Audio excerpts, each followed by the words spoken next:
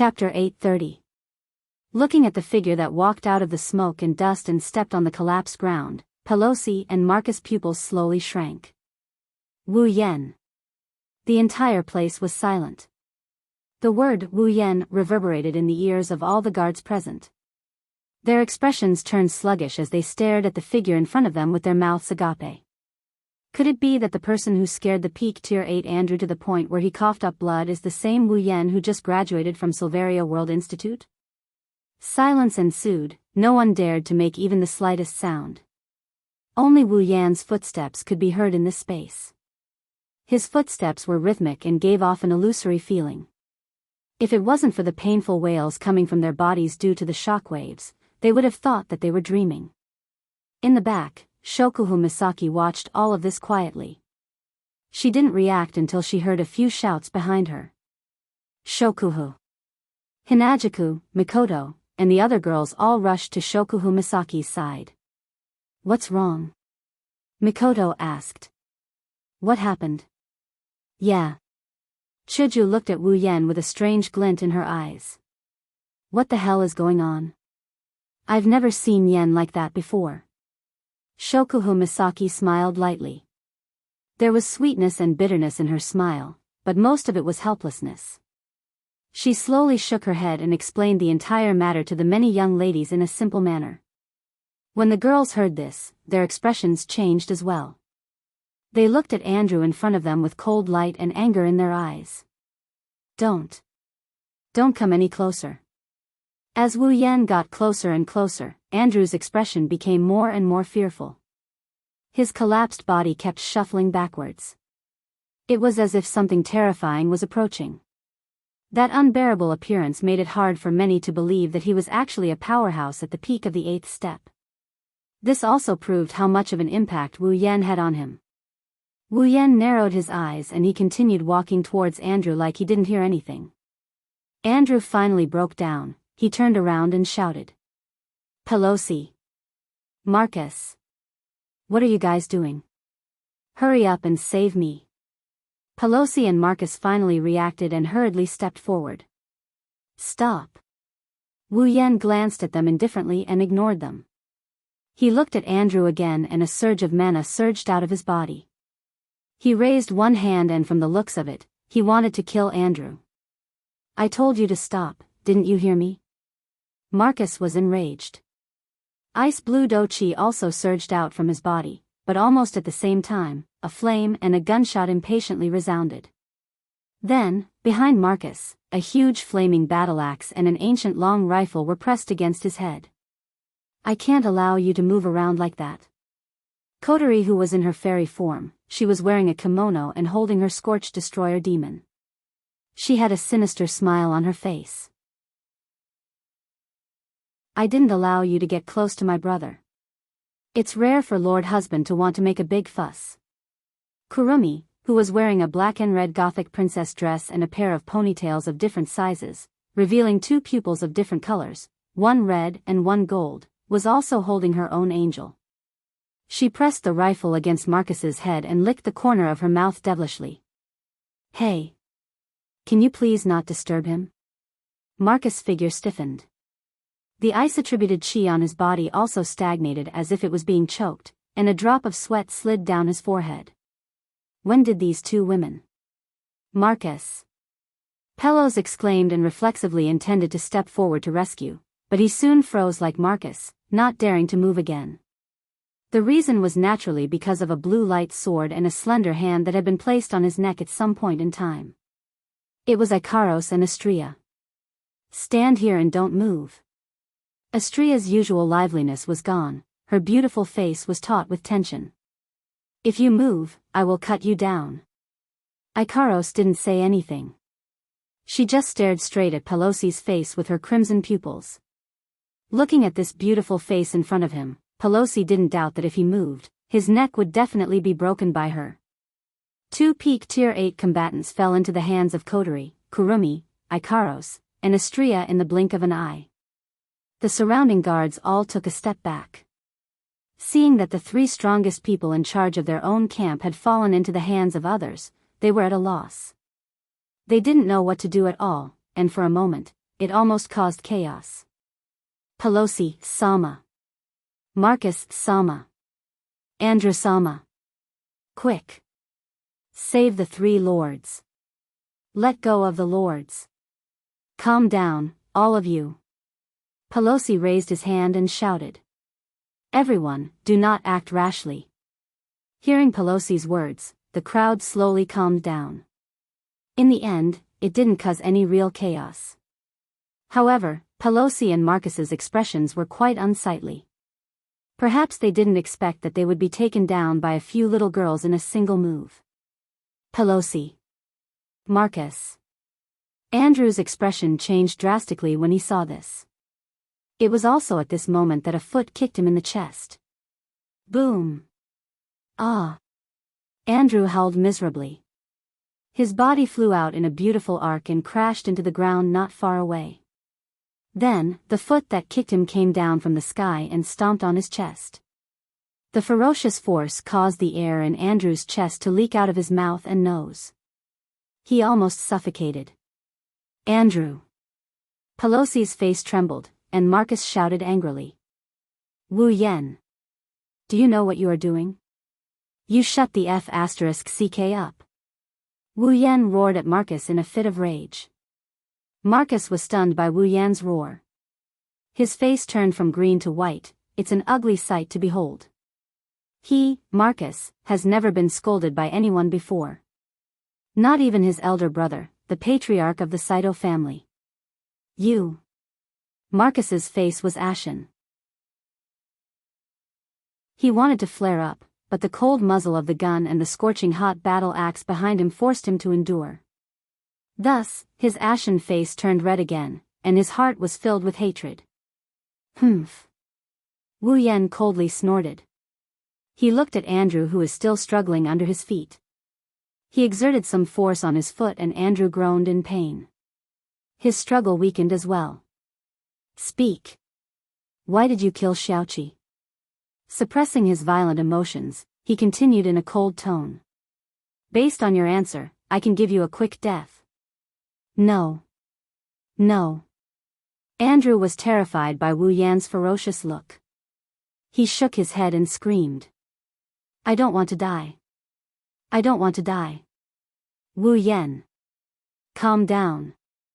Pelosi was shocked by Wu Yan's words. He shouted at him. There must be some kind of misunderstanding. Please don't do anything rash. Marcus gritted his teeth. He suppressed his anger and growled. This is the Ailu Empire's camp. Andrew is one of the people in charge here. Are you trying to commit a crime by killing him? Wu Yan laughed out loud. His voice was unusually cold. Crime? Then wait until I kill him. Then you can punish me. What? Pelosi shouted. Wu Yan, there must be some kind of misunderstanding. Don't kill the wrong person and cause unnecessary trouble. Misunderstanding? Wu Yan looked at Andrew coldly. Fine. Tell me, why did you appear in Xiaoqi's tent and try to kill her? Chapter 831. From the roar in the sky to the arrival of everyone in the camp, the explosion of the tent, the subduing of 3 peak rank 8 powerhouses, and the chaos that ensued, the entire process took only about 10 minutes. Everything happened too suddenly and too quickly. Even now, some people were still in a daze, unable to comprehend the situation. Similarly, Pelosi was no exception. Only Marcus, who was subdued by Kotori and Kurumi, knew what was going on. Only then did he know why things had developed to this point. Either Andrew didn't do his job well, or he was discovered in the middle of the attack. In the end, not only did Shokuhu Misaki not die, but she also ended up like this. Things couldn't be worse than this situation right now. Marcus acted like he didn't know what happened, but inside, he was worried sick. He wasn't afraid that the situation in the camp would become chaotic. What he was truly afraid of was that if something really happened to Andrew, then it was very likely that everything behind this would be exposed. He might even be dragged into this mess. At that time, the situation would truly become serious. Therefore, no matter what, either Andrew died before he could say anything, or he absolutely could not let him die. Of course, the former wasn't so easy to achieve. Even with Marcus' insidious nature, he couldn't find a way in this situation. So, Marcus simply chose the latter. Wu Yan. Marcus glanced at Andrew, who was being stepped on by Wu Yan, and he took the initiative to speak up. You said Andrew wanted to kill Shokuhu Misaki. Do you have any proof? Yes. Yeah, Wu Yan. Compared to Marcus, Pelosi, who was kept in the dark, is much more cautious. Andrew is one of the people in charge of the camp. He doesn't have any grudges with Shokuhu-san. They rarely interact with each other. Why would he want to kill her? There must be some misunderstanding. Ha! Wu Yan mocked. He didn't try to hide the anger in his heart that hasn't been extinguished. Are you saying there's something wrong with my eyes? How could I be wrong about what I saw with my own eyes? Sensing the fury in Wu Yan's tone, both Pelosi and Marcus sighed inwardly at how troublesome this is. A person in a fit of rage is usually unable to think rationally. It would be much harder for him to talk and negotiate a verdict. Wu Yan's rage is boundless and his rationality is on the verge of collapse. I'm afraid he won't listen to them. They didn't know how important Shokuhu Misaki and the girls were to Wu Yan. Wu Yan wasn't just angry at Andrew, he was also angry at himself. He was angry at himself for not being able to make it in time. Even if he used his teleportation ability. Fortunately, Shokuhu Misaki didn't die. Otherwise, even Pelosi and Marcus, who stood up for him, would be implicated, let alone Andrew. They had to endure Wu Yan's anger. You saw it with your own eyes. It won't be convincing to others. Marcus looked at Wu Yan's face. Unless there's someone who can testify. Wu Yan's expression turned cold. Shokuhu Misaki sighed. She stood up. Then, if the victim testifies, it should be more convincing, right? Shokuhu Misaki continued. Indeed, it was this person who snuck into my tent and tried to kill me. Kill you? Then how come nothing happened to you? Before Shokuhu Misaki could finish, Marcus interrupted her. Andrew is a peak type 8. Miss Shokuhu, I recall that you are not even a peak type 8 yet. Let alone a peak type 8. A peak of the 8th step sneaked into the residence of someone who isn't even a high 8th step, and even used assassination methods, yet he didn't even cause the slightest bit of harm to that person. The corners of Marcus' mouth curled up. Miss Shokuhu, this doesn't make sense. The crowd began to whisper among themselves. Some of them even nodded in agreement, thinking that Marcus was right. But who would have thought that Shokuhu Misaki just looked at him with a faint smile and said, that's right. A peak type 8 being trampled on by a 25-year-old who just graduated from an academy. That doesn't make sense. Marcus choked. Even Pelosi choked. They knew that Shokuhu Misaki was mocking their so-called strength theory. Let's put aside whether it makes sense or not. Marcus muttered to himself before he spoke to Wu Yan. You should at least let Andrew explain himself. That's right. Hearing Marcus' words, Andrew seemed to have regained his senses. He pushed against Wu Yan's foot and shouted. I didn't kill Shokuhu Misaki. I heard her roar and rushed over to check on the situation. The moment I entered the tent, you kicked me out. I don't know what happened. The crowd suddenly burst into an uproar. Marcus grinned and unconsciously puffed out his chest. Wu Yan, based on the current situation, it seems like you were the one who indiscriminately attacked him. Wu Yan laughed. He was happy but angry at the same time. There's no evidence for what we said, and it's not persuasive at all. Instead, what he said became the situation that you mentioned. Believing the suspect's words instead of the victim's words. This is the first time I've heard of this. Is this the law of the Ailu Empire? That's really strange.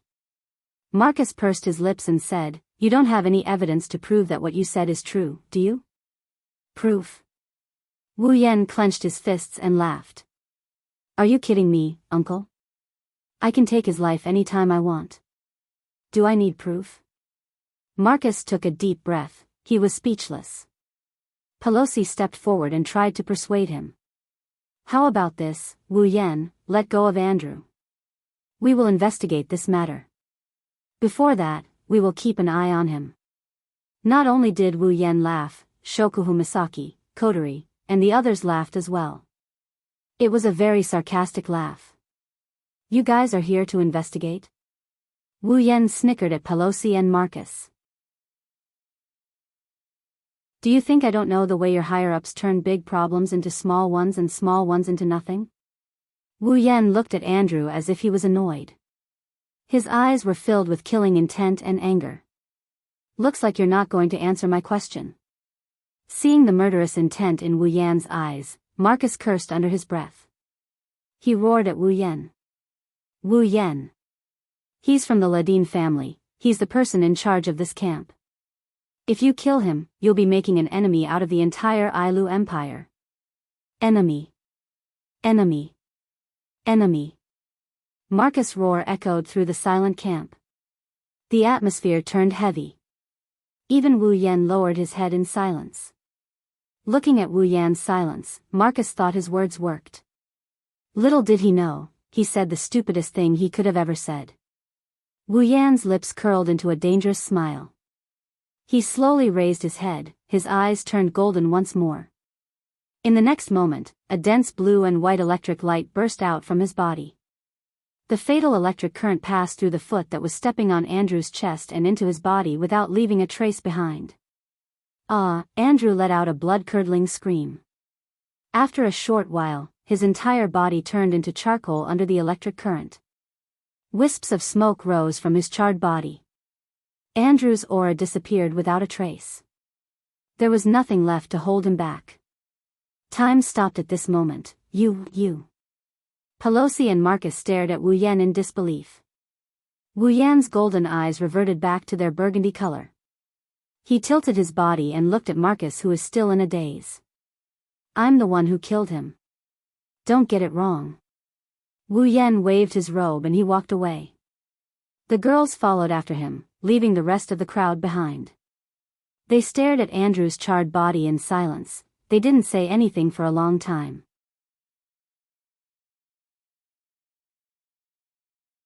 Chapter 832. Bastard. Bang. Marcus slammed the table in front of him into smithereens. His eyes were bloodshot as he panted heavily. The hatred in his heart didn't lessen at all. He wanted to destroy everything in his tent. Those who know Marcus know that he has a bad temper, a very bad one. Once his temper flared up, even a mosquito flying in front of him would become the source of his anger. Usually, at this time, the servants in charge of taking care of Marcus' daily life would suffer because they would become Marcus' punching bags and might even lose their lives. If it wasn't for the fact that Marcus was the second in command of the Saito family, and if it wasn't for the fact that he was a peak stage 8th order warrior, he would have offended a lot of people already. But no matter how bad Marcus's temper was, the number of times he lost his temper was second only to the number of times he lost his temper during mealtimes. Originally, Marcus was already pissed off when Mikoto and Shokuhu Misaki brought the entire Misaka Corps to this camp. But now, not only was his secret activities investigated by Pelosi, Shokuhu Misaki even came and tried to assassinate Mikoto but failed in the end. This was not the most important thing. The most important thing was that he was being threatened by two little girls with weapons against his head in front of so many people. He wanted to save Andrew's life, but in the end, Andrew was killed right in front of his eyes because of his words. Andrew's death was one thing. Although both of them were in the same boat and were partners in the same plan, their relationship wasn't that good. The one Marcus couldn't stand was Wu Yan. Not only did he not listen to his last words, he even killed Andrew on the spot. Marcus's face was completely destroyed. There were even rumors in the camp that Wu Yan didn't show any mercy because Marcus's threat to become the enemy of the entire Ailu Empire angered him. That was why Andrew was killed. How could the proud and arrogant Marcus endure this? Wu Yan. Wu Yan, the hatred in his heart didn't decrease but increased instead. Marcus' mind was filled with that contemptuous and sneering face. Moreover, it was becoming clearer and clearer. It was so clear that Marcus wanted to smash his head on the spot. Ah, Marcus bellowed, and his ice-attributed chi burst out in an explosive manner. Like a ripple, it swept through the entire tent. Anything that came into contact with the icy blue do chi wave would be frozen into ice within a breath's time. Then, with a cracked sound, it would be crushed into powder. By the time the chi ripples on Marcus' body subsided, apart from an empty tent, the bed, table, chair, tools, and so on had all disappeared from the huge space. Marcus's teeth were still grinding, but his mind had calmed down. He clenched his fists. Now that things have come to this. Andrew is dead. There's no way to bring him back. What he should do now is think about what to do next. This time, Andrew is dead. Luckily, he didn't expose himself. The inside story wasn't discovered. The disappearance wasn't solved bit by bit. The plan is still in progress. Wu Yan's attack was too sudden. Andrew didn't even have time to react. He didn't even get a chance to say a word before he died. Andrew was aggrieved, but it wasn't a bad thing for Marcus. The only downside is that Andrew is dead. I can only carry out the rest of the plan. If I rely on myself, the harvest will definitely decrease. When that happens, the master will not be happy. I'm afraid I'll have a hard time. Marcus hated Wu Yan for killing Andrew and causing him to fall to this extent. If he could, he would kill Wu Yan right here and now. Unfortunately, Marcus didn't have much confidence in facing Wu Yan. Andrew was also at the peak of the 8th rank like him. Even if he had Ice Do Chi and Andrew was weaker than him, he didn't dare to say that he could kill Andrew without any injuries. But Wu Yan did it. Then, he can be sure that Wu Yan's strength is above his. To be able to kill a peak of the 8th rank without any injuries, could it be that Wu Yan has already reached the 9th rank? No. That's impossible. Marcus subconsciously avoided this guess.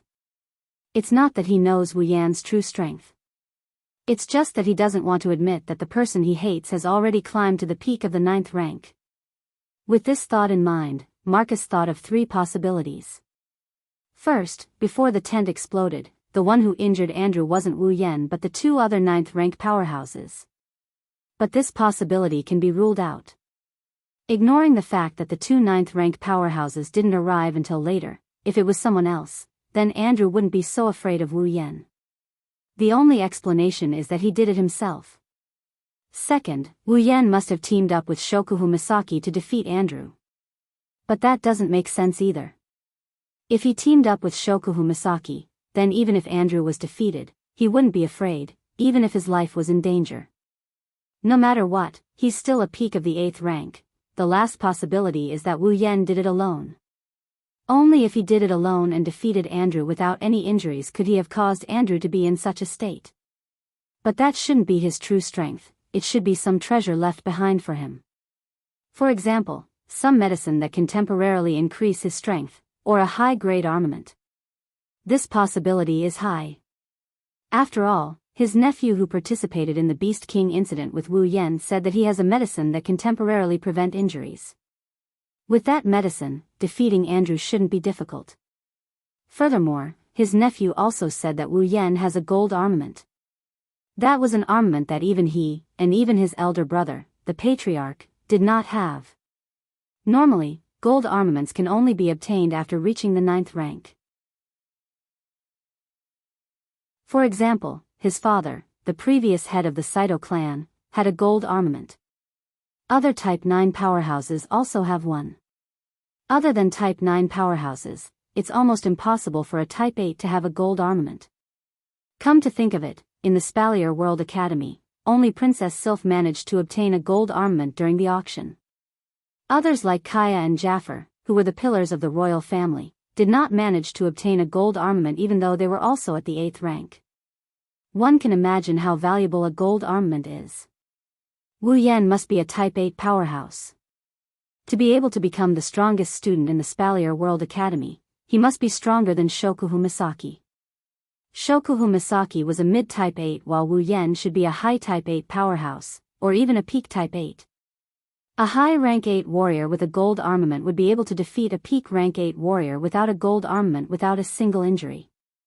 That would not be impossible. There are 3 possibilities, but Marcus didn't consider them. Wu Yan has been using his true strength since the beginning. To defeat a peak type 8 powerhouse without any injuries, Wu Yan doesn't need to reach the 9th rank.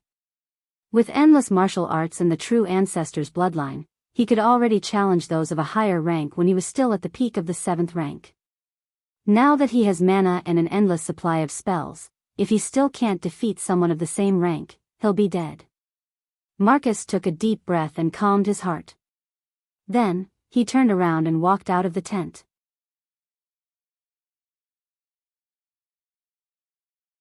Chapter 833. Today's Behemoth Forest camp is much more orderly than usual. It's a little more oppressive than usual. Every guard couldn't help but recall what happened last night. When they passed by Shokuhu Misaki's tent, they couldn't help but glance at the empty space in front of them. When they saw the black marks on the ground, they couldn't help but feel fear. A peak rank 8 warrior, a member of the Ladin family, one of the 3 great families of the empire, one of the leaders of the Behemoth Forest camp. Just last night, right in front of their eyes, he was killed while still alive. The culprit is still in the camp, he hasn't left. The other 2 leaders and the guards sent by the Ladin family didn't go after him. All of this was beyond the comprehension of these ordinary guards. They didn't know what the higher-ups were thinking. Why would they allow a murderer who killed the person in charge of the camp to continue staying in the camp? Why would no one bother him?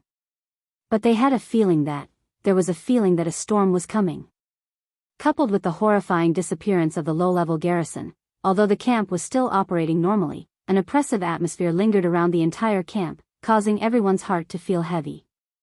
If this continued, it was likely that after a certain period of time, the pressure would accumulate to the point where their nerves could not bear it. In that case, it wouldn't be strange for the guards to go crazy. Noticing the situation in the camp, Pelosi started contacting the Ailu Empire's royal family, leaving aside Marcus' actions for the time being. Regardless of the situation in the camp, the mysterious disappearance, or the death of Andrew from the Ladin family. If it was just 1 or 2 items, it would be fine, but if they were all added up, even Pelosi felt a little overwhelmed. If he didn't ask for permission, he was afraid that he wouldn't be able to hold on. Especially when it comes to Wu Yan. Andrew from the Ladin family was killed. This is a huge matter. Andrew was a peak rank 8 warrior and his position in the Ladin family was second only to the patriarch. Other than the patriarch and the rank 9 powerhouse behind the scenes, Andrew was the head of the Ladin family. Pelosi can imagine how angry the Ladin family would be if such a person was killed while he was in charge of the camp. If things go wrong, the relationship between the 2 sides would be irreparable. Pelosi obviously couldn't care less about this level of problem. After all, on the surface, Andrew was still managing the camp for the Ailu Empire, helping the imperial family. The one who killed him was the fiancé of the Ailu Empire's imperial family. Thus, Pelosi had no choice but to ask for the imperial family's permission. The Spalier world uses crystal balls to communicate, as long as the crystal ball's function is strong enough. No matter where they are, they would be able to communicate with people far away. Andrew's death may have only happened yesterday, but it was already known by almost everyone in Ailu Empire. Of course, the Ladin family was one of them. The entire Ladin family was furious. Not long after Pelosi reported the situation, the head of the Ladin family had already reported it to the Ailu Empire's royal family. They had no choice, they wanted to cause trouble for Wu Yan, they wanted nothing more than to kill Wu Yan. However, even though the Ladin family was powerful, if they really went all out against Wu Yan's group, then Wu Yan himself would be a problem. Ikaros and Flanderchan, these 2 rank 9 warriors were the first obstacle they had to overcome. The Ladin family, on the other hand, only had 1 rank 9 warrior. Not to mention, behind Wu Yan's group was a demigod warrior whose whereabouts were unknown, Yakumo Yukari. Go to their doorstep? The patriarch of the Ladin family must have eaten something wrong to do this. They had no choice but to go to their parents. However, Wu Yan's group didn't belong to any faction in the Spalier world. Therefore, the only thing the Ladin family could do was to go to the imperial family. After all, Wu Yan was the imperial family's son-in-law. Because of this, Kite was already having a headache. The stage 9 powerhouses of the Ladin family had already brought up the idea of killing one of their family's top combatants multiple times in the council meeting. They would definitely not let this matter rest. Andrew's death happened while he was guarding the giant beast forest camp. Strictly speaking, he was working for the Ailu Empire. His death wasn't just a matter of the Ladin family, it was a matter of the entire empire. Even the Ailu Empire's royal family and the other two families couldn't stay out of it. Therefore, the Ladin family's rank 9 warrior took the opportunity to propose a collective punishment for Wu Yan. But who would be stupid enough to go along with him? If anything went wrong, Yakumo Yukari would come for revenge. Moreover, the Ailu imperial family and the Lori family were on good terms with Wu Yan. They wouldn't agree to punish Wu Yan. Similarly, other than the Ladin family, the Saito family was also on bad terms with Wu Yan. After all, Yukari severely injured a rank 9 warrior of the Saito family in front of the council. The Saito family's Bing Ling also ran into a wall with Wu Yan many times. Bing Mian almost died because of Wu Yan. Although it was his own doing, he reaped what he sowed. Therefore, there were 2 votes against and 2 votes for the punishment. This matter escalated to the point where the 12 rank 9 warriors of the academy were dragged out. Of course, there was no conclusion in the end. Yakumo Yukari was an obstacle that no one could ignore. The Ladin family could only return to their home base with a heart full of grievances. However, since the matter had escalated to this stage, many people couldn't stay out of it. The Ladin family wouldn't let this matter rest either. The Ladin family couldn't afford to offend a demigod warrior. They wouldn't dare to cause too much trouble, but they wouldn't mind giving out a little bit of trouble. In the central area of the giant beast's forest, outside Pelosi's and Marcus' tent, the guards sent by the Ladin family were already standing there. Chase them out. Chase them out. Chase them out. Chase them out. The members of the Ladin family were all gathered in the campsite, and they raised their armors while shouting at the 2 people in charge who were standing at the entrance of the tent.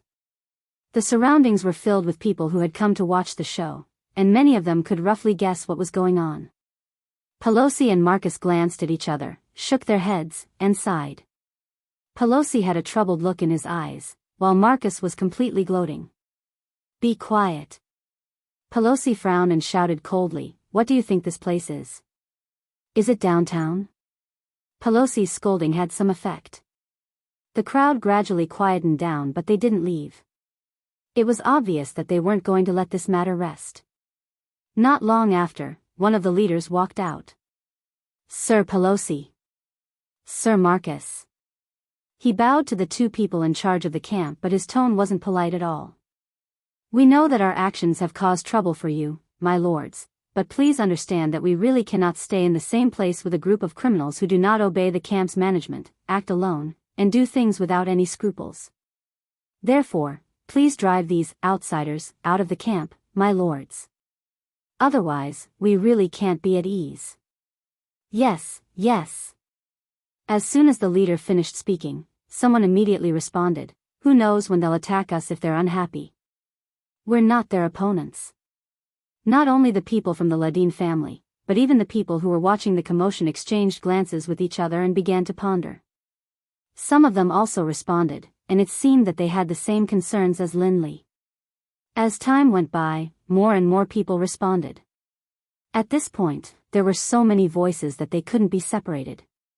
If this continued, everyone in the camp would participate in this matter.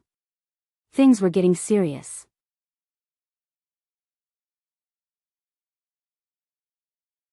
Chapter 834. That's right. Who would dare to live in the same camp as a person who didn't care about anything and killed at will? Wu Yan did mention that Andrew ambushed Shokuhu Misaki last night. However, Wu Yan didn't have any evidence to back up his claim. He didn't go through a thorough investigation before killing Andrew. His actions made many people uneasy. They are afraid. They are afraid that one day, they will accidentally walk into Wu Yan's gun and lose their lives. The Behemoth Forest camp isn't like the outside world. The people here are here to protect the Behemoth Forest and the Ailu Empire. Outside, murders happen every day. The Spalier world is a place where the strong are respected. But in this camp, there hasn't been a single murder since the camp was built. Because everyone here was a living force that could fight against the magical beasts. Just like in ancient times, killing someone is as easy as nodding. But in the same army, who would dare to kill each other without breaking any rules? They are all comrades. In addition, the guards stationed in the camp were all people sent by some forces. Killing one of them was very likely to implicate the whole family behind him. At that time, it was very likely that it would evolve into a fight between families. That would be a really big deal. The guards in the camp all knew that fighting and competing for benefits was a common thing here.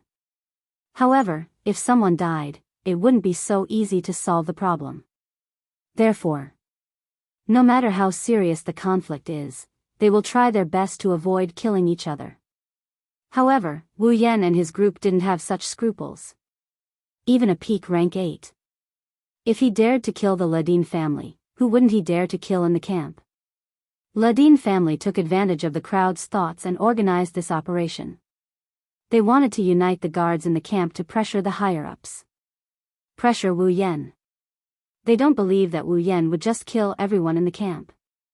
It's hard to argue with the masses. Small fries have their uses. When everyone in the camp started to reject Wu Yan and co., it means that they want to stay in the camp for as long as possible. That was also impossible. Knowing this, Pelosi felt troubled and Marcus gloated over their misfortune. If Wu Yan and co. were to be kicked out of the camp, he would be the happiest person to be the one who would feel the most joy. However, they had forgotten about it. There's no need for Wu Yan and his group to stay in the camp. If it weren't for the Misaka sisters, Wu Yan would have left with the group of girls.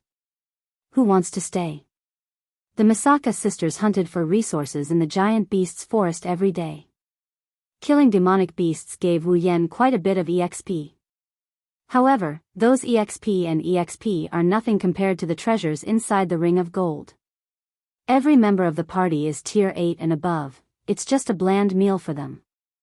It would be a pity to abandon them. Besides, if Wu Yan really wanted the resources and experience from killing magical beasts in the Behemoth Forest, he didn't have to stay here. There was more than one entrance to the Behemoth Forest. He believed that the camps of the Baruba and Fea empires would be there. They should be happy to accept his group's arrival. It could only be said that the Ladin family's wishful thinking had worked.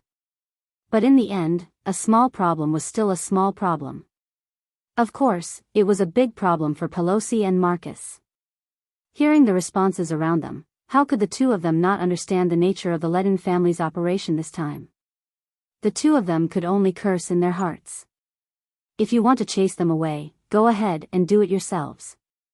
Do you think we have the ability to chase away that hot potato? In the end, they were just implicated. Pelosi and Marcus were in a difficult position. On one hand, they had to control the commotion this time. But in order to control the commotion, they had to chase Wu Yan and his group away. On the other hand, Wu Yan and his group were not that easy to chase away. If they were easy to chase away, Marcus would have gone to them a long time ago. Riding a tiger, it's hard to get off, it's really hard to get off.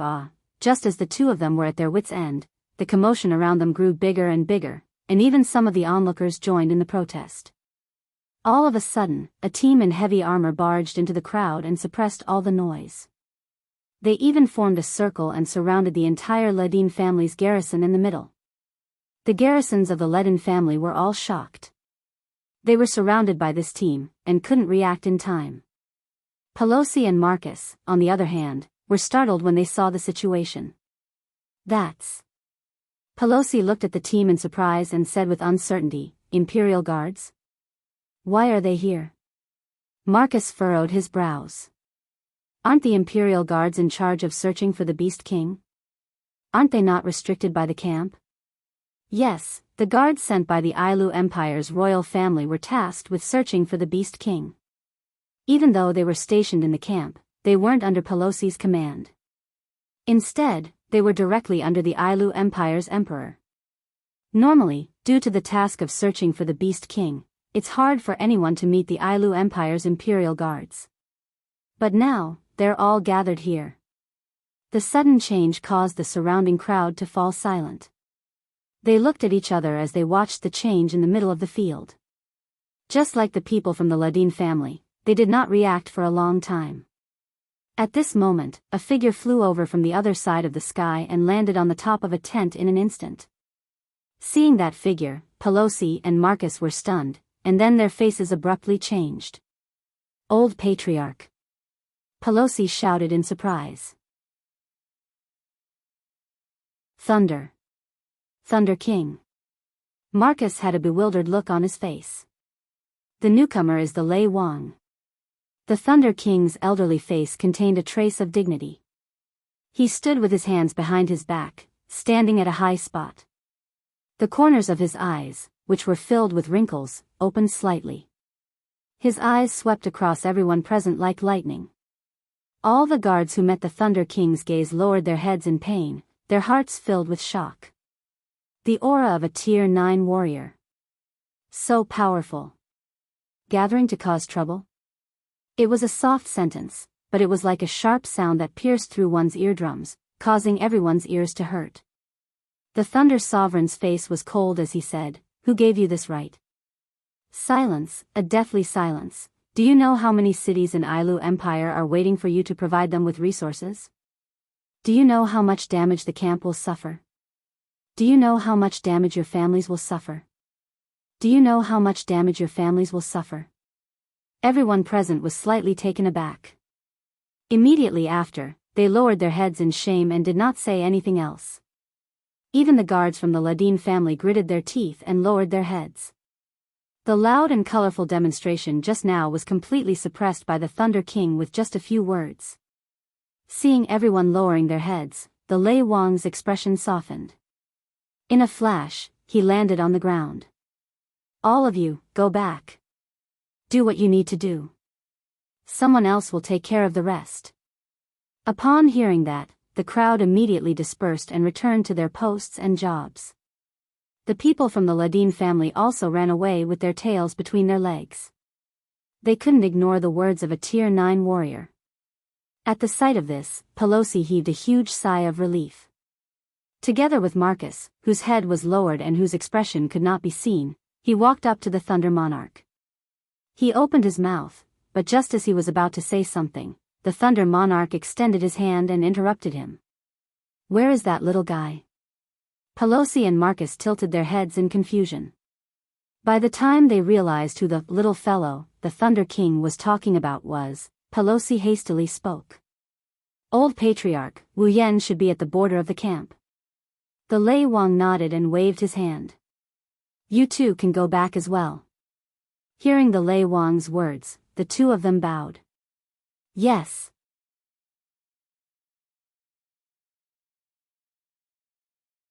Chapter 835. While the camp is in an uproar, Wu Yan is enjoying a cup of black tea in his own tent. He looked like he's taking a warm bath. The girls around him felt very comfortable looking at him. However, although they felt comfortable inside, they didn't seem to be in a good mood. Instead, they looked a bit annoyed by this scene. "Come. Little Yen." Shokuhu Misaki sat beside Wu Yen with a sweet smile on her face. She took a small piece of food from her plate and delivered it to Wu Yan's mouth like a little girl in love. "Ah. Ah." Wu Yan took a bite and chewed with a satisfied expression on his face. With Shokuhu Misaki serving him, he's enjoying himself more than a member of the royal family. This scene has been going on since Wu Yan woke up this morning. Just like that, the two of them sat in the huge tent, doing something that only the most intimate of couples would do while releasing flashbangs as if there was no one else around. The other girls originally planned to keep their eyes down and obediently eat their breakfast. However, even if they could control their eyes, they couldn't control their ears. Finally, after the N+1 feeding session, someone couldn't hold it in any longer and exploded. "Hey, you guys. Mikoto closed her eyes and her eyebrows twitched. Don't you know that this will affect others? Yeah. Toka, who had been holding back for a long time, pouted her lips and glared at Shokuhu Misaki. The breakfast was supposed to be delicious, but now it's tasteless because of you. Shokuhu Misaki blinked her eyes and a bright smile appeared on her face. Well, I can't help it. After all, Xiaoyan's actions last night were very touching. In order to express his gratitude, shouldn't he do this? There are many ways to thank someone. Mikoto grumbled. Why do you have to do it this way? Isn't this normal? Shokuhu Misaki pointed at her lips with a finger. Isn't this how couples do things? When the word couple entered the girls' ears, they couldn't help but waver. They looked at the food in front of them and thought about taking Shokuhu Misaki's place. Their faces turned red.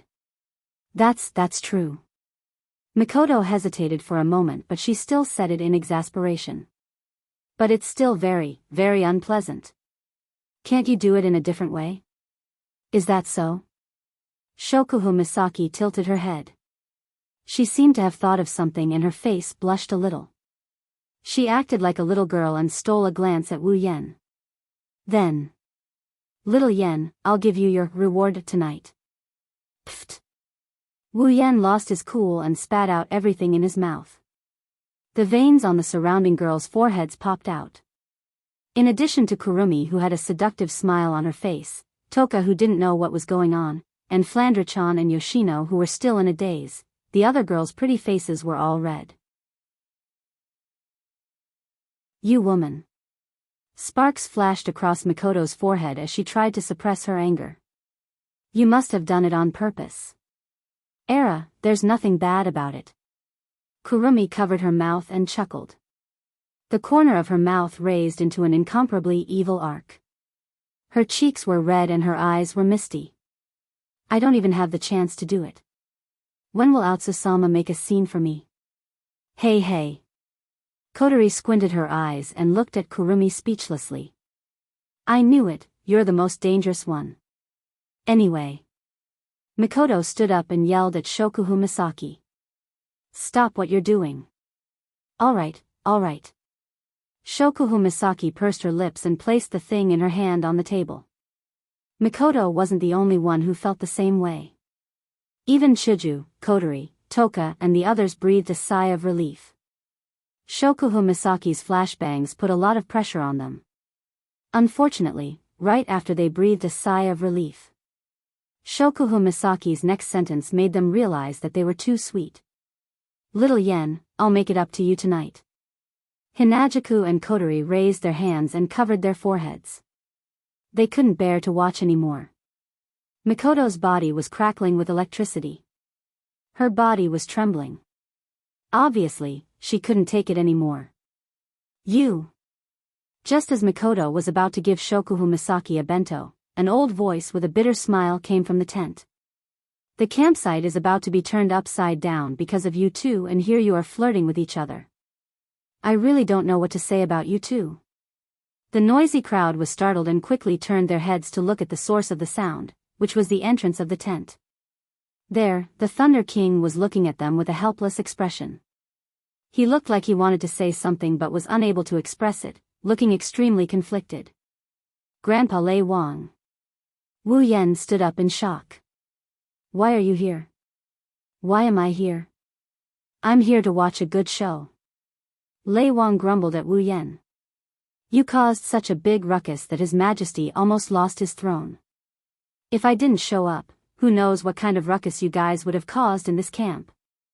Wu Yen scratched his face awkwardly and mumbled. Is it that serious? What? What do you think? Lei Wang rolled his eyes. The person in charge of the campsite, the second in command of the Ladin clan, one of the 3 major clans. He was a pinnacle tier 8 and you killed him just like that. Tell me, is it serious? Yes. It does sound serious. Wu Yen pursed his lips and looked at Lei Wang. But if I had to choose again, I would still kill him. That's right. Let's not talk about one more time, even if it happens 1,000 times. 10,000 times, Wu Yan wouldn't show any mercy. It wasn't just because the girls were his reverse scale. It was also to tell the world that anyone who dares to touch the people around him must be prepared to die. The girls behind Wu Yan felt a warm feeling in their hearts. Shokuhu Misaki couldn't help but smile sweetly. Lei Wang paused and laughed bitterly. You. Lei Wang sighed and his expression turned serious. He asked Wu Yan in a serious tone. Little guy, I have a question for you. Did you kill Andrew because he wanted to hurt your little girlfriend? Master. Grandpa Lei Wang. Wu Yan shook his head helplessly. We haven't known each other for long, but do you think I'm the kind of person who would kill the innocent? Yes. If I thought you were like that, I wouldn't have come here. The Thunder Emperor snorted coldly without hesitation. I'm just making sure. Don't worry, as long as you're telling the truth, I can guarantee with my life that no one will dare do anything to you. Wu Yan and the girls looked at each other and smiled. Grandpa Lei Wang, don't worry. Wu Yan grinned, his wine-colored eyes flashed with a strange glint. If you want to touch me, you should at least consider your own strength. Oh. Lei Wang looked at Wu Yan in shock before he guffawed. I almost forgot. You little brat, you can even casually kill a peak rank 8 powerhouse. Wu Yan chuckled before his expression changed. He took a step forward and stood in front of Lei Wang. Grandpa Lei Wang, I have something to tell you. Lei Wang retracted his smile when he saw Wu Yan's serious expression. Looking at you, it seems like it's something important. Not really, just a suspicion. Wu Yan whispered something into Lei Wang's ear. Lei Wang listened quietly and his expression changed after a while. Shock, anger, suspicion, all sorts of emotions flashed across Lei Wang's face. In the end, he nodded at Wu Yan and did not say anything else. The girls didn't say anything, they seemed to know what was going on.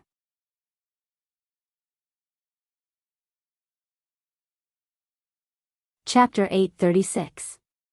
Late at night, after a day of activity, every guard in the camp seems to be tired. They all went to bed early and are now sound asleep. In the dark of the night, the camp is dotted with flames. That is the sign of a bonfire burning. In the forest of tents, there is a bonfire burning slowly at regular intervals so that the vision here is not too dark. The night watch patrol team passed by one bonfire after another. However, they seem to be like the guards who are sound asleep. After the day's events, they are slightly exhausted. Even when they are on night watch, they can't hide their tiredness. They yawned and were listless. All of a sudden, the entire camp's vigilance was relaxed under such circumstances. When the night is at its darkest, outside of a large tent in the center of the camp, a gentle breeze blew in and enveloped the area. Almost at the same time, a blurry figure flew out of the tent at an extremely fast speed. In an instant, it flashed into the darkness where the light of the bonfire can't reach. The surrounding patrols only felt a gust of wind blow past their cheeks. After that, they didn't feel anything and continued to patrol. They didn't know that beside them, in the darkness, a pair of cold eyes were scanning the area, observing the situation. Under the cover of the night, the figure flashed through the blind spots of the patrols.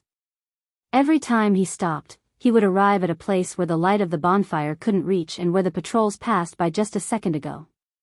He is very well hidden. Looking at his performance, even if he didn't go through professional training, he must be doing these kinds of sneaky things often. The bright moon in the sky silently descended. Time passed slowly. After a dazzling flight, the figure finally arrived at the edge of the camp. Hiding from the eyes of the night watchers, he left the camp in a flash. He rushed towards the direction of the behemoth forest. After leaving the camp, the movement of his figure began to become unscrupulous. His movement was no longer based on caution, but on speed. Under the cover of an icy blue dochi, he elongated his figure at an incomparably fast speed. He directly entered the behemoth forest. After confirming a direction, he ignored the obstructing trees and skillfully began his journey. At night, the behemoth forest was much darker than the campsite. It was so dark that one could not even see one's own fingers. The moonlight could not penetrate the thick trees and shine into the behemoth forest. In the behemoth forest, it was obvious that no one would light a bonfire or a magic lamp. In the entire behemoth forest, only the eyes of some magical beasts were emitting a green or red light. Other than that, there was no light at all. Ignoring the surrounding demonic beasts, his figure flew forward at the fastest speed possible. Looking at his proficient appearance, this wasn't the first time he had walked this path. With this kind of speed, he didn't know how long it took for him to reach the end of the trees.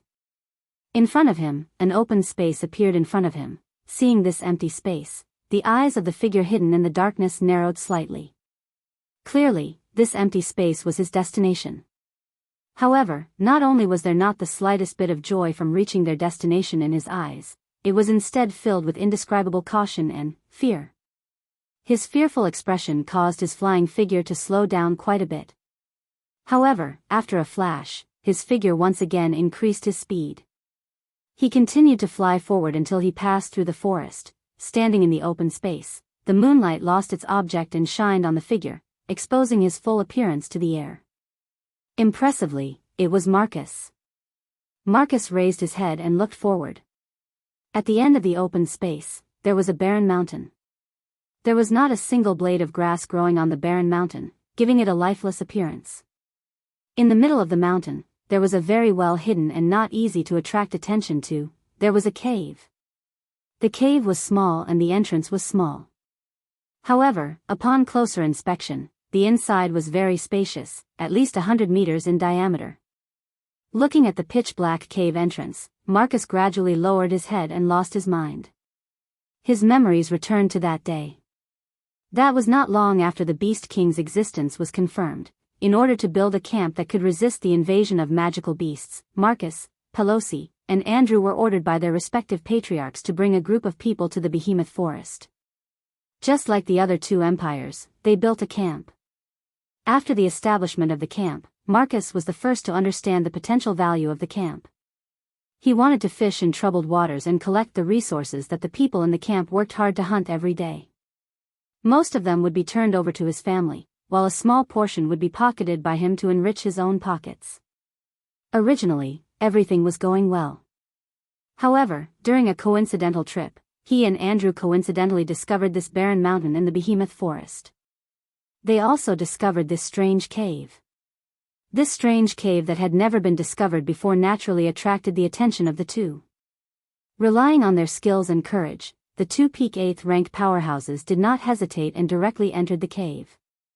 Who knew that after entering, there would be nothing inside, only an empty space? Seeing this, Marcus and Andrew looked at each other, a little disappointed.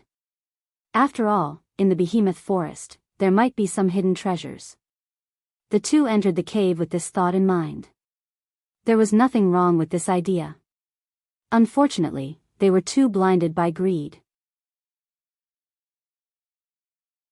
It was this greed that caused them to fall into eternal damnation. The two thought that there was nothing in the cave, but suddenly, they discovered a figure in the deepest part of the cave. The two were shocked. They did not expect that there would be traces of someone in such a place. At this time, the figure also discovered them. Noticing Marcus and Andrew, the figure hastily attacked without saying a word. The two of them were scared out of their wits as soon as they saw the two of them. They could not even resist. The two peak 8th rank powerhouses were instantly defeated and subdued by the figure. Marcus and Andrew were terrified. They thought that they were going to die, but they didn't expect that when they closed their eyes and waited for death, the other party didn't kill them. Instead, he asked them if they were willing to be his slaves.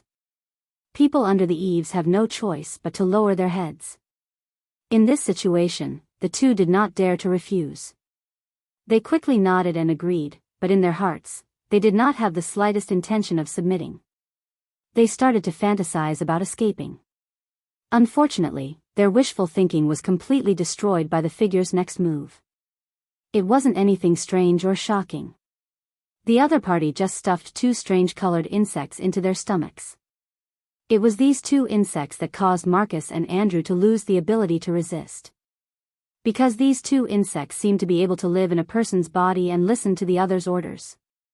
When the other ordered the insects to bite, the insects would bite, and the target was their internal organs. Without a doubt, the two were once again scared out of their wits. They repeatedly said that they would not betray their master's orders and would die for their master. Since those two insects can bite their internal organs, it would only take a few minutes for them to completely devour their internal organs and crawl out of their bodies. Under the threat of life and death, no matter how unwilling the two were, they could only acknowledge the other as their master and work for him. However, the strange thing was that the other party did not make things difficult for the two of them, nor did he ask them to do anything earth-shattering. He only asked them to send a few humans to him every day, and they must have cultivated before. As for their rank, the other party did not have any requirements. Such a strange order. Of course, Marcus and Andrew were full of doubts, but they didn't dare to ask anything and respectfully agreed. This was the cause of everything. Because of this, Marcus and Andrew had the idea of sending the low-ranked guards to this place. As for what happened to those people, the two had no idea.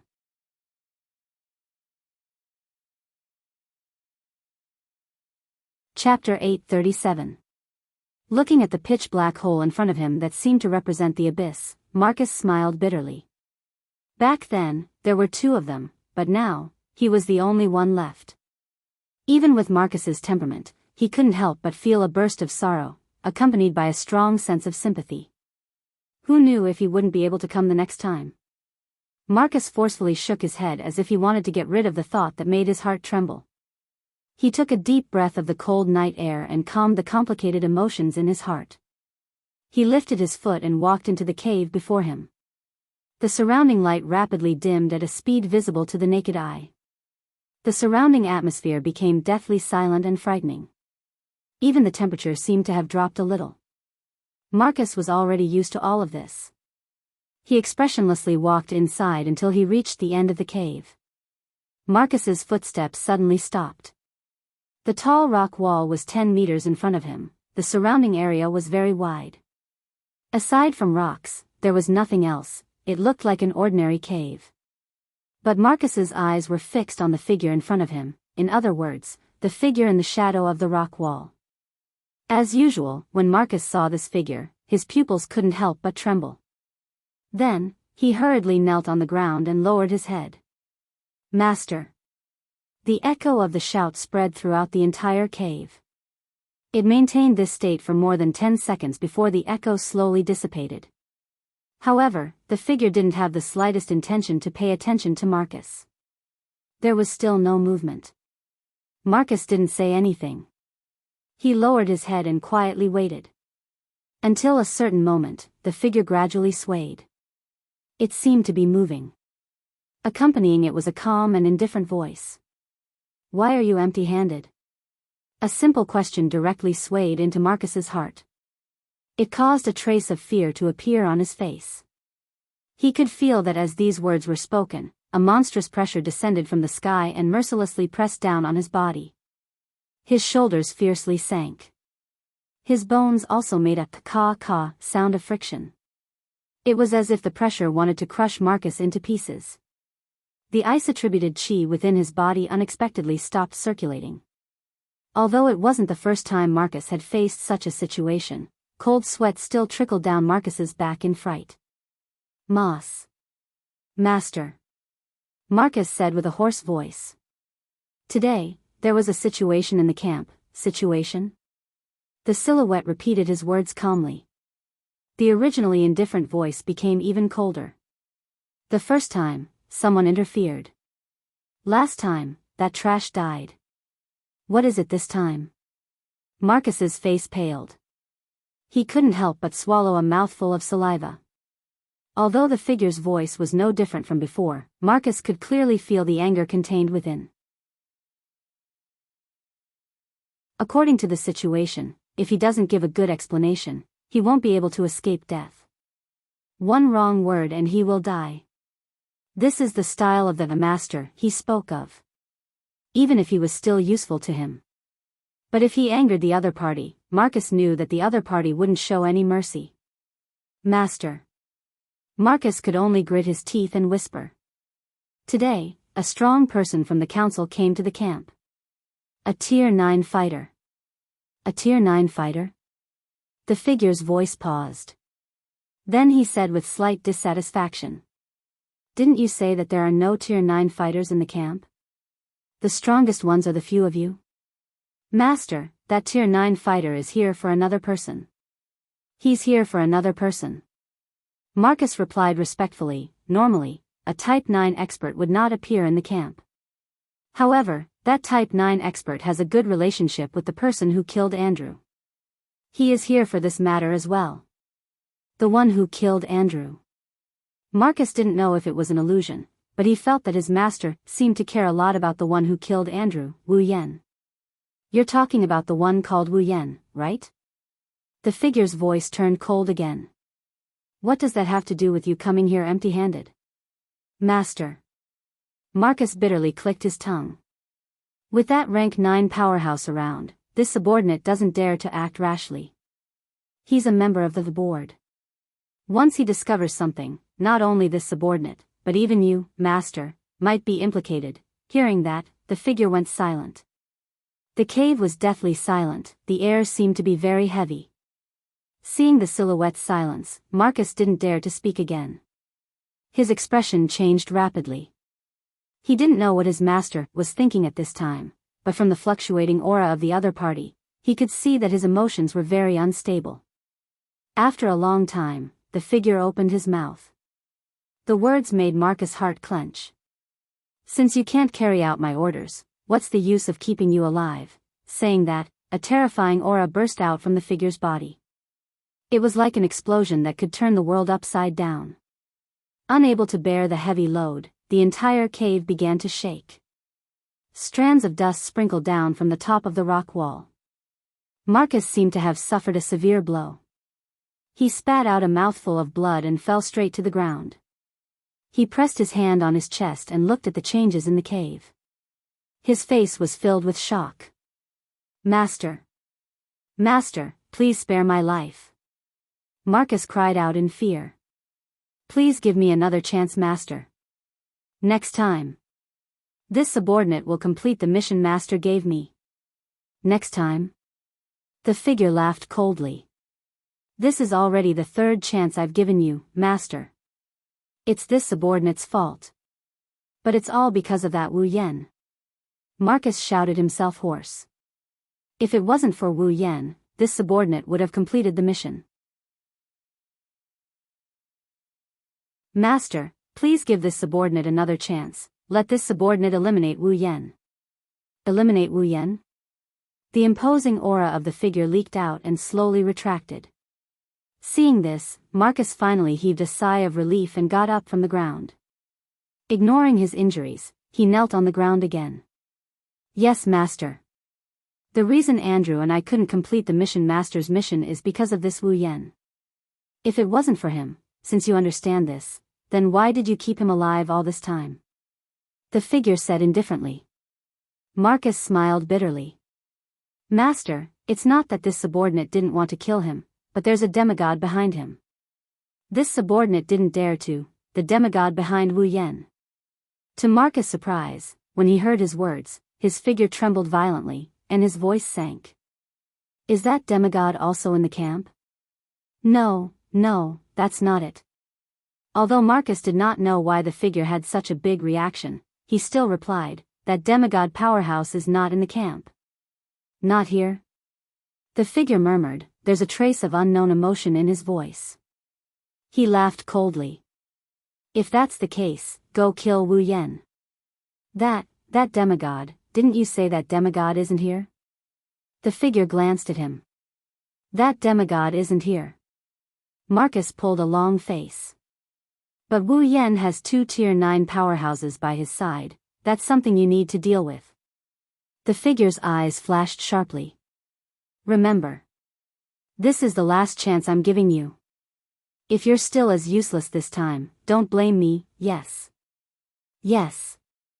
Marcus was terrified, he had no choice but to agree. This subordinate will find a way to kill Wu Yan when I return to the camp. The figure didn't make things difficult for him after hearing Marcus's declaration. He nodded faintly, but he didn't know how much pain Marcus was in. After all, he had no confidence in killing Wu Yan. However, in the next moment, a voice rang out, dispelling all the thoughts in the hearts of the two people present. There's no need to return to the camp.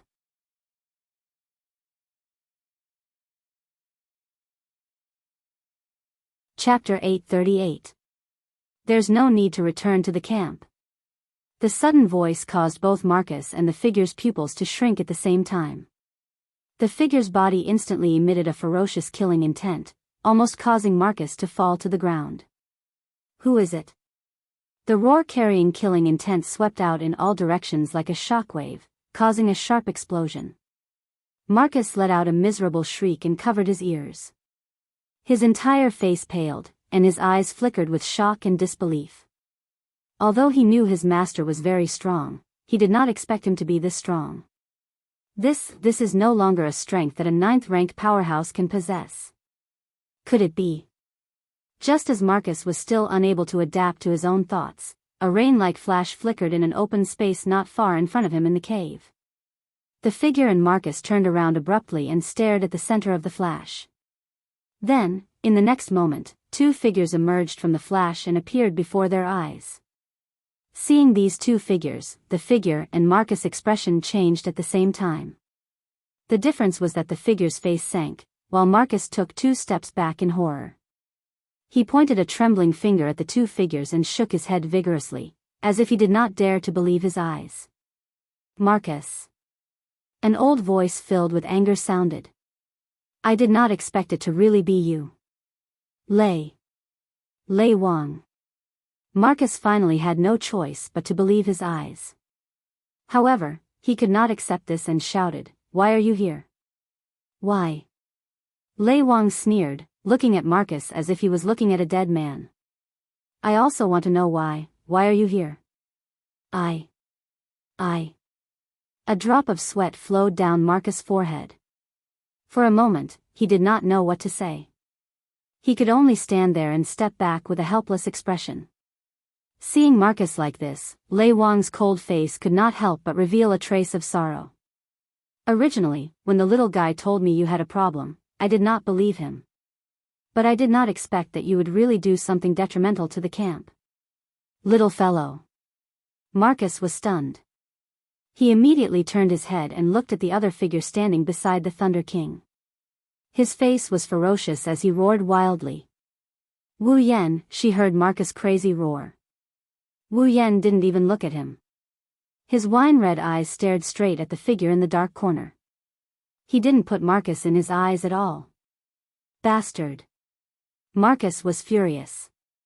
You again. You again. Why do you have to get in my way every time, me? Wu Yan glanced at him, shook his head and laughed. No, you're wrong. The one who made you reveal your tale wasn't me, but yourself. I myself, oh? Have you forgotten? Wu Yan smirked as he looked at the stunned Marcus. On the night I killed Andrew, didn't you say something like that? A peak of the 8th step sneaked into a place where someone who is not even at the high 8th step is located. Furthermore, he even used such a method of assassination, yet he did not cause any harm to that person. Marcus clenched his fists. So what? Haven't you noticed? He tilted his head. Wu Yan looked at Marcus with pity in his eyes. Both Xiaoqi and I only said that Andrew broke into the tent and wanted to kill Xiaoqi. We never said that Andrew assassinated her. Then, why did you directly say that Andrew used assassinations to assassinate him? Wu Yan chuckled. His voice was unusually cold. Unless you knew from the start that Andrew wanted to kill Xiaoqi. How could this be? Marcus' mouth trembled.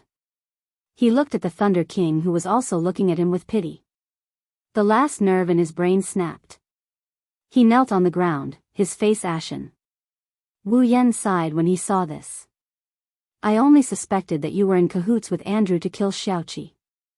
I didn't expect you to have such an inside story. He looked forward. Looking at the figure in the shadows, Wu Yan's expression turned serious. What's even more unexpected is that the person standing behind Marcus is actually you. The Beast King. The heir. It froze. What did you say? The Thunder King cried out. You said he's the Beast King? Wu Yan didn't answer, he just stared at the silent figure in the shadows. It's as if he's staring back at him. Along with the silence between the two, the scene became silent as well, an indescribable sense of oppression permeated the air. Suddenly, a figure stood up from the ground and slowly walked out from the shadows. A handsome and calm face appeared in everyone's eyes. It was the Beast King himself.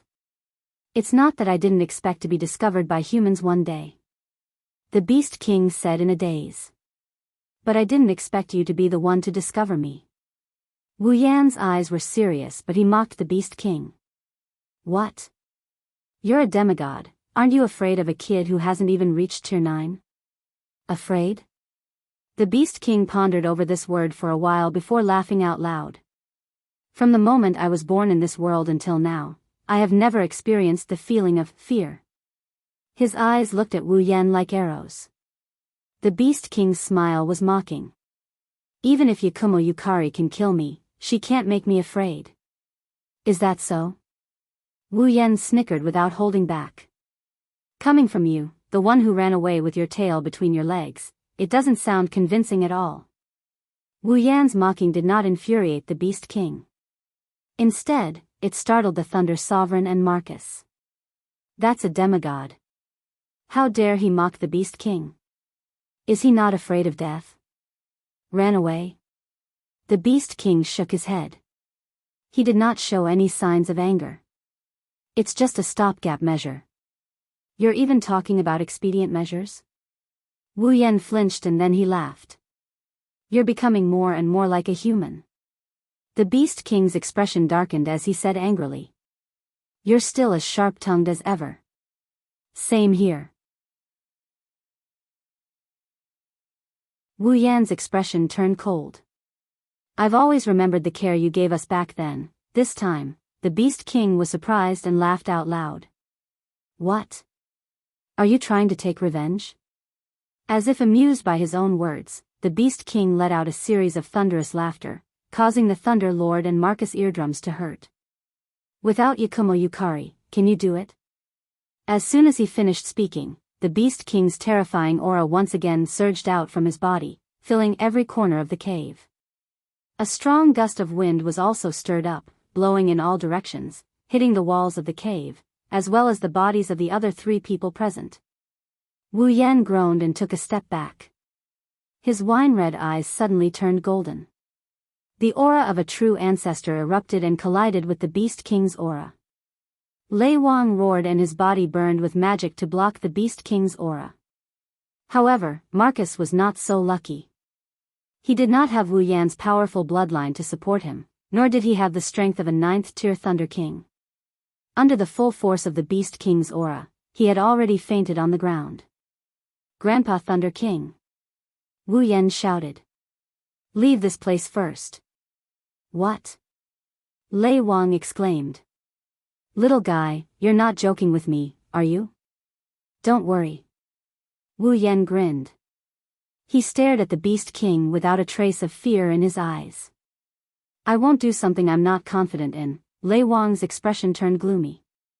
He looked at the Beast King, then at Wu Yan. He clenched his teeth and channeled his magic power to envelop himself and Marcus, who was still on the ground. Little guy. Lei Wang lowered his head and growled. Don't die. Wu Yan nodded indifferently. Lei Wang smiled bitterly and did not delay any longer. He disappeared with Marcus. Only the 2 of them were left.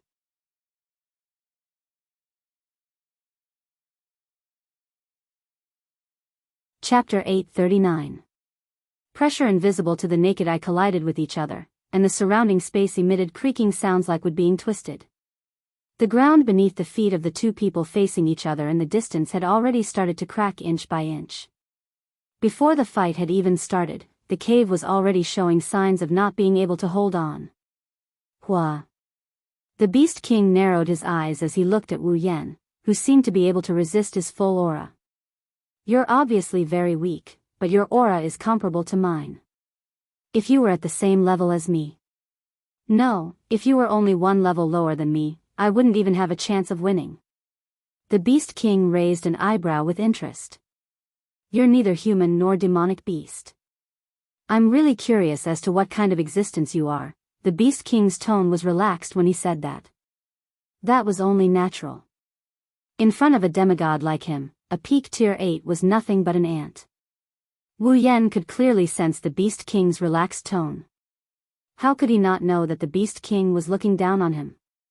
But now that Lei Wang and the others had left, Wu Yan no longer had anything to worry about. His tone was relaxed as well. Like you said, I'm curious. But you're not human. Wu Yan glanced at the Beast King lazily. Why didn't you stop them? The Beast King paused for a moment before he understood what Wu Yan meant. He looked deeply at Wu Yan and said, compared to them, I'm more interested in you, that's it? Wu Yan frowned. Aren't you afraid of being exposed? Hearing that, the Beast King's eyes flashed. The aura around him thickened. It doesn't matter if I'm exposed or not. The Beast King closed his eyes and said with an indescribable emotion, Yakumo Yukari's injuries are almost fully healed. There's no need to continue hiding. Hearing the Beast King's words, Wu Yan remembered that the Beast King was hiding because Yukari had injured him. Fully healed? Wu Yan's eyes narrowed. He waved his hand and said, Impossible. Z told me about the injuries she left on your body. It would take at least a year or so for him to recover. It's impossible for your injuries to heal so quickly. This is all thanks to those two trash. The Beast King licked his lips as if he had thought of something. Without the food they brought over, how could I have recovered so quickly? Wu Yan's pupils shrank. Could it be that those missing low-level guards? He saw Wu Yan's shocked expression. The Beast King said happily, that's right. Although they were just a bunch of ants. But it's still pretty useful. Wu Yan was silent, he lowered his head. The bangs on his forehead covered half of his face, making it impossible for the Beast King to see his current expression. However, the Beast King's heart suddenly tightened. A sense of foreboding welled up in his heart. Wisps of inexplicable blood energy suddenly appeared around Wu Yan's body. They swirled around him like a whirlwind. The Beast King was shocked to discover that his sense of foreboding had turned into a sense of crisis. This is impossible. While the Beast King was still in shock, Wu Yan finally raised his head. His golden eyes shone with a ferocious light. That's good too. Wu Yan's ethereal voice came out of his mouth. When we fight, we don't have to worry about anything. As soon as he finished speaking, thump thump, a heartbeat sounded from Wu Yan's body. Almost at the same time, the blood energy around him retracted and shot toward Wu Yan's chest. In a moment, it had completely melted into his chest. The space suddenly darkened. Third red jade. Activate. A sea of blood energy rose from Wu Yan's chest and wrapped around Wu Yan's body. His entire body was dyed red. A wave of air blew toward the Beast King. The Beast King's expression changed. He raised his hands to resist the wave of air. There was some fear in his heart. What the hell is going on? In front of him, Wu Yan's body trembled. A blood-red light, deeper than any blood energy, flashed from his chest and illuminated a small shadow. One could vaguely see that the small shadow was a red jade engraving. Red jade mode. Activate. All the blood energy in his body rushed back into Wu Yan's body as if it had never appeared. However, Wu Yan's aura skyrocketed. Along with it, a force flowed into Wu Yan's body. Under the influence of this force, Wu Yan's peak rank 8 strength began to rise at an unimaginable speed. Peak rank 8. Rank 9. Beginner rank 9. Intermediate rank 9. Advanced rank 9. Peak rank 9. No. It still hasn't stopped. Impossible. The Beast King finally let out a roar of disbelief. His eyes were filled with shock. In just a few seconds, Wu Yan's aura had reached the demigod rank. It had surpassed the Beast King's aura at his peak. Even as strong as the Beast King was, he couldn't help but tremble. It wasn't just because Wu Yan's rank had skyrocketed to the demigod rank. More importantly, the Beast King felt a familiar aura from Wu Yan's body. It was the aura of the person who had seriously injured him and reduced him to this state. Yakumo Yukari. Yakumo Yukari. The Beast King clenched his fists. He looked at Wu Yan, whose aura was still skyrocketing. His expression hardened. Although I don't know what you've done, I won't let you continue. The Beast King stomped hard on the ground, breaking the solid rock beneath his feet. His body turned into a flash of black light and shot forward. He flashed in front of Wu Yan like a storm. Go to hell. Sharp nails popped out from his fingers. His hand formed into a claw. The Beast King growled. His eyes widened as he swung his claw at Wu Yan's neck. A sharp sound rang out. The claw carried unimaginable power as it pierced through space. It went straight for Wu Yan's throat. Wherever the claw passed, it caused ripples in the air. It was just like when the gate of Babylon was opened. If this claw hit, then even a demigod would die without a doubt. Unfortunately, Wu Yan wasn't human. He was a vampire with unlimited regenerative abilities. Moreover, he wouldn't be hit by the Beast King. Just as the Beast King's claw was about to pierce Wu Yan's throat, a hand reached out from below and grabbed the Beast King's wrist. Don't be hasty. A cold and indifferent voice sounded in front of the Beast King. The Beast King looked up. What he saw was no longer the golden pupils from before. Instead, it was a pair of purple crystal-like eyes. It was only then that the Beast King saw Wu Yan's full appearance. Not only were his eyes purple, even his black hair had turned golden. It even reached his waist. Long blonde hair, purple pupils, he looked exactly like Yakumo Yukari. Ha! The Beast King's expression changed. He roared and struggled to break free from Wu Yan's grip. He jumped back reflexively to put some distance between himself and Wu Yan. However, his eyes were fixed on him. His eyes were unprecedentedly serious. His relaxed demeanor had completely disappeared. Oh! Seeing the Beast King's reaction, Wu Yan opened his mouth in shock. Looks like you're really afraid of Yukari, you. The Beast King's expression changed rapidly. His face was filled with bewilderment.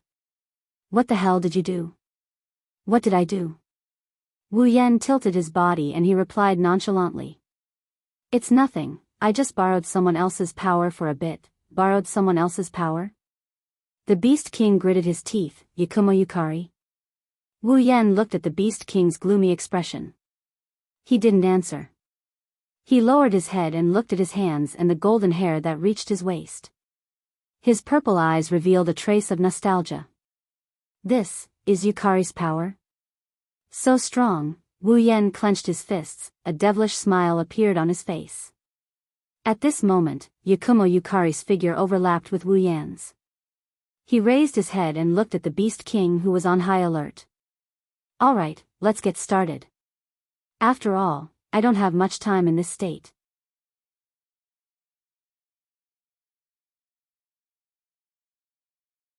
Chapter 840. The Beast King has more or less calmed down. He is a demigod after all. Even if he is a demigod, his mental fortitude is not weak. He calmed himself down and took a deep breath. He doesn't know how Wu Yan managed to borrow Yakumo Yukari's power, but with her power, he is no longer an ant he can kill. If he doesn't go all out, death is not impossible. I must go all out. Clap. The Beast King clasped his hands together, and a terrifying aura surged out from his body. Roar! The Beast King didn't open its mouth, but the roar of the beasts reverberated throughout the cave.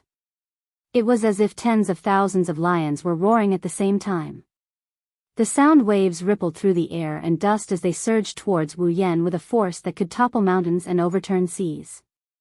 Bang bang bang bang bang, wherever the sound wave passed, the ground was blasted apart. The sound of explosions rang out incessantly. The walls of the cave were shattered into pieces. Countless pieces of gravel were like porcelain, shattering into pieces before being crushed into powder. The might of a demigod. How terrifying. If Wu Yan was at the peak of Tier 8, he would have been crushed into powder like the pebbles. But now that he has entered Yukari's red jade mode, Wu Yan's face was expressionless. He didn't make any extra movements. He just reached out and waved his hand lightly. Dong! The 100-meter-long airwaves and dust that were raised by the oncoming sound waves suddenly froze, as if even time had stopped. Then, they trembled all over, and without any sign, they suddenly disappeared and fell silent. The Beast King sucked in a breath of cold air. Having fought Yakumo Yukari before, he knew what Wu Yan was doing. The realm of being and non-being. Wu Yan paused. Then he smiled. As expected of someone who fought Yukari before. Looks like the realm of being has left a deep impression on you. The Beast King clenched his fists. He felt bitter. How could he not remember such a terrifying ability? He was slightly shaken. The Beast King gritted his teeth. A pair of fangs protruded from his mouth. His eyes were also like those of a lizard, becoming ferocious in an instant. It was nothing more than borrowed strength. He might not be a match for the real deal, but against the imposter. I don't believe I can't beat him. Boom! It stomped its foot on the ground, causing the ground to ripple. However, it did not crack like before. Instead, it rippled like a rice cake and wriggled behind the Beast King. Bone Beast. The Beast King let out a low growl and stomped his foot once more. Several bones that were thicker than a human body suddenly grew out of the ground, forming several burly and extremely ferocious white bone beasts behind him. Roar! Roar! Roar! Several bone beasts roared, as if they had been dead for a long time and had turned into white bones. Their jaws opened and closed as they roared. Go! Roar! An earth-shattering roar sounded. Under the Beast King's control, the bone beasts bared their fangs and brandished their claws as they pounced towards him. Facing so many monsters, Wu Yan's face showed no fear. With his current strength, killing these guys was as easy as blowing off dust. The Beast King thought that Wu Yan's strength was borrowed and not his own, so it was impossible for him to use it well. However, he did not expect that Wu Yan had the infinite martial training. In front of the absolute skill of mind, technique, and body, as long as it existed in Wu Yan's body, it would be maximized for him to use it. Therefore, under Yukari's red jade mode, Wu Yan's strength was comparable to Yukari's, and in terms of technique, he even surpassed Yukari. Coupled with the realm of being, the enemy in front of him was just a clown. Facing the bone beasts, Wu Yan stretched out his hand and waved it again. In the next moment, the space in front of Wu Yan suddenly split open, as if something had sliced it open. A fissure spanned a full 50 meters of space in front of Wu Yan, and with a strange sound, it collapsed. Under the Beast King's gaze, the black fissure expanded, hiding Wu Yan's body behind it. And within the fissure, there were countless creepy eyes of all sizes. As the bone beast spun, the eyes in the fissure looked forward, directly ignoring the incoming bone beasts and looking at the Beast King. Being stared at by these eyes, the Beast King felt a chill run down his spine. Go! Behind him, Wu Yan pointed a finger forward. Instantly, rays of black light shot out from the eyes in the fissure, whistling through the air like a storm, shooting towards the incoming bone beasts.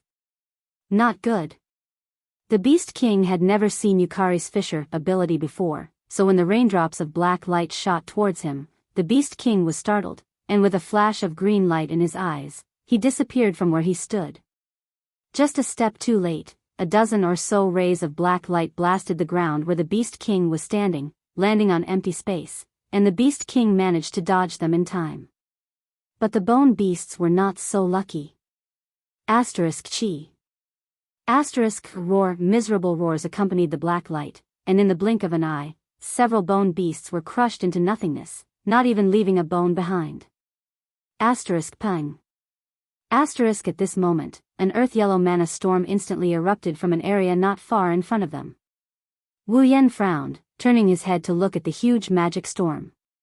There, the Beast King stood in the middle of the storm with a ferocious expression, faint traces of lightning flashing across his body, bringing about a series of loud rumbling sounds that made one's heart tremble.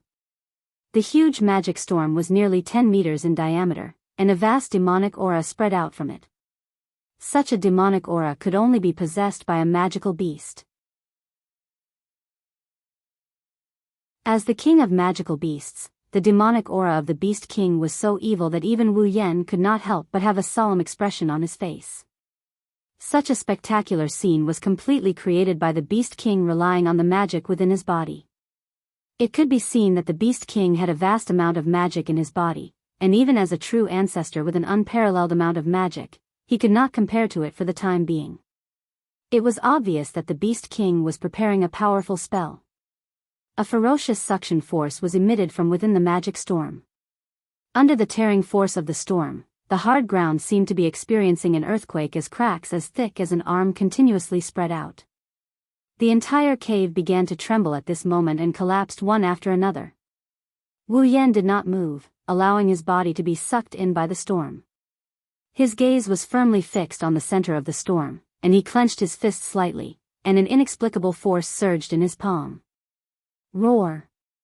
Suddenly, within the rotating magic storm, a beastly figure with earthy yellow magic light suddenly shot out like an arrow, passing through the storm. A similarly earthy yellow lightning adhered to its body, directly piercing through space, and fiercely colliding with Wu Yan. The speed of the beastly figure was extremely terrifying, and in a flash, it pounced in front of Wu Yan. In a hurry, Wu Yan could not react in time. By the time he reacted, he hurriedly waved his hand, and the space in front of him distorted again, and the gap suddenly opened. Roar! The beastly figure fiercely collided with the distorted gap, and directly disappeared into the gap.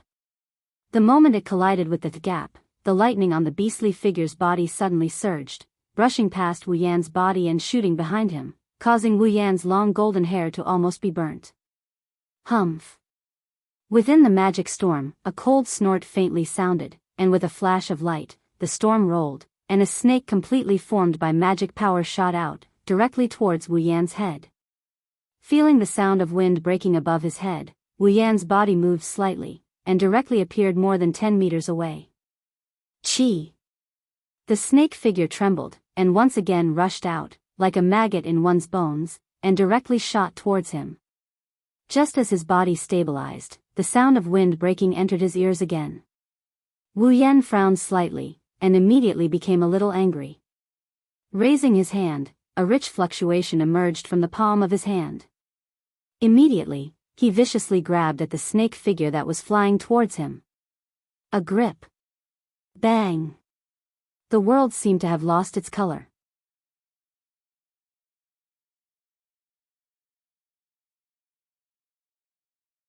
Chapter 841. Pung! With a muffled sound, a dazzling halo suddenly illuminated the entire space within the cave. Clang! Within the halo, another strange sound rang out. It was the crisp sound of metal clashing against metal. In front, the Beast King was in the middle of the magic storm. The halo lit up the entire storm like a light bulb, causing the Beast King to squint as he stared at the center of the halo. Although there was no way to see the situation within, the Beast King could sense the strange ripples within. That was the power of the realm.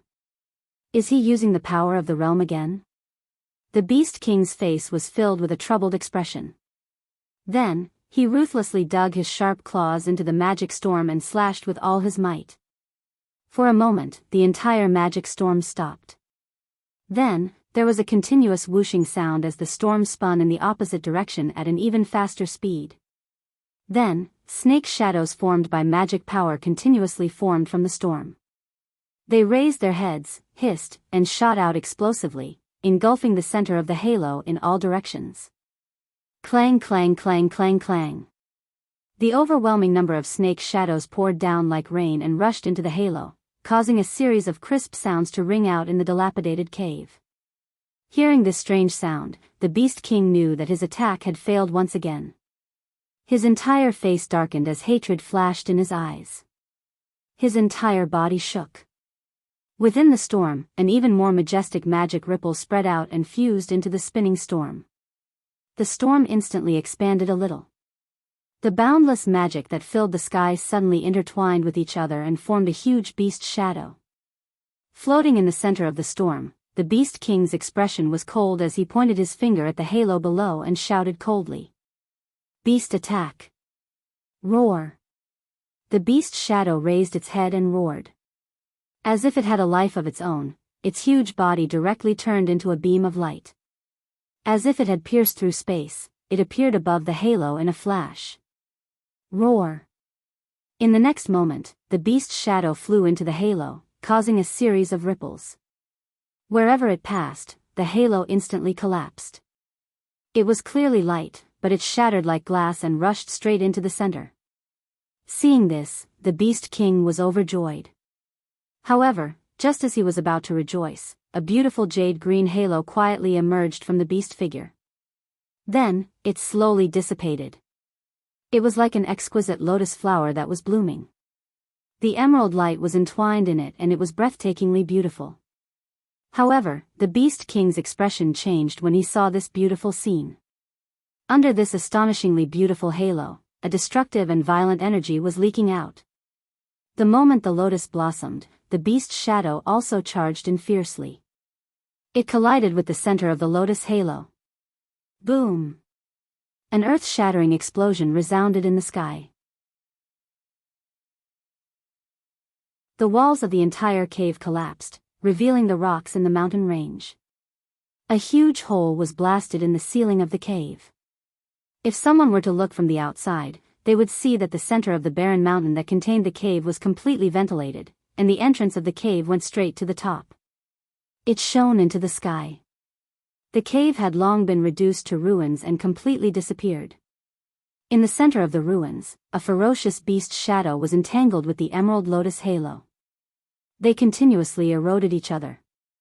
In the space where the two intersected, tiny pitch-black cracks began to appear. Even the space itself was collapsing. As the lotus rotated, the jade-green glow caused it to appear just like a green crystal ceramic. Traces of destructive and violent energy lingered over it. Regardless of how the beast charged, it was unable to break through the layer of dazzling light flower. Instead, as they eroded each other, the beast gradually became dimmer. The ripples in the space became more and more intense. Finally, a powerful suction force exploded from it and sucked some of the rocks and wood on the ground into the halo, shattering them into dust. The beast shadow grew dimmer and dimmer, and the demonic energy on its body also slowly dissipated. As the beast shadow gradually dimmed, the strange phenomenon in the space also slowly subsided until finally, it completely disappeared. Standing in the middle of the storm, the Beast King looked down at the dazzling light flower. Although his heart was also a little shaken, he did not show it on his face. He only clenched his fists tightly and felt a little despair in his heart. Not to mention the never-before-seen gap, the Beast King has no way of dealing with the terrifying power of the realm. In other words, he can't do anything to Wu Yan. His sharp fangs pierced through his lips and blood flowed out. Feeling the taste of blood in his mouth, the Beast King's heart was very unsettled. If he can't even defeat a fake who borrowed power, how can he take revenge when he meets Yakumo Yukari again? Just as the Beast King's heart wavered, the emerald flower floating above the ruins suddenly shot toward the Beast King, leaving a beautiful trail of light behind it.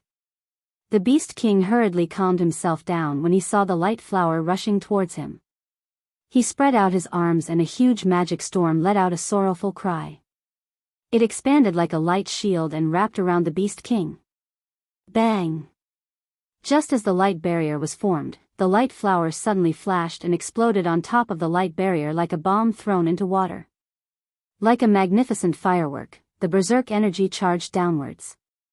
Circles of ripples rapidly spread over the seemingly sturdy magic energy light barrier. The speed at which the ripples spread became increasingly faster. Finally, it was unable to withstand the frightening destructive power and burst apart. The light flower rushed up and hit the center of the light barrier without mercy. Boom! With a muffled sound, the Beast King was directly sent flying, leaving behind a few afterimages in the sky. His figure flashed and dodged the halo that was pouncing towards him. By the time he stabilized himself, his figure had clearly become a little more miserable. Light smoke rose from his body. The Beast King's face was terrifyingly gloomy. With one foot in the air, he floated up. Demigods have the ability to fly on their own.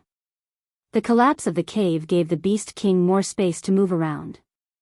He lowered his head and looked down at the light that had yet to dissipate. His ferocious beast eyes turned vicious. "Don't you plan to come out?" The Beast King's voice was terrifyingly cold. "Then I'll beat you out." As soon as he finished speaking, a majestic magic power burst out from the Beast King's body and floated above his head like water vapor. It wrapped around his body and formed a huge bone statue. The bone statue looked like a lion and a tiger. It was completely composed of bones, but it was no longer grayish-white like before. Instead, it was black and gave off a demonic and terrifying feeling. A ferocious aura descended from the sky, causing the heaven and earth to become somewhat chaotic. His emotionless beast eyes stared at the light barrier. He raised his arm and pointed a finger at the light barrier below. Holy image technique. The bone statue trembled violently. Screech, as if it had come back to life, a sharp beastly cry rang out and reverberated in the air. It opened its huge jaws and a jet-black ray of light as large as a javelin, carrying an extremely terrifying force, came crashing down on the light barrier like a meteorite. As if it had enveloped the heaven and earth, the strange jet-black ray of light caused the light barrier to tremble slightly. Within the light barrier, Wu Yan, who had his eyes closed, suddenly felt a sense of danger. Without hesitation, his figure flashed to the back. A pitch-black crack with eyeballs opened in the void behind him and swallowed him in. Then, it closed abruptly and disappeared. Boom! Almost at the same time, the strange jet-black ray of light descended from the sky and landed heavily on the light barrier. Suddenly, a strange sizzling sound rang out from within. On the light barrier, a huge hole suddenly appeared. Around the hole, wisps of jet-black flames burned slowly, burning the entire light barrier cleanly like firewood.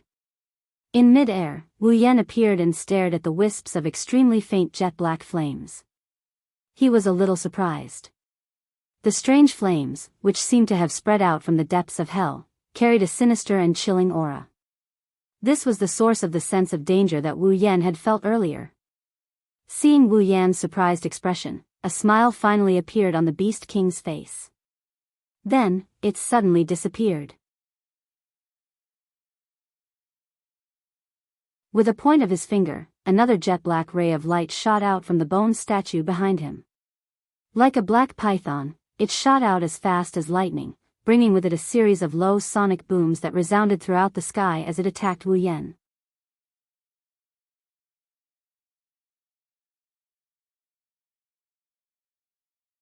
Chapter 842.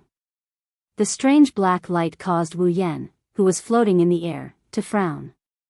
His purple eyes wavered slightly. He could feel that there was an extremely terrifying force slowly working within the black light. It could be said that it was the most powerful force he had ever seen in his life. If he was hit directly by it, even with his current strength, he would be seriously injured. There was a limit to the use of the realm power. If he used the realm of being and non-being to deal with this force, it would definitely work. However, it would take a lot of time. During this time, the Beast King could take the opportunity to attack. Dodge! Under his feet, a crack flashed out. Wu Yan quickly descended and disappeared into the crack. Seeing this, the Beast King could not help but sneer. Dodge? How long can you dodge? Wu Yan, who was hiding in the crack, did not seem to hear the Beast King's mockery. He used the crack to the extreme. In the sky, cracks constantly flashed out and covered the entire sky in an instant. However, as soon as that gap appeared, the strange black light that followed directly collided with it. Black flames ignited and burned that gap into nothingness. This flame could burn space. Wu Yan, who had flashed out of the crack, was shocked. At this moment, the strange black light turned around and shot towards him. Wu Yan's face turned serious. He waved one hand. The fluctuation of the realm power appeared in his hand and went towards the black light. However, as Wu Yan expected, although the black light was fading, it was still rushing towards him. It was not that it was ineffective, but that there was not enough time. The black light flew past quickly and kept fading. However, it did not stop at all. It was still rushing towards him. Looking at the black light flying towards him, Wu Yan had a serious look on his face. Hiding like this is not the way to go, Wu Yan's mind turned quickly. He had the realm power. He could deal with this extremely unusual attack. However, it would take time to destroy it. Or perhaps, he could use the realm power. He could create an attack that was stronger than it. In the purple eyes, a thoughtful light flashed in them. Wu Yan clenched his left hand and the realm power emerged. Immediately, a gust of white flame appeared and surged in his hand. It rose and burned. Within it, a terrifying temperature suddenly took effect, causing this part of the world to become extremely hot. Fire? The Beast King was stunned and frowned. Is it the realm power again? The Beast King harumphed coldly. He had already developed a bit of hatred for the power of the realm. No matter what you do, I will not hesitate. The Beast King waved his claw. The speed of the huge strange black light increased sharply and rushed towards Wu Yan. However, Wu Yan did not even raise his head. He leaped back and dodged far away. On his palm, the white flame burned slowly and became more and more intense. The temperature within it also became more and more terrifying. It was as if a large rock had been thrown into a calm lake. Spatial ripples spread out from the center of the white flame. Under the scorching temperature, the atmosphere suddenly became violent. When the white flame burned to the size of a millstone, Wu Yan's figure finally stopped. He raised his head and looked at the Beast King in front of him. On his palm, the dense white flame suddenly transformed into a fiery glow and shot towards the strange black light that was heading towards him. The space shook violently. Pitch-black spatial cracks split open along with the white flame. It was as if ink had been spilled on a piece of paper. It drove the atmosphere of this part of the world and a fierce wind suddenly rose. Heaven and earth also became violent. The Beast King's expression changed violently. A sense of horror welled up in his heart. Within the white flame, he truly felt an extreme sense of danger. It was the same feeling that his attack had given Wu Yan. The Beast King stared fixedly at the white flame that cut through the sky, bringing with it countless turbulent air currents and spatial cracks. The Beast King's expression was extremely serious. He waved his claw and the black light that swept across the sky flew back like lightning and burrowed into the huge bone statue behind him. As the strange black light burrowed into the huge bone statue suddenly became much more solid. The terrifying aura that permeated the air also became more and more intense. A vein popped out on his forehead as the Beast King roared. Holy image technique. Full power. Screech, behind him, the bone statue raised its head to the sky and let out a sharp beastly cry. The pitch-black light expanded greatly. The vigorous black light squirmed on the bone statue for a moment. A moment later, all of it condensed into its mouth, forming a vortex that resembled a black hole. A terrifying magic fluctuation swept out from the black vortex, also stirring up the surrounding atmosphere and rolling into a whirlwind. The temperature was the exact opposite of the scorching heat brought about by the white flame. The black vortex caused the temperature of heaven and earth to continuously drop. Roar! The Beast King's expression was ferocious. With a roar, the black vortex on the bone statue suddenly shot out like a cannonball. A stream of white flame streaked across the sky. The pitch-black vortex ruthlessly met it with a resolute force. The next moment, boom, a thunderous explosion suddenly sounded, stirring up countless ripples. The airflow that the two brought along with the enormous sound waves seemed to have substance as it crazily poured down from the sky. The wild and ferocious fluctuation stirred up the dark clouds in the sky until they began to churn. Amidst the explosion, the pitch-black vortex quietly exploded. Without any sound, it turned into pitch-black flames that surged out. Together with the white flame, it was like a huge wave in the sea, crashing into each other with a loud bang. The entire sky had turned into a world of flames in an instant. White and black filled the entire sky, dividing it into two halves.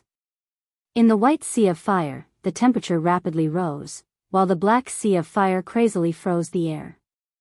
The two waves of fire covered the sky at this moment, and the thick layer of dark clouds was actually evaporated into nothingness. The white and black waves of fire spread out, burning each other towards their respective masters. Wu Yan and the Beast King's expressions changed. One quickly opened up a gap to swallow the oncoming waves of fire, while the other burned with magic to form a bone shield, blocking all the aftershocks. Fortunately, it was only the aftershocks. Otherwise, the two of them knew their own attacks. This degree of resistance was not much different from not having any. In the center of the black and white sea of fire, the two colors of fire constantly collided. Under the waves of fire from both sides, ripples of energy undulated. The two sides seemed to be fighting to a standstill, each with their own territory, but not long after, a strange phenomenon suddenly occurred. A small dot of light flashed from the center of the collision between the two flames, and then rolled up. The white and black flames rushed into the dot of light at the same time, and in just a moment, they were completely swallowed by the dot of light. The sky suddenly fell silent. Kacha, a crisp and soft sound quietly rang out in the silent sky. The sound was very soft, but it still did not escape Wu Yan and the Beast King's ears. The two of them only felt their hearts tighten. They suddenly raised their heads and looked forward. Their eyes fixed on the small dot of light, and their pupils shrank. There, a small spatial crack was spreading around the dot of light. The crack was not conspicuous, but with Wu Yan and the Beast King's eyesight, they could see it clearly. The moment they saw it, their faces changed dramatically. This was because they could faintly sense a destructive force fluctuating in the dot of light. Kacha! Kacha kacha, the dot of light trembled, and as it trembled, the small spatial crack also spread wider. The faint kacha kacha sound slowly rang out, and in the end, it was almost a continuous sound. Could it be? A thought came to their minds. Wu Yan and the Beast King's hearts jumped, and they quickly retreated. The moment they retreated, the dot of light stopped. Boom! A terrifying spatial storm, accompanied by white and black flames, surged out from it. It expanded at an unimaginable speed, and engulfed the retreating Wu Yan and the Beast King. A roar, devastating the world.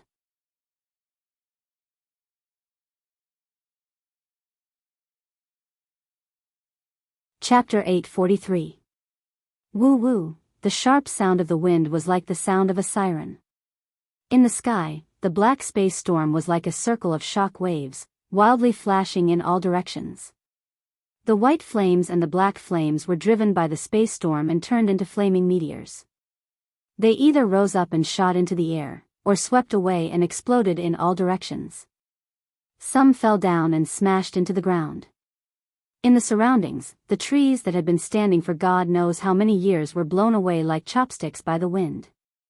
Some of the trees that were hit by the two-colored flames were directly turned into ashes in an instant. This was still the best. The trees that were blown away by the spatial storm were crushed without even a sound, as if they had never existed in the first place. How terrifying! The barren mountain that originally contained the cave had been completely turned into a pile of gravel, scattered on the ground like rubbish. The intact open space was like a dry wasteland, inch by inch cracking. The water in it had already dissipated under the effect of the flames. It was likely that it would be a matter of hundreds or thousands of years before it would be restored to its original state. The two different colored flames flowed along with the spatial storm in midair, making people wonder if it would continue like this forever. Fortunately, it didn't seem to have any intention of continuing to stay in this world. Although it was still wreaking havoc, compared to the beginning, its scale was already much weaker. On the other side of the white and black sea of fire, in mid-air, a crack full of eyeballs opened up, spitting out a figure. If one looked carefully, they would find that before the figure came out, the figure stumbled for a moment, looking quite embarrassed. It seemed that, before entering the crack full of eyeballs, he was in a hurry. Standing on the side of the crack without flames and the space storm, Wu Yan slightly raised his head, exposing his face to the air. He was panting slightly, his face slightly pale. After using such a powerful move like the white flames, even with the omnipotence of the realm power, he could not bear it. Although its power was terrifying, at the same time, its consumption had reached a frightening level.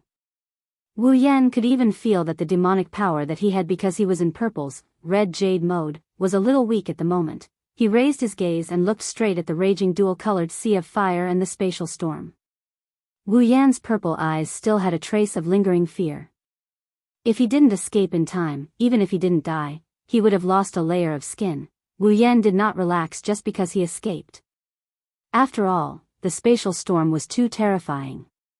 His white flames and the Beast King's black flames were equally powerful. Wu Yan did not want to be pulled into the storm again because of a moment of relaxation. He took a few deep breaths. After calming his breathing, Wu Yan narrowed his eyes and looked at the weakening spatial storm and sea of fire. How is the Beast King? Kacha. In front of him, the spatial cracks were still spreading rapidly, covering every corner of this space. The dual-colored sea of fire stirred up waves after waves, although it was gradually dimming. However, its power did not decrease by much. In this world of spatial storms and dual-colored flames, even a peak Type 9 powerhouse would not be able to return alive if they entered. Boom! Suddenly, from a corner of the area, a loud and clear sound of something crashing could be heard. It sounded like a mountain had cracked open. Wu Yan's expression stiffened. A black light shot out from it, and then there was a bang sound. It blew away the surrounding spatial storm and sea of fire. The spatial storm and sea of fire that covered the sky and earth spread out in all directions at an extremely fast speed. The shocking energy of the storm and the varying temperature of the sea of fire cut many spatial cracks in the process of spreading out. As they spread out, they were mixed with fierce air waves. Once again, the entire ground was plowed. Wu Yan's purple eyes stared at the place where the strange sound came from. Some sparks flew past him with sharp winds, but it did not distract him in the slightest. He just continued to watch like this. Vaguely, Wu Yan saw a dense flow of demonic energy surging from that corner. A moment later, the flow of demonic energy suddenly contracted and then expanded. Then, a figure pushed by the flow of demonic energy flashed out like lightning and stood in front of him. It was the Beast King. However, his appearance had changed greatly. The beast's skin clothes on his body had become tattered, and his hair was curled up, emitting wisps of smoke. The skin on his body was slightly charred, and his face was completely covered by a pale white color. A trace of blood dripped from the corner of the Beast King's mouth, dripping onto the bone statue that had wrapped around him at some point in time. It added a bit of red to the pitch-black bones. It was obvious that the Beast King was not as capable as Wu Yan, who could use the gap to escape the spatial storm and the dual-colored sea of fire. He had completely withstood the attack this time. Wu Yan's eyes turned cold. His body moved, and a gap appeared and swallowed his body. When the gap appeared again, he was already behind the Beast King. Chi! At the same time that gap appeared, a sharp black light shot out from the bone statue towards Wu Yan, who had just come out of the gap. Wu Yan sneered. He pointed his finger, and a gap appeared in front of the black light. Bang!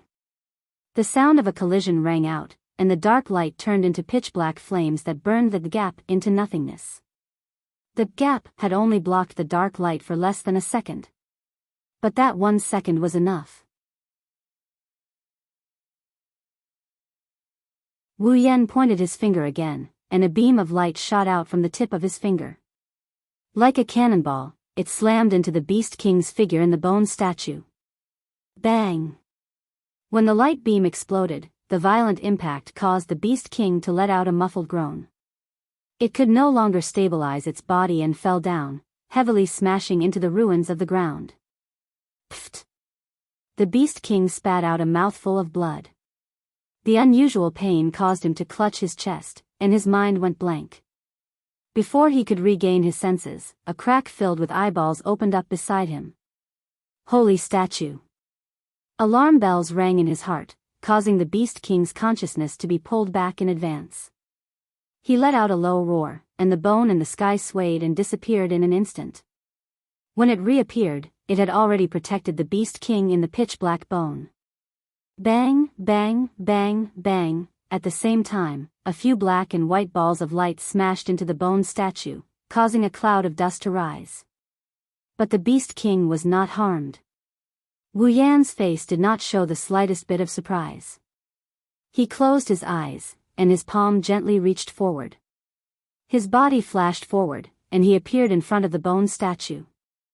The corners of his mouth curled into a cold smile. His palm gently pressed against the pitch-black body of the bone statue. The Beast King's pupils slowly shrank to the size of a needle. In the next second, a voice slowly rang out, the realm of being and non-being. As the voice fell, a strange wave of energy rose from the area where Wu Yan's palm and the bone statue's body touched, and it took effect on the bone statue. Clang! A strange sound was emitted along with the energy wave. It reverberated like a ripple. The entire pitch-black bone statue actually began to erode in the ripple. Its color gradually dimmed. Traces of cracks spread out from the pitch-black bones. In a short while, they covered the entire bone statue. Bang! Like a porcelain bowl, the bone statue directly shattered into pieces that filled the sky. Looking at the fragments that filled his vision, the Beast King's heart trembled violently, as if it was a reef that had been hit by a huge wave. Then, a fierce look flashed across the Beast King's eyes, and he activated the little bit of demonic power left in his body. However, before he could react, a figure appeared in front of him in a ghost-like manner. The hand that had just been on the bone statue was gently placed on the Beast King's thick shoulder. A cold murmur slowly rang out, causing the Beast King's body to stiffen.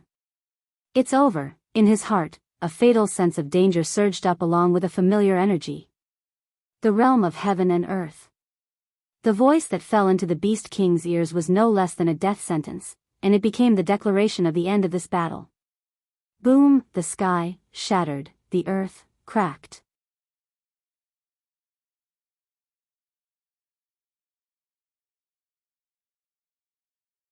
Chapter 844. Boom! An earth-shattering roar echoed throughout the behemoth forest, even reaching the campsite outside the behemoth forest. In the campsite, all the patrols in the middle of the night were shocked by the loud noise. They reflexively raised their heads and looked towards the source of the sound. They were completely dumbfounded. Not to mention them, even the guards who were startled awake by the noise and walked out of their tents to check the situation were also stunned on the spot. They all looked into the distance in a daze, disbelief, and shock. Countless emotions surfaced on their faces and eyes. What did they see? It was like the end of the world. Was this a dream? Countless people who were awake, those who were unconscious, those who were just sleeping, and those who were patrolling at night, all had the same thought at almost the same time. Their faces were filled with absent-mindedness. In their field of vision, the sky was still slowly shattering. They could also feel the ground trembling slightly. It was obvious that not only the sky, but the ground in that area was also suffering from a destructive attack. Heaven and earth were in that area. It had long become a luxury, not a single bit was left. Without a doubt, if this phenomenon continued, then sooner or later, the campsite would also be included. The guards in the campsite were all at a loss as to what to do. Some of them were desperately shouting, while others ran towards the direction of the higher-ups, seeking instructions. Some of the more timid guards even began to escape from the campsite. In an instant, the entire campsite was in chaos. Don't panic. Don't panic. In the center of the campsite, Pelosi shouted at the top of his lungs. Even he was inexplicably frightened. But it was not to the extent of causing a commotion because of an unknown phenomenon. He suppressed the shock in his heart. Pelosi raised his hands. He shouted loudly, "Everyone, gather here for me." Wait for orders. Hearing Pelosi's words, the guards recovered from the sudden situation that caused them to be at a loss. Although the clamor was still there, it was not as chaotic as before.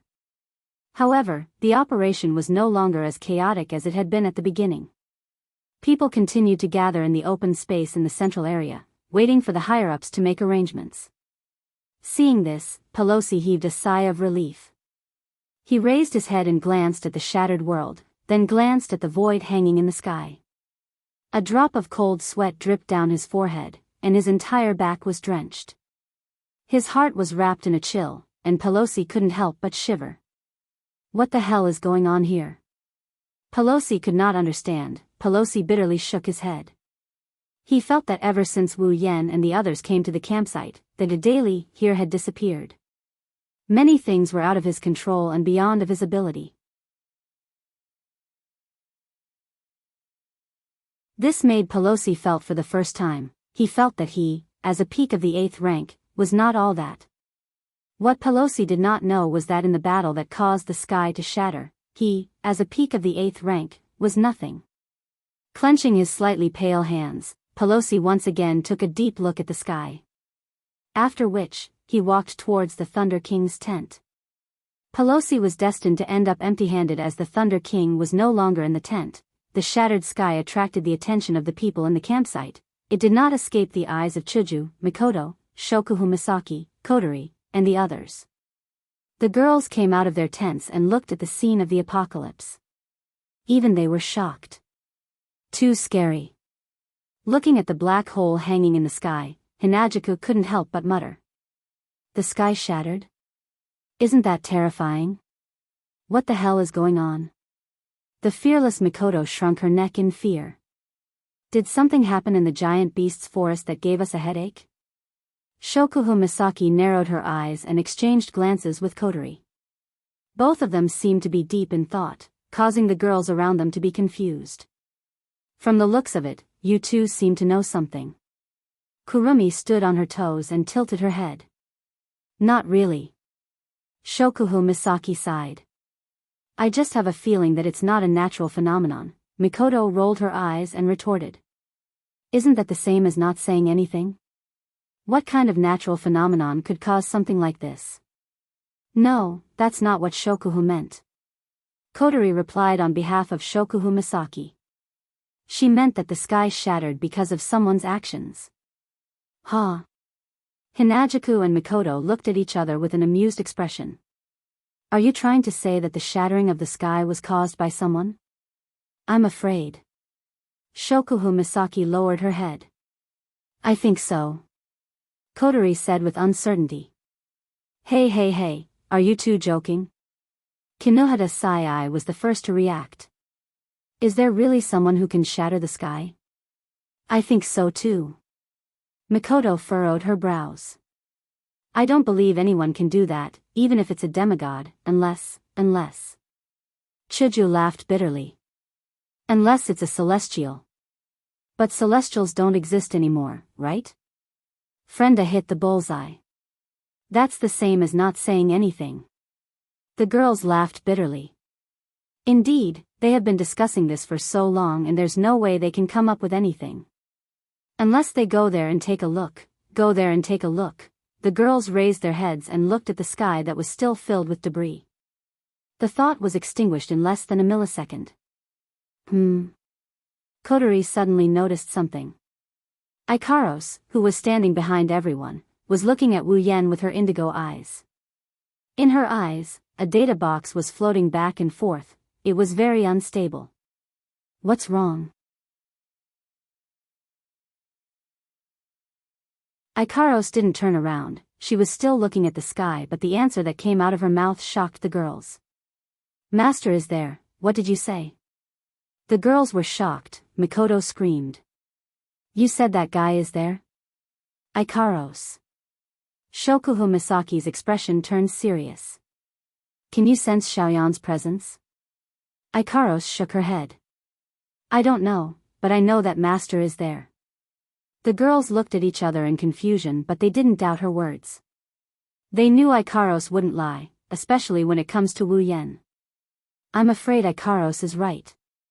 Kotori gritted her teeth, her red eyes flashed with panic. There's no way Oni-san didn't notice such a huge change, but he still hasn't shown up. The only explanation is that he's there. Master. Master is really there. Astria's hands moved. Toka asked in a panic.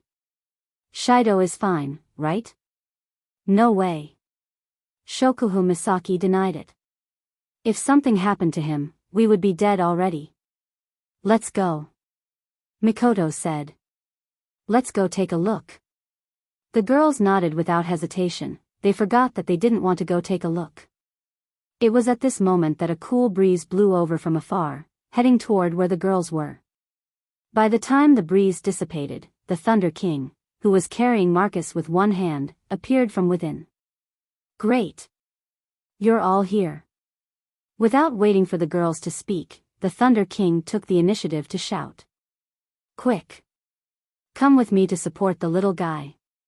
Lei Wang confirmed Wu Yan's whereabouts. The girls nodded and followed Lei Wang. They rushed towards the shattered sky in the behemoth forest.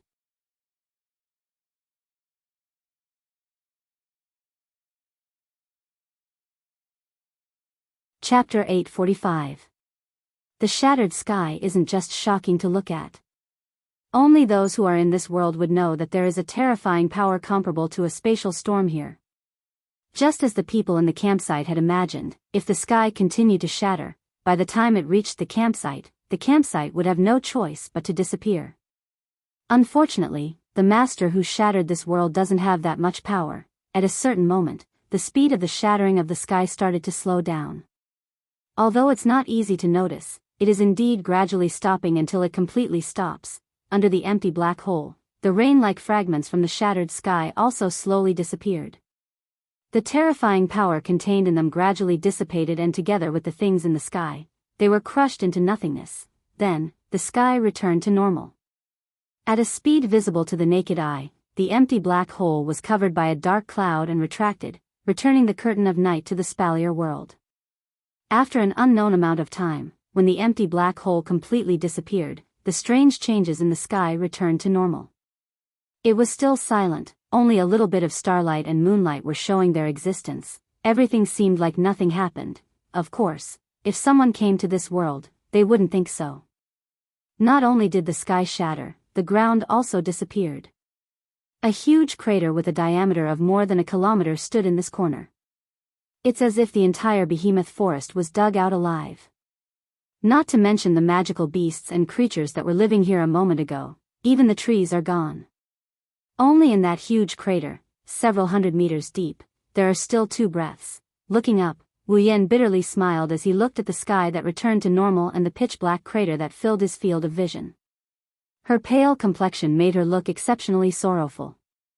His long golden hair fluttered without wind, gently fluttering, caressing his black robe.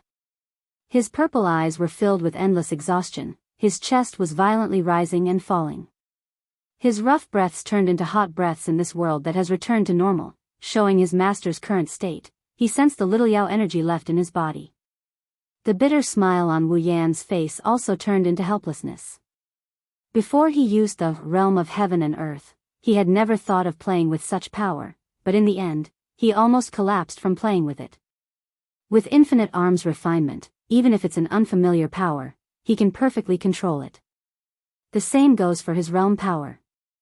Under these circumstances, in Yukari's red jade mode, Wu Yan can be considered a Yakumo Yukari. At least, that's what Wu Yan thinks. But that wasn't the case.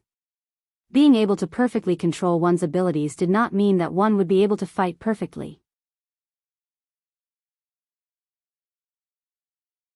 No matter what, Wu Yan himself was only a little fellow at the peak of the 8th step.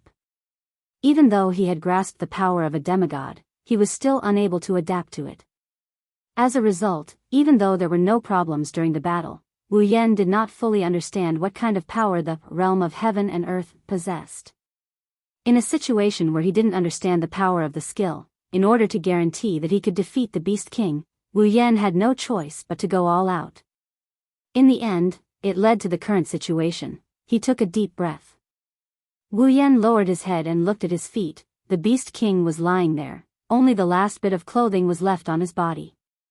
Everything else had been reduced to ashes. His skin had already rotted away. Strands of blood sprayed out from his body as if they were free of charge, dyeing him into a blood-soaked man. Not much muscle was left on his face, and all the blood in his body was boiling due to the pressure and the friction with the atmosphere.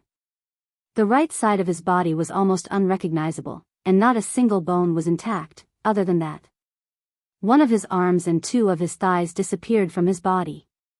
There was not a single part of his body left untouched. Even so, the Beast King's chest was still rising and falling at an almost imperceptible rate, proving that he was still alive, after withstanding the impact of the spatial storm and the dual flame sea, and withstanding the realm of heaven and earth. The Beast King was still alive. One had to admit that demonic beasts' vitality was very strong, and even though it couldn't compare to the true ancestors of vampires, it was still much stronger than humans. This was especially true for the Beast King, who stood at the peak of demonic beasts. His vitality was already stronger than the average immortal vampire. However, his powerful vitality combined with his appearance made it seem like he was struggling at death's door. Looking at the Beast King lying at his feet and vomiting blood, Wu Yan couldn't help but sigh. Before this, Wu Yan had always held a grudge against the Beast King who forced him and the girls around him into a desperate situation. Otherwise, he wouldn't have chosen to use the bloodline ability with a time limit to fight the Beast King. But now, seeing the Beast King in such a state, Wu Yan didn't know why, but for some reason, he couldn't bring himself to hate the Beast King anymore. Was it because he had already taken his revenge? Or was it because he didn't bring it with him when he was born, and he didn't bring it with him when he died? His long golden hair flowed in circles, making him look very elegant. His purple eyes looked at the twitching Beast King at his feet, and Wu Yan closed his eyes. This way, we don't owe each other anything. Perhaps because he heard Wu Yan's voice, the Beast King dragged his broken body and raised his head with great difficulty. A pair of unfocused eyes stared at Wu Yan's face, and he suddenly laughed out loud. Ha, ha ha, ha ha ha ha. Blood clots flowed out from his throat, and boiling blood flowed from the wounds all over his body. His face, which didn't have much muscle left, twitched, probably because of the pain. Even so, the Beast King couldn't stop laughing, and he couldn't stop laughing. His laughter was unexpectedly sad and crazy. Wu Yan quietly looked at him, not saying a word. His purple eyes were as calm as an ancient well, and when the Beast King saw this, he couldn't suppress the anger in his heart. This again, this again, this again. The words that were filled with resentment were forcefully squeezed out of the Beast King's mouth along with fresh blood as it roared out. Yakumo, this face, you too, this face. The Beast King's body trembled more and more, and he used all his strength to shout out a complete sentence. Don't act like you're the victor in front of me. I'm not dead yet. Hearing this, Wu Yan looked at the Beast King's eyes, and coldly said, but you've already lost. I merely borrowed that woman's strength. The Beast King squeezed out his resentful voice intermittently as if he had reached his limit. His body was no longer trembling as he laid there, but his chest was rising and falling more and more violently. Wu Yan was silent, and then he bitterly laughed. Raising his hands, Wu Yan looked up, and whispered, You're right, I just borrowed Yukari's power. It's not a true victory. The Beast King didn't say anything, he just looked at Wu Yan with cold eyes. Wu Yan, who was immersed in his memories, in his mind, the first time he came to the Spalier world, the first time he entered a dungeon, the first time he summoned a character, the first time he met the girls, and the memories of his adventures with the girls kept replaying. As the memories replayed, Wu Yan gradually lost his mind. Whether it's now or in the past, I've always borrowed the power of the people around me. Without them, I would have died. The Beast King suddenly clenched his hands, and his absent-minded face suddenly became firm, startling the Beast King who was staring at Wu Yan. I know, I've always been weak, because I can't leave them. Looking up, Wu Yan's eyes flashed with an indescribable light. That's an expression the Beast King would never understand. That's why I need to keep getting stronger, until one day, it's my turn to lend my power to them. I'll keep getting stronger. Wu Yan glanced down at the Beast King who was still in a daze. Beast King, you're really strong. In this world, there are only 5 people who can compare to you, and I, one day, will climb to the top. But, by that time, you won't be able to see it." Opening his eyes slightly, Wu Yan raised his hand. A trace of power was gathering on it. "I hope we won't be enemies in the next life." Saying that, Wu Yan's hand fell on the Beast King's chest.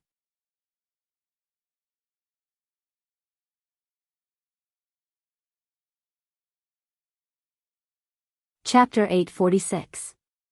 Just as Wu Yan's attack was about to land on the Beast King's chest and deliver the final blow, the Beast King, who was lying on the ground, suddenly opened its eyes. Bang! With a muffled sound, strands of demonic energy emerged from the Beast King's body. Immediately after, the soil on the ground where the Beast King was lying suddenly rippled and surged up like a tidal wave, completely covering the Beast King's battered body within. This scene was exactly the same as when the Beast King had escaped from Purple's clutches. The sudden change startled Wu Yan and his eyes turned icy cold. Trying to escape? It's not that easy. His palm, which had been gathering power and was about to land on the Beast King's chest, suddenly flashed with the power of his realm. Mobilizing what little demonic energy he had left, Wu Yan slammed his palm on the soil that covered the Beast King. The realm of being and non-being. With the power of his realm activated, Wu Yan's palm slammed down like a 1,000-pound hammer, completely wiping out the soil in front of him. Then, with a loud boom, a figure shot out from the soil and stopped in mid-air for 1,000th of a second. Then, it turned into an afterimage and shot into the distance. Looking at the afterimage that shot into the sky, Wu Yan's face was full of ridicule. With a move of his feet, a crack filled with eyeballs appeared with a tearing sound. The power of the spatial gap was all-pervasive.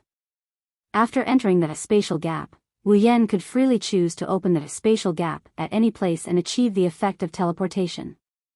The Beast King's escape was of no use at all. As this thought flashed through his mind, Wu Yan was just about to enter the spatial gap and chase after the Beast King. However, before he could enter, the spatial gap under his feet trembled and closed on its own, disappearing without a trace. Wu Yan was stunned and his face was full of astonishment. He had yet to react to what was going on. It was engraved on the 3 Magatama engravings on his chest. The 3rd Magatama engravings, which had been maintaining a faint glow, suddenly dimmed and returned to its tranquil state. Almost at the same time, Wu Yan's long golden hair began to shrink at a speed visible to the naked eye. Her golden hair was still fading on one side. By the time he had retracted his short hair, the golden color returned to Wu Yan's original black, and his purple eyes returned to their wine-red color. The duration of the red jade mode had passed. His strength as a demigod fell rapidly, only stopping when he reached the pinnacle of the 8th rank. Feeling the return of his familiar body, Wu Yan did not have the slightest joy. Instead, he secretly cursed. Of all times, he just had to come at such a crucial time.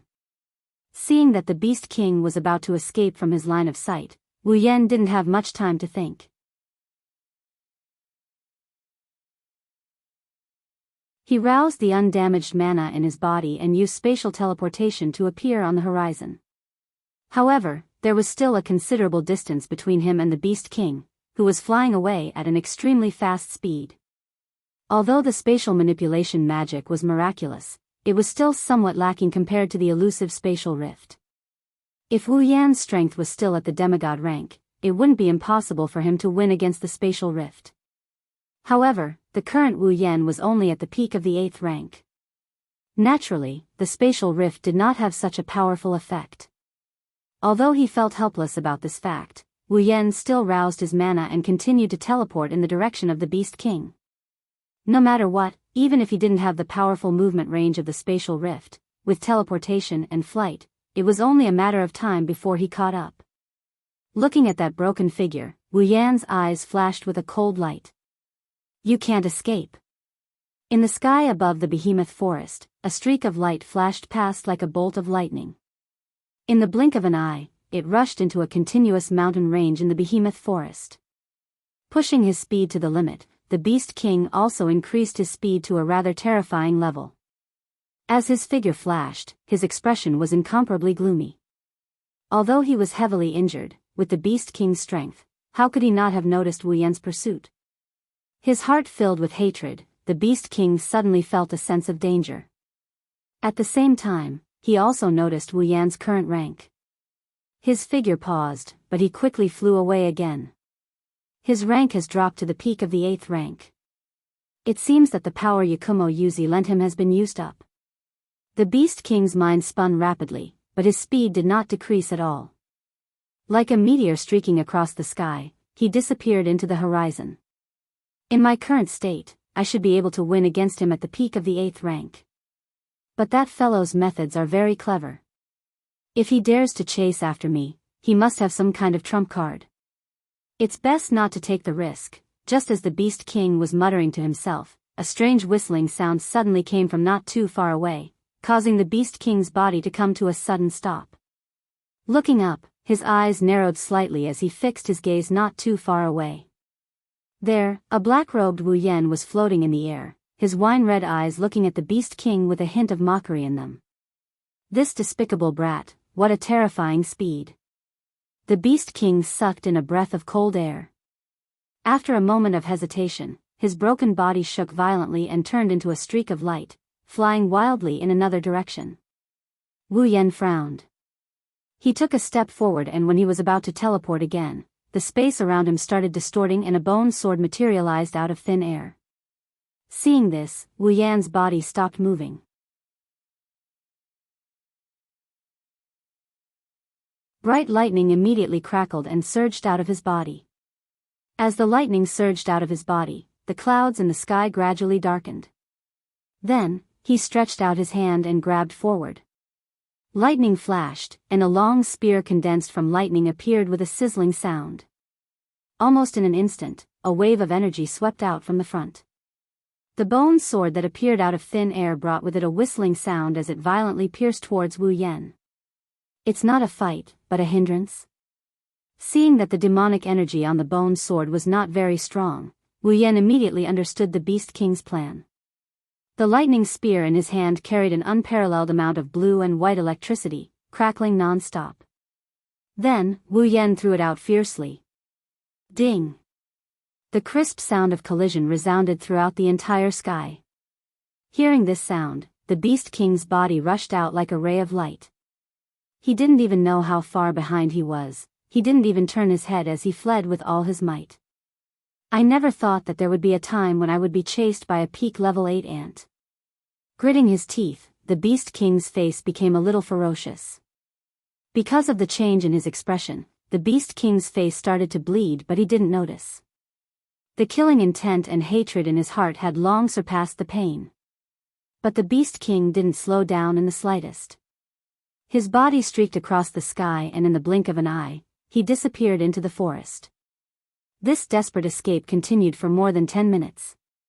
Finally, the Beast King's speed started to slow down. The demonic energy supporting his rapid flight was already showing signs of exhaustion. At this moment, the Beast King's broken face was incomparably pale. The blood in his body flowed even faster. One of his severed arms and 2 of his thighs were dripping down like water. If the Beast King wasn't a magical beast and a human was in his place, even if he wasn't killed by Wu Yan, he would have died from excessive blood loss. The Beast King gritted his teeth and continued to fly forward. He had already seen Wu Yan's speed just now. It was extremely terrifying. If he stopped, it wouldn't take long for him to catch up to him. This thought flashed through his mind. Just as the Beast King was about to continue flying, a voice that he hated to the bone and that made his heart tremble with fear rang out behind him. I said, you can't escape. The Beast King trembled all over and subconsciously turned his head. A moment later, in a space not far behind him, Wu Yan's figure appeared. Seeing this scene, the Beast King's pupils shrank. That's teleportation? The Beast King finally understood how the other party was able to catch up to him with just the strength of a peak level 8. Gritting his teeth, the Beast King fiercely swung his only remaining arm. Immediately after, 4 bone spears that shone with a cold light appeared around his body. Under the control of the Beast King, they shot towards the figure behind him. As for the Beast King himself, the moment the bone spears shot out, he turned around and hurriedly fled again.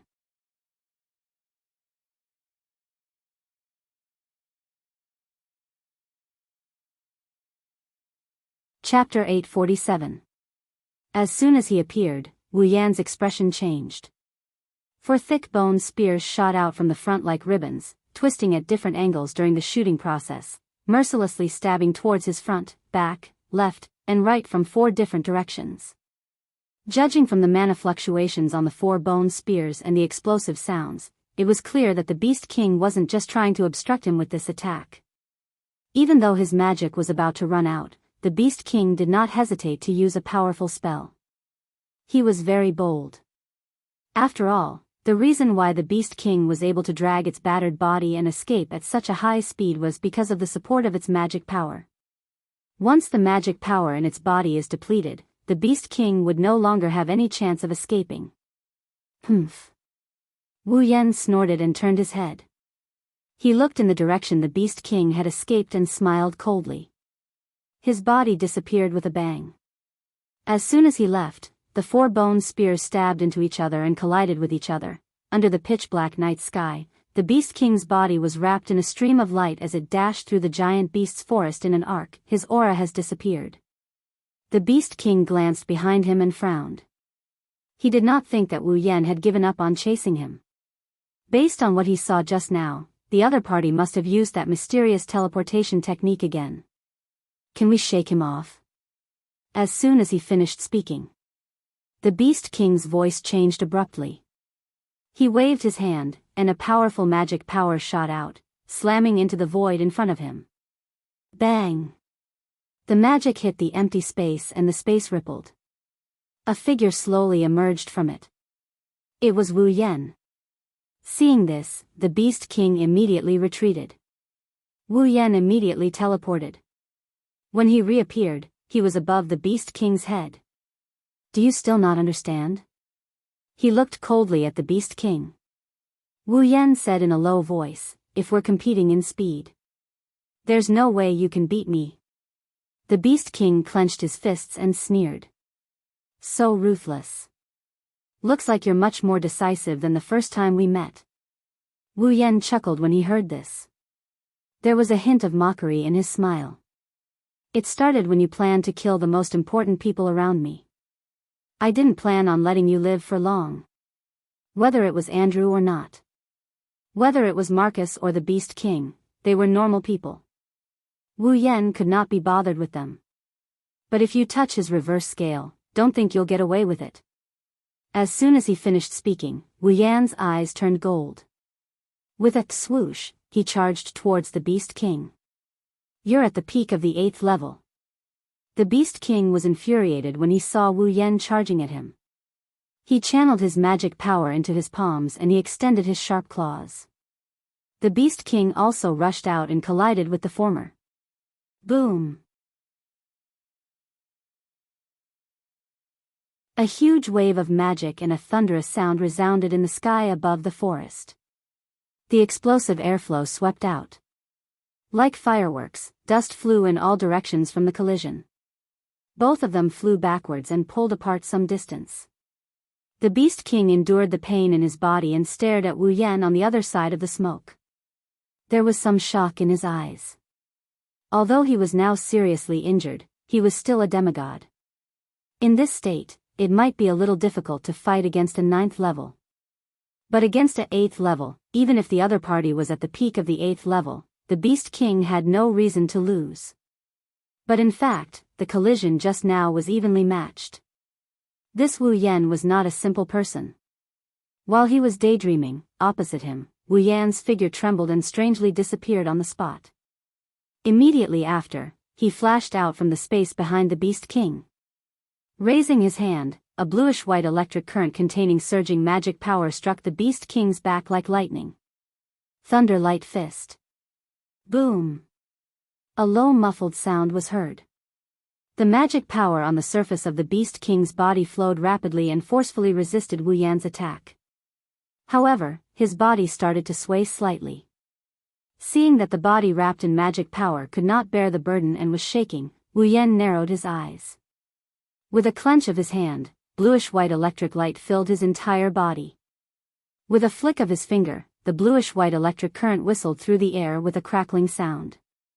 It was entwined in the scorching atmosphere and shot out explosively.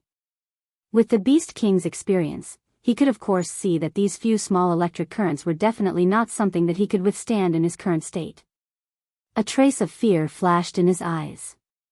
The Beast King's figure retreated rapidly, but he was cursing loudly in his heart. He was clearly at the peak of the 8th level, but his attack was comparable to that of a 9th level. This Wu Yan was simply a monster. You still want to escape? Wu Yan waved his hand and the electric current that flew out suddenly increased in speed. Like a thunderbolt, it violently struck the Beast King's body. Boom! After being struck by the electric current, the magic power surrounding the Beast King's body quickly dimmed by a lot, causing him to turn pale with fright. Before he could react, another electric current followed closely and violently struck the Beast King's chest again. Boom! With a muffled sound, the Beast King was hit by the electric current head-on. With a muffled groan, he smashed into the forest below. Boom! Boom! Boom! Wu Yan's palm danced and several electric spears formed by electric current shot out explosively. All of them struck the Beast King's body. A series of muffled sounds rang out, mixed with the Beast King's miserable cries. Damn it! Large amounts of blood sprayed out from the impact of the electric current. The magic power wrapped around the Beast King's body became thinner and thinner. The Beast King's face was malevolent and his eyes flashed with a crazy light. Don't think that you can have your way with this. Looking at Wu Yan who was looking down at him from above, the Beast King took a deep breath. His chest slowly puffed up as he raised his head and roared violently. Roar! The deep roar rapidly reverberated from the Beast King's mouth, turning into a sound wave. With a boom, it exploded in the sky above the behemoth forest and scattered in all directions. Seeing this scene, Wu Yan deeply furrowed his brows. In his heart, a bad premonition quickly rose up, causing him to raise his hand reflexively. Li. Wu. Ing. Just as Wu Yan was about to use the railgun to directly end the Beast King, a series of continuous beast cries suddenly rang out from the horizon not far away. Wu Yan's movements froze and he abruptly turned his head to look at the source of the sound. With one look, his face immediately froze on the spot. All he saw was a group of flying magical beasts emerging from the behemoth forest below. An endless stream of flying magical beasts continuously flew over here. Not good. Wu Yan's face also changed. The Beast King coldly laughed and loudly shouted, "Attack!" Li. Wu. Ing. Under the Beast King's command, the group of magical beasts did not hesitate at all. Flapping their wings or using flying magic, they quickly rushed towards Wu Yan. Among them, there were 7th level, 8th level, and even 6th level and below. With their instincts as magical beasts, they should know that against Wu Yan, only death awaited them. However, at this moment, these magical beasts were like moths to a flame. By the time they reached Wu Yan's side, they all had a tacit understanding and simultaneously surrounded Wu Yan. Ha ha ha ha. Below, the Beast King raised his head to the sky and laughed wildly. His body moved, turning into a ray of light and quickly disappearing into the depths of the forest. He only left behind a single sentence, echoing in the surrounding space and into Wu Yan's ears. Wu Yan, in the future, this king will definitely repay everything you've given me today. Hold it right there. Wu Yan bent down and was just about to rush down when the surrounding magical beasts seemed to have received some sort of message. Amidst their roars, they all rushed towards Wu Yan. Without any other choice, Wu Yan could only use spatial teleportation to escape the encirclement of the magical beasts. He slowly emerged below and scanned his surroundings. However, he had already completely lost track of the Beast King's aura and traces. A sullen fury rose from Wu Yan's chest. Feeling the magical beasts continue to pursue him from behind, Wu Yan roared angrily, his voice echoing through the forest. In the next moment, the overwhelming horde of magical beasts covered Wu Yan's figure.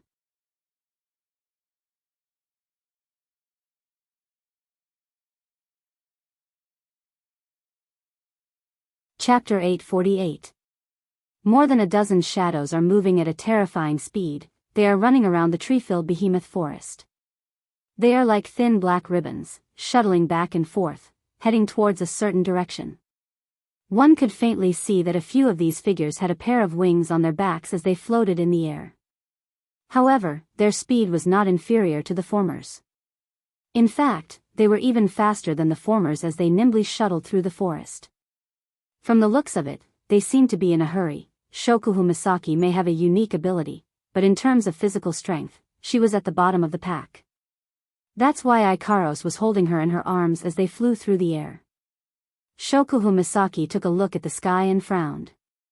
The sky that looked like it was the end of the world a moment ago has returned to normal, but she didn't feel at ease at all. Instead, she started to worry.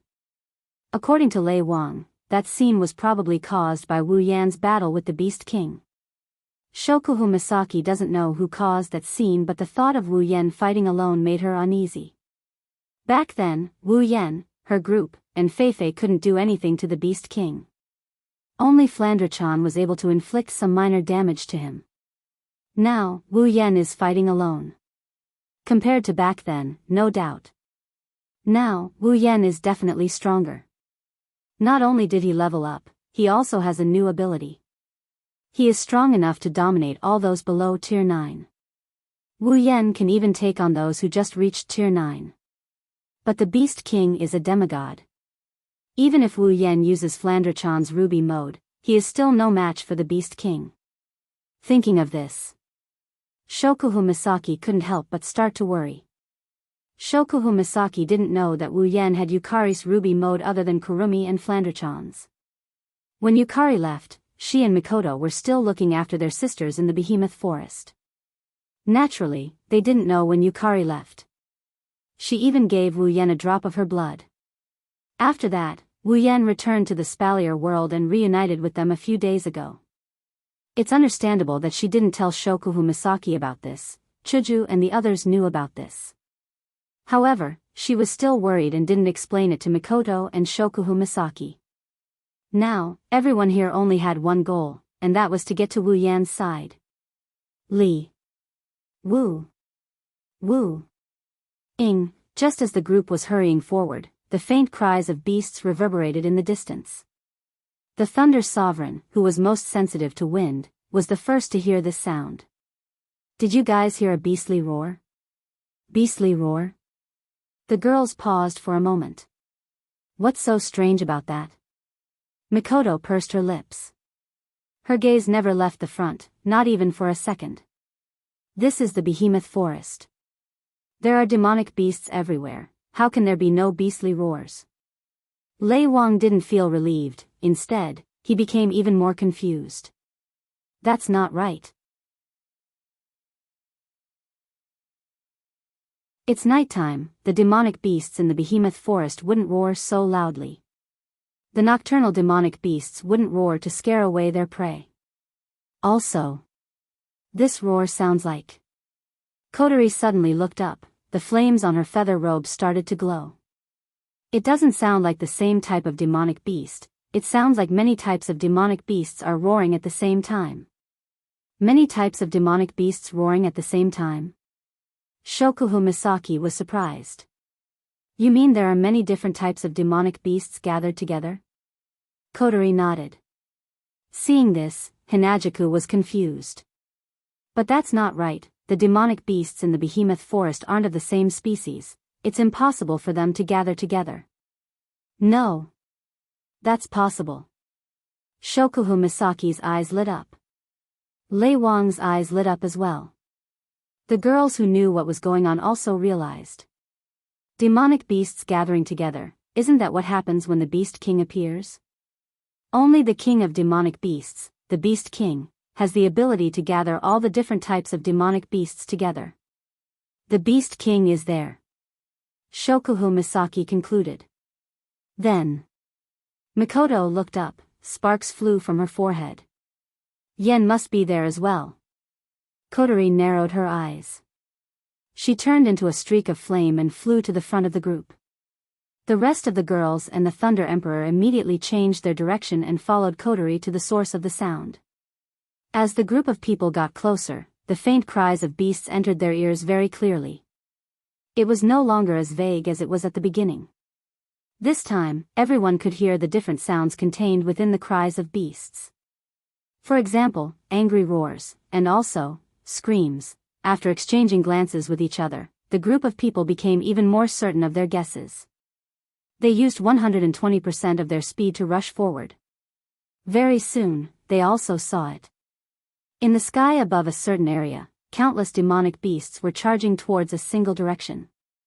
They were attacked by fire, lightning, wind, and ice. They fell down into the behemoth forest.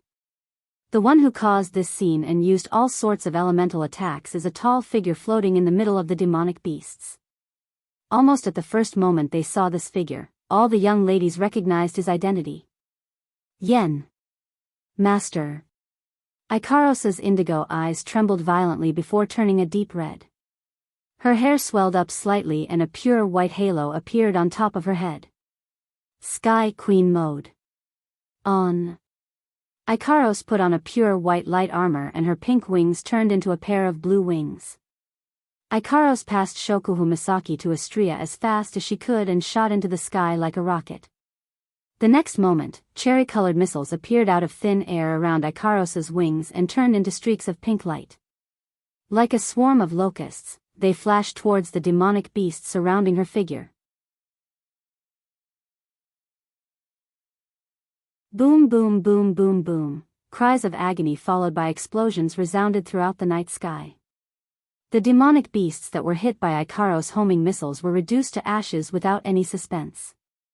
Only a portion of them were left with intact corpses, charred black and smoking as they fell to the ground. Mikoto, Kotori, Flandrachan, and the other flying girls followed Ikaros' lead. Astria was tossed onto the ground by Shokuhu Misaki's butt. Even Toka flew towards Wu Yen with her angel sword thrown. Wu Yen saw the arrival of the girls. When he saw the girls attacking, he quickly increased the frequency of his attacks. As a result, the one-sided slaughter began. By the time everything calmed down, the ground where they were standing was already covered with the corpses of magical beasts. Yen. The girls finally came to Wu Yan's side.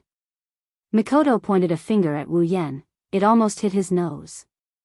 You bastard, I can't believe you came here alone to do something so dangerous. Wu Yen flinched, he saw the displeased looks on the girls' faces. He smiled helplessly. I'm sorry, I didn't expect such a huge secret to be revealed. The girls' expressions lightened up after hearing Wu Yan's explanation. Lei Wang came to Wu Yan's side and asked with a serious expression. Where's the Beast King? Wu Yan took a deep breath. He clenched his fist and bitterly smiled. He escaped. Escaped? Lei Wang didn't understand what Ikaros meant by that. The peak tier 8 Wu Yen is fine, instead, it was the demigod Beast King that escaped. Wu Yen didn't explain. He looked at the direction where the Beast King escaped. His eyes turned cold.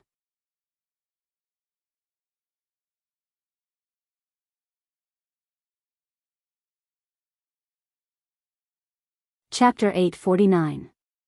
Ding. Congratulations to user for leveling up. Current level, 80. Suddenly, a system notification rang in Wu Yan's mind. Wu Yan, who was staring at the direction where the Beast King disappeared, was jolted out of his daze.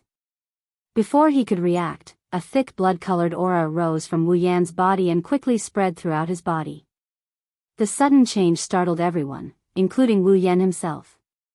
But before anyone could react, Mikoto, Kotori, Astria, and Toka also experienced the same phenomenon. Mikoto's body flashed with a large amount of blue-white electricity. Kotori's body also ignited with a scorching flame. The color of the flame deepened as it enveloped Toka. Even Astria's body glowed brightly, illuminating the space around them.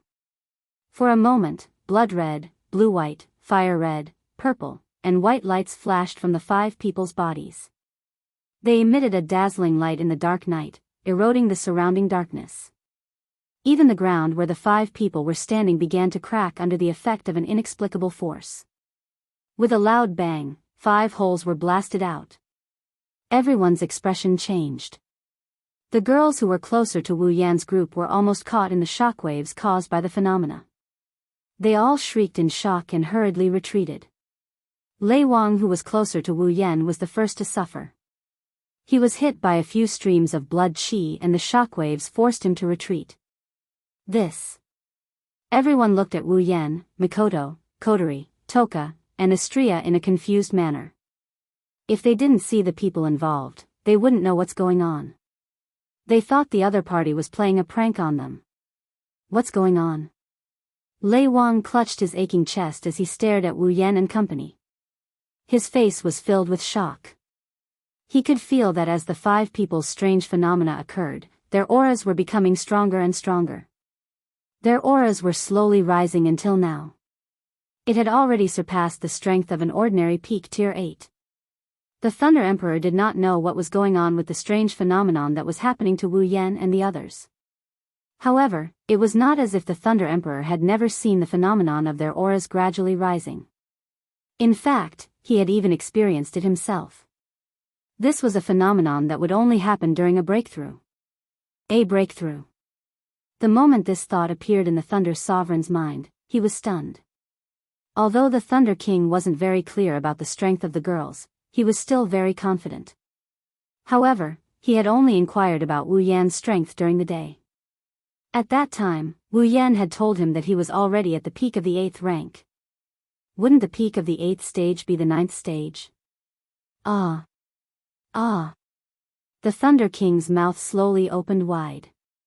Little fellow, is ascending to the 9th stage? 9th order? Hearing Lei Wang's words, the rest of the girls were stunned.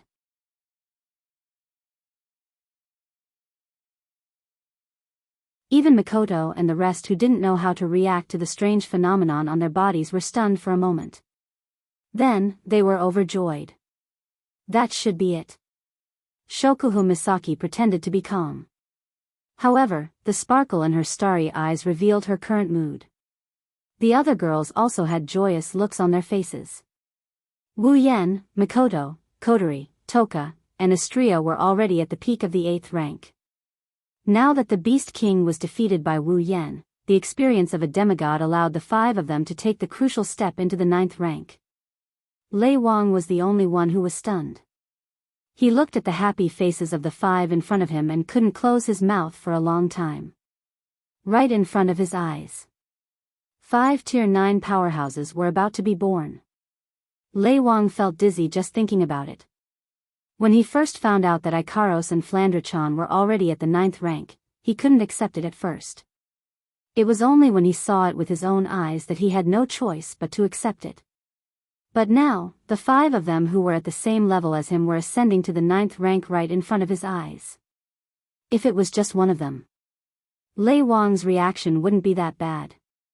But the problem was, there were 5 of them ascending to the 9th rank right in front of him. At the same time. Who could see 5 people ascending to the 9th rank at the same time? And they were all still young kids. Even the 4 god-tier powerhouses of the Spalier world didn't have the luck to witness this. Lei Wang was in a state of confusion. The 5 of them were overjoyed.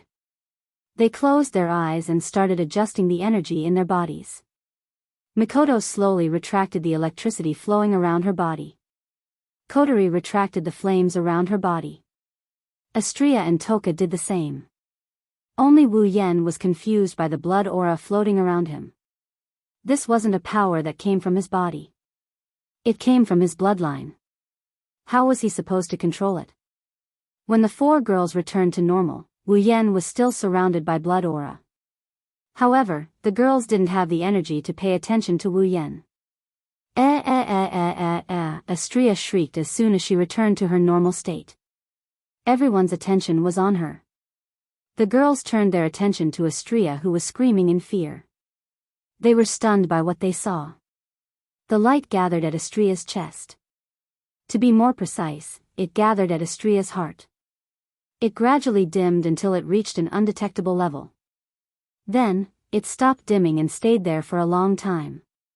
Light? The girls were dumbfounded. Light. Astria touched the faint light at her heart and her face turned into a panicked expression. She screamed and jumped towards Ikaros. Ikaros was the only one who could do this. She screamed and jumped towards Ikaros. Ikaros-senpai. Astria is going to die. That one sentence caused the girls who were still in a daze to fall to the ground.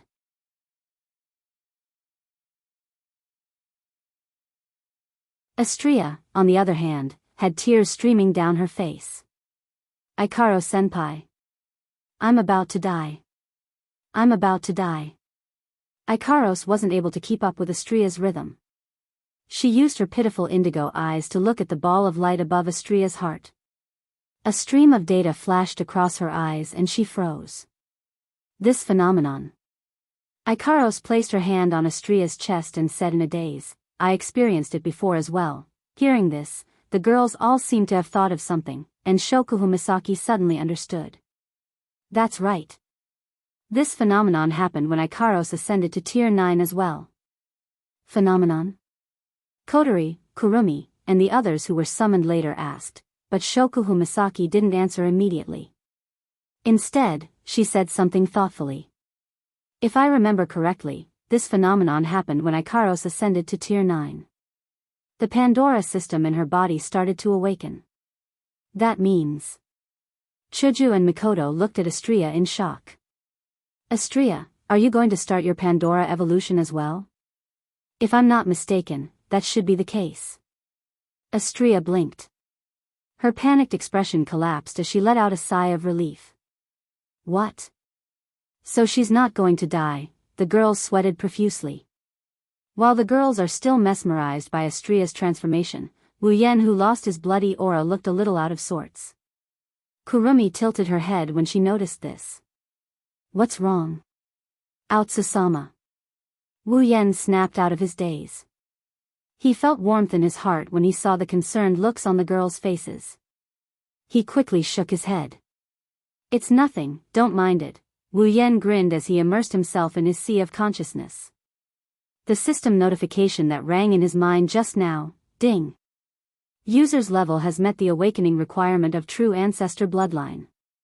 True Ancestor Bloodline ability has been automatically awakened. Please choose one of the three options below as a Bloodline ability. 1. Mist Transformation. 2. Blood Pact. 3. Vassal Beast Summon.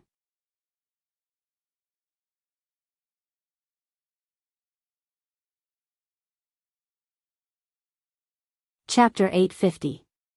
Behemoth Forest, the campsite. A night had passed. The apocalyptic sky had disappeared into the distant horizon like a dream. After the initial chaos, the campsite once again returned to its peaceful state. The guards who were patrolling around the campsite forced themselves to stay awake and began their mission for the day. However, no matter if it was their mind or body, they were all abnormally exhausted, causing the entire campsite to be filled with a dispirited atmosphere. They couldn't be blamed. The events that had happened in the camp these past 2 days had tormented these pitiful guards. Not to mention other things, just being woken up from their sleep twice in a row already made them physically and mentally exhausted. First, it was Wu Yen who was furious and woke up all the guards in the middle of the night. The matter of Andrew's death caused everyone to lose the sleep they had the night before. Last night, such a ridiculous phenomenon occurred, causing everyone to be in a state of panic. It was impossible for them to sleep. It had only been 2 days, but so many things had happened. Even though the guards in the campsite were all warriors and magicians, they were still somewhat overwhelmed. It was only natural for such a phenomenon to occur. At this moment, in a large tent in the center of the campsite, there should only be 1 or 2 high-ranking officials. However, at this moment, it was filled with a black mass of figures. All sorts of noises mixed together, buzzing incessantly, causing one to feel as if they were in a beehive, causing one to feel extremely irritated. Almost all of the high-ranking officials in the campsite were present, discussing animatedly. At the same time, all of them were looking at the main seat in the tent. Over there, a figure was seated on a high seat. That dignified face that had intimidated all the guards yesterday was currently in a state of absent-mindedness. For a long time, he did not speak, although it had only been a day since the Thunder King had arrived at the campsite. The impact he had received was definitely greater than that of the other garrison members. That was only natural. Think about the council, formed by the 3 great empires and the 9 great clans. There were only 12 ninth-grade powerhouses. However, in the campsite, there was a small group that didn't belong to the council. There were 7 ninth-grade powerhouses, and the rest were all peak 8th-grade powerhouses. Although the overall strength of this small group couldn't compare to the entire council. That wasn't too far off. Regarding last night's collective advancement event, the Thunder Sovereign had yet to recover from his shock. Even when they followed Wu Yan and the others back to the camp, they were still in a muddle-headed state. How great was the impact on the Thunder Sovereign? The Thunder Emperor thought very highly of Wu Yan. He knew that there would come a day when this mysterious little fellow would stand at his level, or even surpass him and become a demigod. That wasn't impossible. However, the Thunder King hadn't expected this day to come so soon. Not to mention Wu Yan himself, even the girls around him were all extremely talented. They were not weaker than Wu Yan, and some of them were even more talented than Wu Yan. Now, the small group that he used to take care of as his juniors had become a force that he, or the entire Spalier world, couldn't ignore. It was only at this moment that the Thunder Sovereign felt that he had underestimated them in the past. Of course, the Thunder Sovereign was more surprised. He still couldn't let go of the fact that 5 kids who weren't even 25 years old had advanced to the 9th grade at the same time. The Thunder Sovereign didn't believe that it was a coincidence. Wu Yan and the others might have an alternative cultivation method that allowed them to have such terrifying potential and speed of advancement. Realizing this, even the Thunder Sovereign couldn't help but be tempted. If he could obtain such a cultivation method, the Lori family would become the pinnacle of the continent in just a matter of time. As for himself, it was very likely that he would obtain the opportunity to advance to the demigod level. Demigod, the Thunder Sovereign's heart began to heat up. His ancient eyes were filled with an unusual fanaticism. However, when he remembered that the one who had such a method was Wu Yan, he had no choice but to suppress the desire in his heart. He clenched his fists and exhaled deeply as if he had given up on his greed. Lei Wang might be tempted by this so-called cultivation method, but Wu Yan's close relationship with his granddaughter Lulu aside, Lei Wang's upright and plain-spoken personality wouldn't allow him to have any dirty thoughts towards a group of juniors he's on good terms with. What's more, Wu Yan is very likely to get together with his granddaughter. When the two of them get married, this little guy with limitless potential would be on his side. Also, with the attitude of the girls around him, it's unlikely that they would leave this little guy. When the time comes, what's the difference between this little group of people with terrifying potential and strength and joining his own family? The Thunder Sovereign's biggest headache was the fact that Princess Sylph was already engaged to Wu Yan. When Lulu married Wu Yan, wouldn't she have to be his concubine? How could that be, old patriarch? Thunder Emperor's thoughts had already started to drift away. As the second in command of the Lori family, Pelosi couldn't help but cough when he saw Thunder Emperor's state. This caused Thunder Emperor to wake up from his daze. The Thunder Sovereign hurriedly suppressed his fanciful thoughts and slowly swept his gaze across the room. All the noise in the room disappeared. The Thunder Sovereign nodded slightly and looked at the empty space in the center. There, a figure was kneeling there with a pale face. It was as if he had lost all hope. It was Marcus. Sigh. The Thunder Sovereign let out a long sigh. The excitement from his fanciful thoughts vanished when he saw Marcus. Only regret and sympathy remained in his heart. All the upper echelons present also looked at Marcus, and their expressions gradually changed. Some were resentful, some were indifferent, and some were taking pleasure in his misfortune. Pelosi looked at Marcus, whose face was ashen, and sighed softly. He then looked at the Thunder Monarch. Old Patriarch, how should we deal with Marcus? Do we even need to ask? One of the higher-ups said sternly. He colluded with the Beast King and harmed his comrades. He betrayed the entire Spalier world. He must atone for his sins with his death. Yes. Atone for his sins with his death. Everyone expressed their anger one after another, causing the scene to become noisy. However, these people did not notice that Marcus, who was kneeling in the middle, had a sinister expression on his face for a split second, but it quickly disappeared. The Beast King wiped his face and waved his hand. His voice was a little hoarse as he said, Marcus' actions have indeed betrayed all of humanity. However, it's still up to us to decide whether to execute him or not. The Thunder Sovereign glanced at Marcus. The sympathy in his eyes disappeared. All that was left was indifference. No matter what, he is the brother of the head of the Saito family.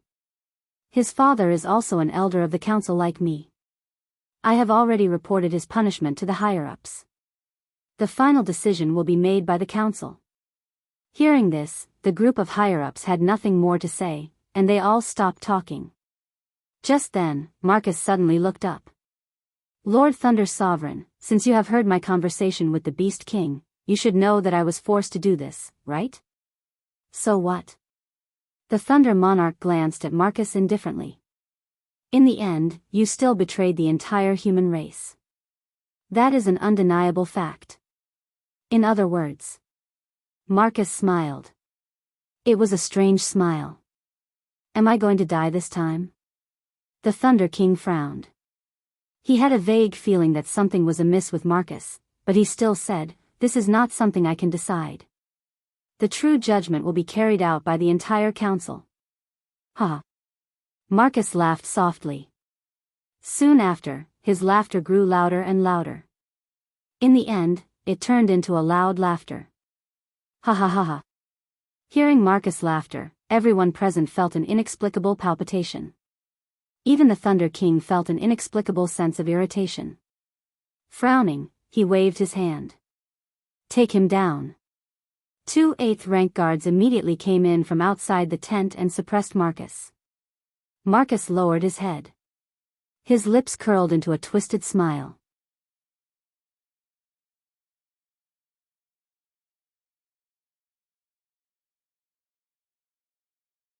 Chapter 851. Spalier World Academy. It has been a week since Wu Yan and the others graduated from the academy. This week, the academy returned to the peaceful life Wu Yan and Co had before they entered the academy. Cultivating, earning credits, dueling, living a life of 3 points and 1 line between their residences, the arena tower, the merchant district, and other resource areas. It's a very regular routine. Actually, many students weren't used to such a routine. It wasn't that they liked excitement, but rather, in the past few months, they had gotten used to news that would pop up from time to time. For example, some unknown person had suddenly defeated a ranked expert, or the 12 top powers of the academy had been challenged, or the rank number 1 had been kicked off the stage, and so on and so forth. It was a big news that would shock anyone who heard it. However, after Wu Yan and company left the academy, all of these major events calmed down and returned to normal. It's only been a week and some of the students are already sighing and complaining about the lack of passion in Silveria World Institute. The higher-ups of the institute don't know whether to laugh or cry.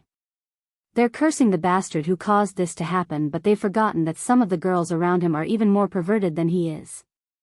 No one knows how long this situation will last, but in short, the academy was as peaceful as ever. In the central area, on the top floor of a towering iron tower, which was also the arena tower, the 12 elders of the council had once again gathered together. They had rushed here from all over the world and started the second big meeting since the birth of the Beast King. The 12 decision-makers of the Spalier world came here personally for a meeting. That was something that would only happen when an event that affected the entire Silveria world happened. Although the decision-makers of the council were different every time, this year, other than the time when the Beast King was born, there wasn't a single meeting of this sort that was held. In the history of the Spalier world, some of the elders of the academy didn't even hold a meeting like this. After all, if something big enough to affect the entire Spalier world happened every year, the world would be a little too dangerous.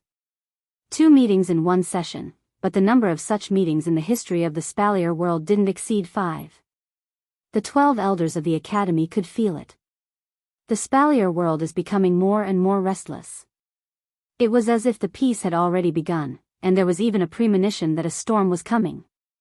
The elders looked at each other and saw the same emotion in each other's eyes.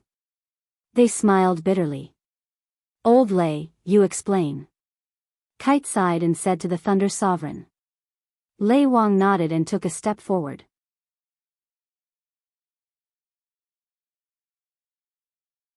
He raised his voice and said with a serious face, in this meeting, there are 2 things that I would like to explain to everyone. Hearing the Thunder King's words, the elders present perked up slightly.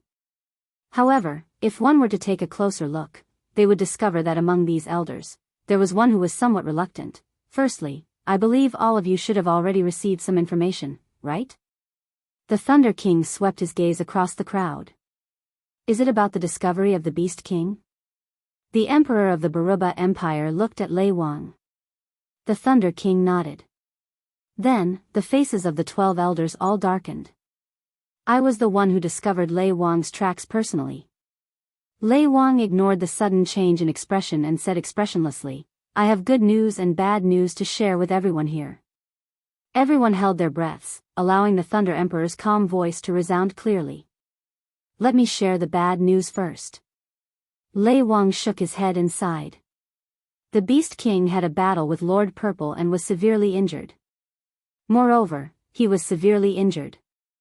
Everyone already knows about this, right? The bad news I want to tell you is that when I saw the Beast King, his injuries had already healed. What? Everyone's faces changed. Carter spoke up. But Old Lei, didn't you say that the Beast King's injuries would take at least a year to heal? That's right. The Emperor of the Fea Empire said. That was something that Lord Purple personally promised. That's right. Lei Wang smiled bitterly. This is the worst news of all. The Beast King seems to be able to quickly recover from his injuries by devouring human cultivators. Devouring human cultivators. The expressions of the Tier 9 powerhouses changed. Based on what you said, Old Lei. Carter closed his eyes and said slowly, do we have to declare war on the entire behemoth forest? This is the good news I'm about to share. Everyone was stunned. Seeing this, the corners of the Thunder King's mouth curled up slightly. Although the Beast King's injuries were healed, he was severely injured again. Severely injured again? Everyone's expressions turned strange and then joyful as they asked in unison. What happened? Hurry up and explain. Actually, I'm not too sure myself. Lei Wang scratched his face awkwardly. At that time, I discovered the Beast King with that little fellow. That little fellow immediately persuaded me to leave. By the time I rushed over with reinforcements, that little fellow said that the Beast King was once again heavily injured and had escaped. Little fellow. Carter narrowed his eyes and smiled faintly. Is it Wu Yan? Lei Wang nodded, causing Carter to laugh. That little fellow is really involved in every major event. Wait. I have a question. Fei Air Emperor waved his hand and looked at Lei Wang.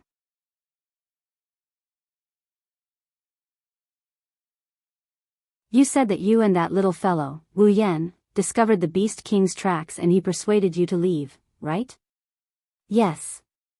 Lei Wang paused for a moment before replying. Isn't that strange?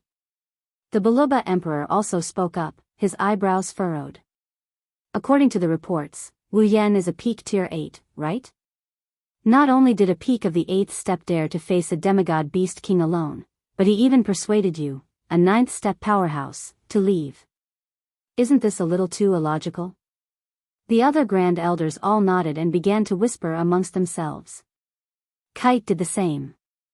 It does seem illogical. Carter rubbed his chin thoughtfully. Does that little fellow have a trump card that can deal with a demigod? How is that possible? Carter's words caused many Tier 9 experts to laugh out loud. If there was something in this world that could allow a peak Tier 8 to defeat a demigod, then demigod would not be the pinnacle of this world. Unless the legendary mythical armament reappeared in Silveria, even Carter himself couldn't believe it, let alone the other elders. Do you think? At some point, one of the elders spoke up. Is it possible that Wu Yen fella is in cahoots with the Beast King to put on a show to kill the forces of Silveria? The moment this was said, the air in the arena tower seemed to freeze. You mean to say that the one who colluded with the Beast King is Wu Yen and that Marcus and Andrew were set up? The Thunder Sovereign stared at the elder with an emotionless gaze. However, those familiar with the Thunder Sovereign knew that this was a sign of the Thunder Sovereign's extreme anger. I was just making a guess. The elder did not want to anger the Thunder Emperor and hurriedly explained, I'm not saying that this is the truth. The Thunder Emperor stared at him for a moment before turning to look at Carter. Your Majesty, although I do not have any evidence to prove that Wu Yen has nothing to do with the Beast King, I can guarantee with my life that he would never do such a thing. The Thunder Emperor's resolute words caused many Tier 9 experts to be surprised. Although they knew that the Thunder Emperor was on good terms with Wu Yen, they did not expect it to be to this extent. Even Carter was stunned by the Thunder Emperor's attitude. However, he also did not believe that Wu Yen would collude with the Beast King. Otherwise, his daughter who looked cold on the outside but was very sensitive on the inside would not fall for such a person.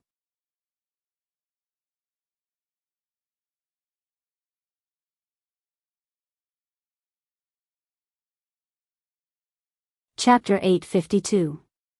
I also think that Wu Yen wouldn't collude with the Beast King. Kite played along with the Thunder King's words, indicating which side he was on. Sylph, Feifei, and the others were also part of the expedition to the Behemoth Forest. According to them, the Beast King wanted to kill Wu Yen and the girls around him. Based on Wu Yan's personality, it's unlikely that he would help the Beast King. After saying that, Kite looked around at everyone. Also, don't forget that the one who defeated the Beast King was the demigod behind him. With Lady Violet as his backing, why would he collude with the Beast King who is weaker than Lady Violet? That's right. That's true. Everyone looked at each other, seemingly agreeing with Carter's words. Only the Baruba Emperor was still frowning. But this still doesn't make sense. The Baruba Emperor crossed his arms and glanced at Lei Wang. Lei Wang said that Wu Yen told him that the Beast King was heavily injured again. At that time, he was the only one facing the Beast King, right? Could it be that he really injured the Beast King? The Baruba Emperor had a slight smile on his face. No one answered the Baruba Emperor's question immediately. However, from the looks of disdain on their faces, it was obvious that they thought that Wu Yen was the one who injured the Beast King. Carter, who was standing with the Baruba Emperor and Fea Emperor in front of all the Tier 9 powerhouses, felt helpless. He sighed and said, Sylph said that when they fought the Beast King in the Behemoth Forest, they couldn't injure him even if they worked together. In the end, it was Lady Violet who stepped in and injured the Beast King.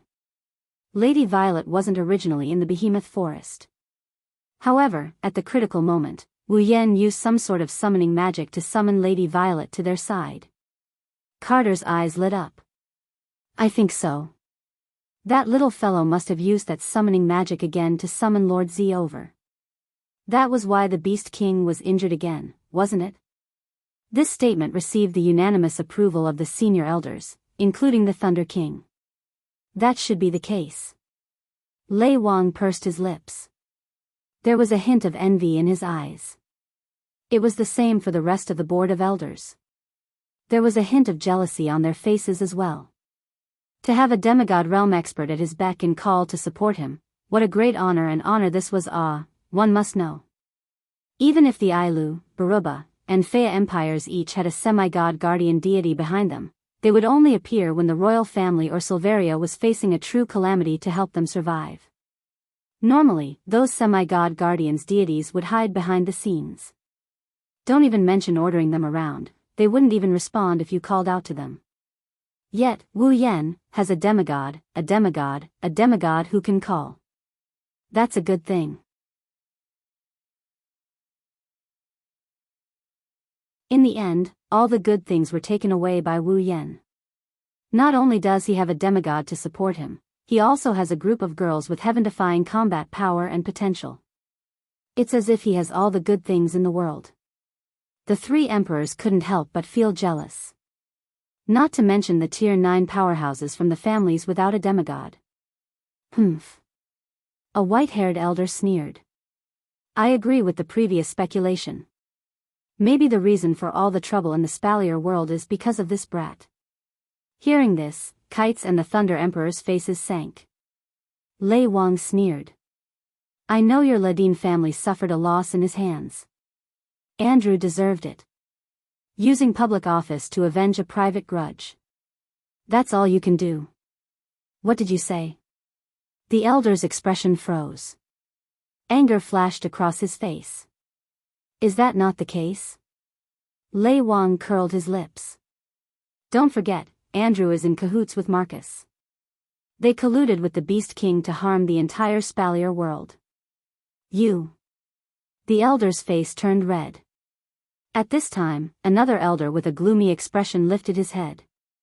He asked in a hoarse voice, Old Fogey Lei, the second thing you want to talk about should have something to do with Marcus, right? The sound of the scene fell silent in an instant, and even the atmosphere became heavy. Seeing the old man's dispirited expression, the rest of the Type 9 powerhouses, including Kite and the Thunder Emperor, could not help but turn their heads away, their hearts filled with pity. Marcus and Andrew were the second in command of the Saito clan and Ladin clan respectively. However, with Andrew's death, while the Type 9 powerhouses of the Ladin clan were infuriated, they were not too sad. After all, while Andrew was a member of the Ladin clan, he did not have the bloodline of the Ladin clan and could be considered half an outsider. However, Marcus was different. Not only was he a direct descendant of the Saito family, he was also the son of the gloomy elder. His own son betrayed the human race and was about to be executed. No one would feel worse than him. Lei Wang felt bad, but he still spoke up. That's right. How should we deal with Marcus for colluding with the Beast King to harm the people of the camp?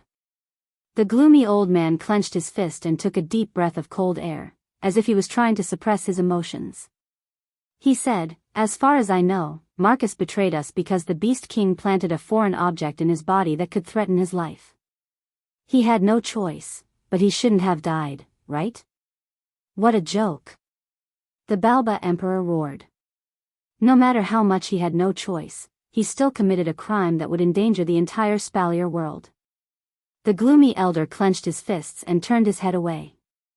No one could see his expression, but his back seemed to have aged considerably.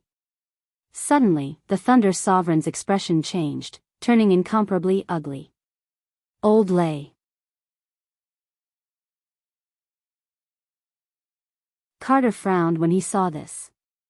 What happened?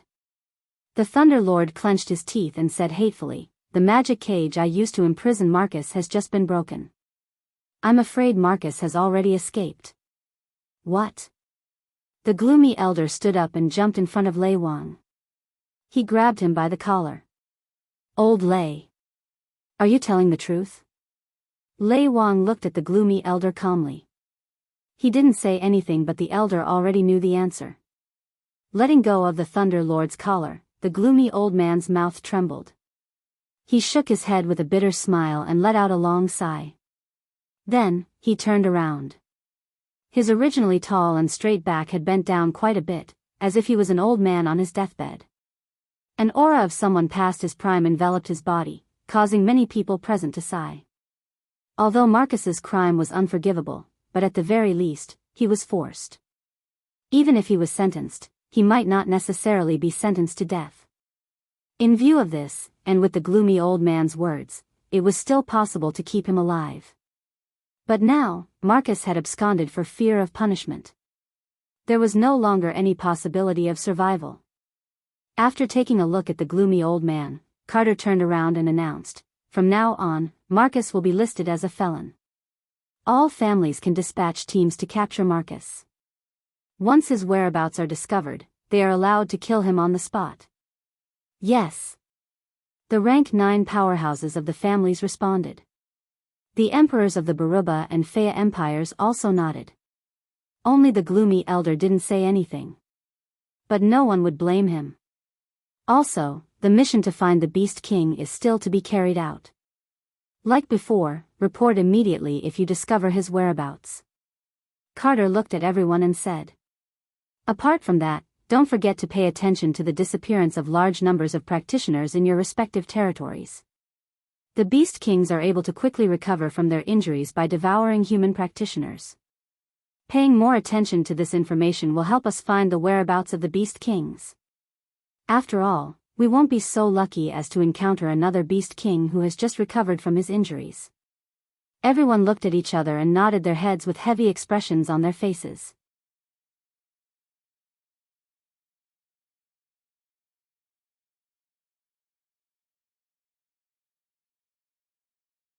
Chapter 853.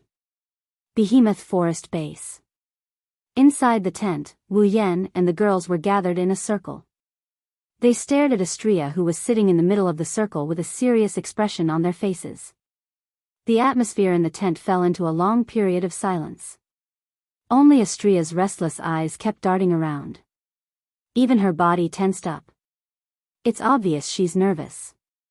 Looking at how nervous Astria is, Wu Yan felt bad for her, so he decided to break the ice.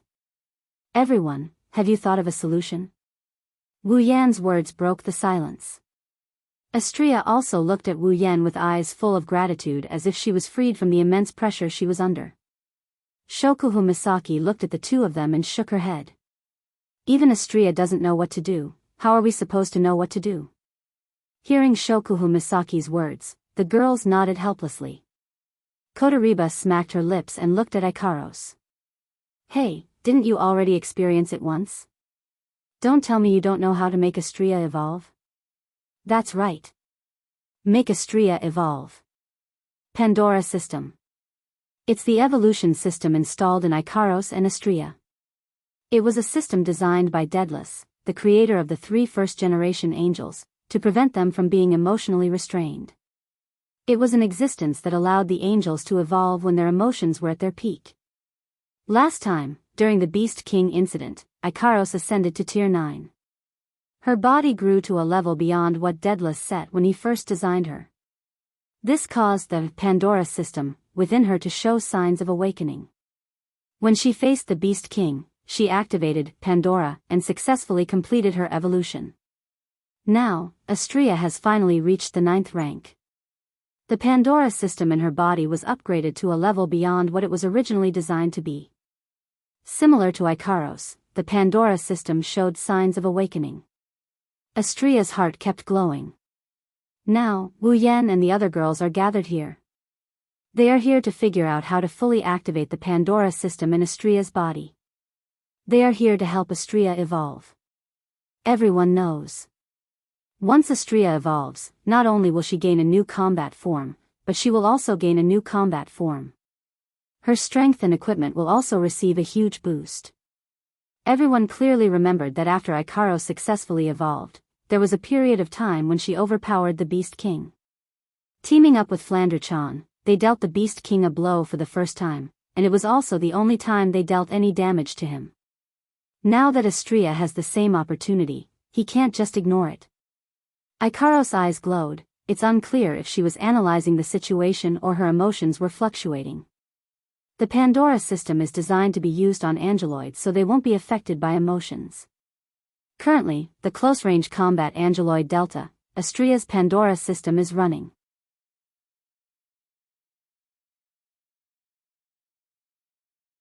Based on the information in the database, we determined that the condition for Pandora's evolution is a strong emotional fluctuation.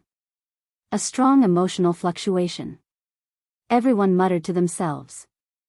Chuju walked up to Astria and circled her. How can we trigger a strong emotional fluctuation in Astria's emotional fluctuation? Everyone looked at each other and fell into a short silence once again. The reason Ikaros evolved last time was probably because Yenchan was killed by the Beast King, right? Shokuhu Misaki blinked and a strange smile appeared on her face. She turned to Wu Yan and said. Well then, Yenchan, how about you die again? Cough cough cough cough. Wu Yan, who was deep in thought, was shocked by Shokuhu Misaki's words. He started coughing violently and complained loudly. Even if I'm a vampire, I'm not afraid of death, you bastard. Well, it doesn't matter. Shokuhu Misaki covered her mouth and giggled. You said you're a vampire, dying once won't make a difference. Wu Yan rolled his eyes at Shokuhu Misaki. Then why don't you die again? Shokuhu Misaki put on a pitiful expression and said with teary eyes. Yen-chan, can you bear to do that? Yen-chan.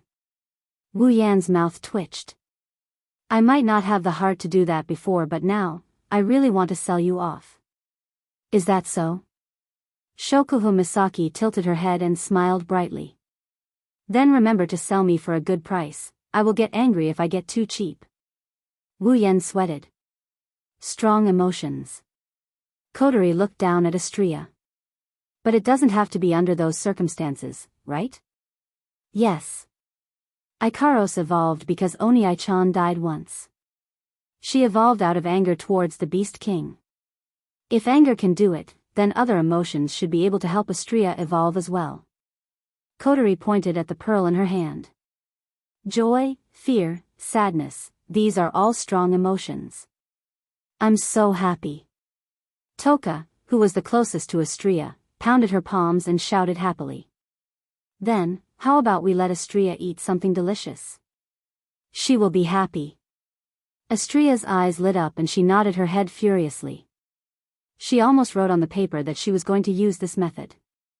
If it's fear. Mikoto pondered for a moment and raised her head. Her bangs flashed with a flash of electricity, and her hand started to fluctuate with a strong blue-white electric current. Will it work if I use an electric shock? Astria's smile froze on her face. Her head that was nodding furiously shook like a rattledrum. If electric shock is effective, then burning it should be effective too. Kotori narrowed her red eyes maliciously. I am more than happy to help. A small bead of sweat slid down Astria's cheek. Era. Kurumi seemed to find it very interesting and revealed a devilish smile. That sounds fun. Astria started sweating profusely. Her expression was no longer calm. Can I help Astria Nasan by having fun?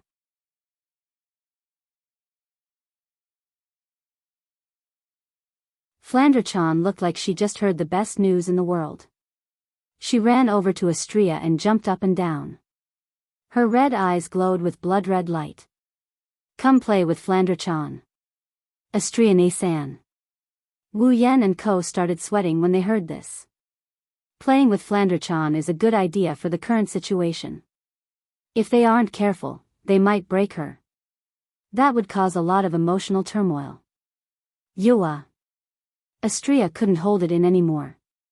She jumped up from the ground and cried. Everyone is bullying me. Astria-chan, we're all trying to help you.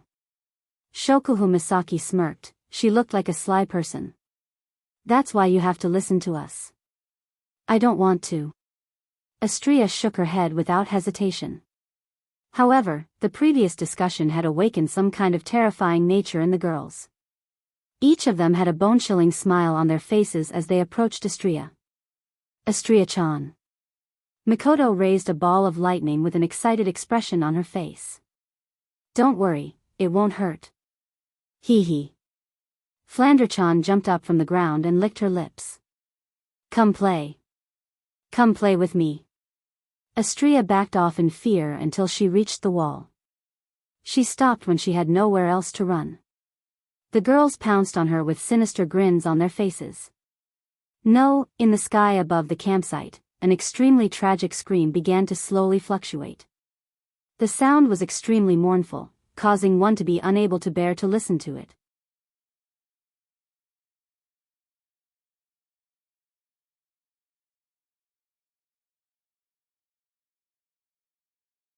Chapter 854. Sob. Astria knelt on the ground with her head lowered. She looked like she had been played to the point of insanity. She kept sobbing. Sob. All of you are bullying me. Sob. Inside the tent, the murmuring and sobbing had been going on for a full 15 minutes, causing the group of young girls to feel awkward. Mikoto scratched her cheeks and said with a blushing face. I think we went a little overboard, the girls lowered their heads in embarrassment as well. They were embarrassed by their own actions. Of course, there were also some who wanted to push the blame onto Astria. "It's all your fault, Misaka-san." While Mikoto was still in shock, Shokuhu Misaki continued, "Look, he made Astria-chan cry. Don't make it sound like I'm the only one to blame." Mikoto jumped up in anger and shouted, "Aren't you very excited as well? But Misaka-san, if I remember correctly, you were the one who had the most fun just now." Shokuhu Misaki pouted and sighed in exasperation at Seiji's failure to live up to her expectations. As expected of the Misaka-san who feels uncomfortable when she doesn't have any exercise, "You bastard, stop talking to yourself." Mikoto understood what Shokuhu Misaki meant by the word exercise. She couldn't help but blush as she tried to refute. However, the expression on his face, as if his thoughts had been exposed, made one unable to ridicule him. She pointed at a direction and said angrily, "What do you mean I had the most fun?" Flan was the one who had the most fun. Shokuhu Misaki subconsciously looked towards Flanderchan's direction. Flanderchan's bloodthirsty and sweet smile made her blush for a moment, but she quickly recovered and put on her usual smile. "Misaka-san, you are in the wrong."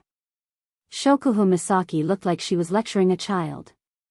"Flanderchan is just a child, how can you compare yourself to her?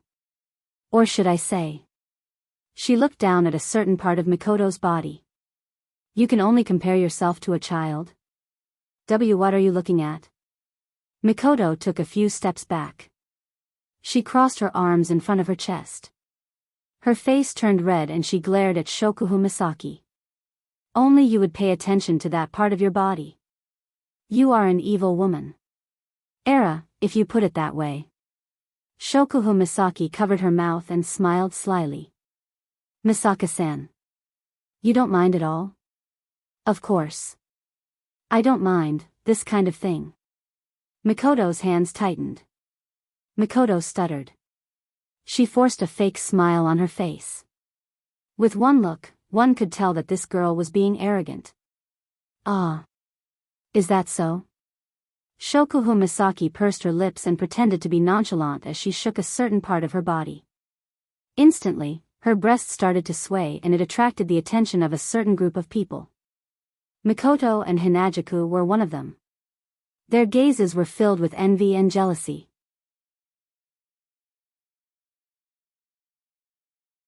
I have been paying attention to their diet every day, taking in the necessary nutrients and taking good care of them. Shokuhu Misaki said in a casual tone that caused the girls to stiffen up.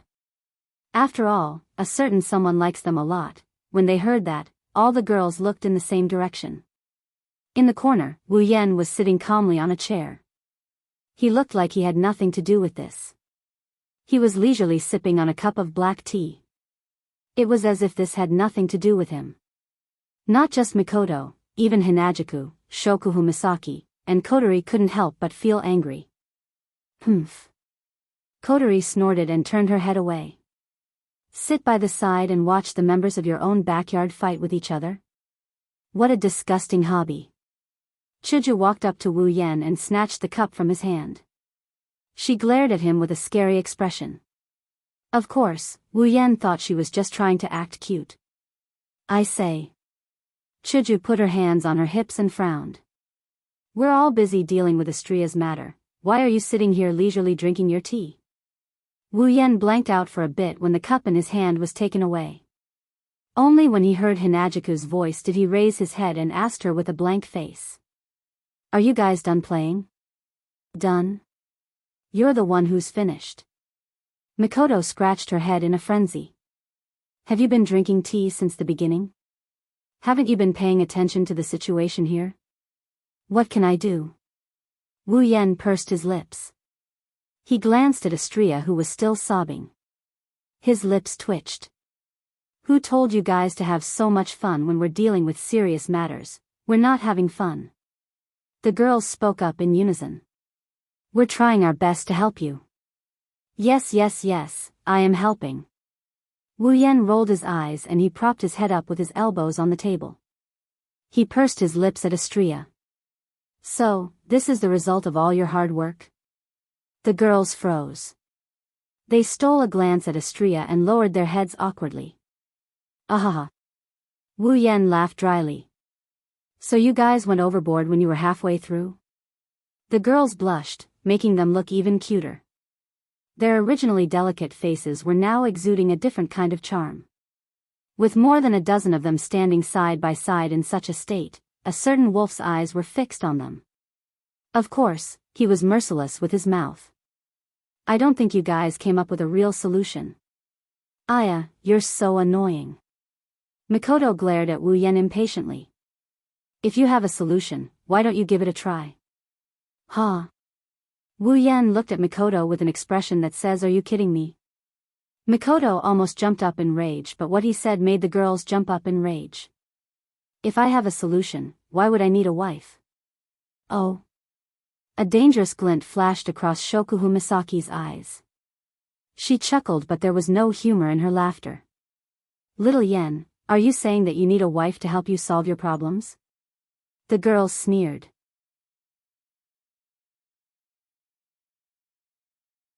An unknown black aura was released from their bodies.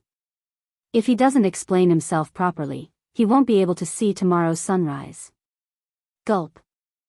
Subconsciously gulping, Wu Yan awkwardly shifted his butt, but when he remembered that he wasn't the one in the wrong this time, he puffed up his chest. What do you mean by a good wife? Wu Yan reprimanded. Look at you girls, you don't look like a good wife at all. Shokuhu Misaki and the other girls looked better when they heard the words, good wife. Hinajuku, Mikoto, and the other prideful girls blushed. They couldn't refute Wu Yan's words, so they could only smile awkwardly. Wu Yan didn't know what to say. Walking in front of Astria, he patted her little head. His wine-red eyes flashed with a glint before he smiled meaningfully. I think the reason why Astria can't activate Pandora is because of her own body. The girls flinched, even Astria stopped sobbing and looked at Wu Yan. What do you mean? Wu Yan looked at the girls and he clicked his tongue. He continued with a mysterious look. You girls will have to figure it out on your own. What are you talking about? The girls were dissatisfied. Before they could say anything, Wu Yan stood up and faced the girls. All right. I will announce it now. Wu Yan puffed up his chest with a sinister smile. You have until tomorrow to figure out the real condition for Astria's evolution. Otherwise, I will punish you according to the house rules. House rules? The girls were stunned. When they realized what Wu Yan meant by house rules, their faces turned red. Only Kotori, Toka, Flanderchan, and Yoshino, who haven't been devoured by Wu Yan, were confused. Looking at Wu Yan's evil grin, the girls felt even more pressure. They decided that they must come up with a solution before tomorrow. Otherwise, they might have to spend the whole day resting in bed.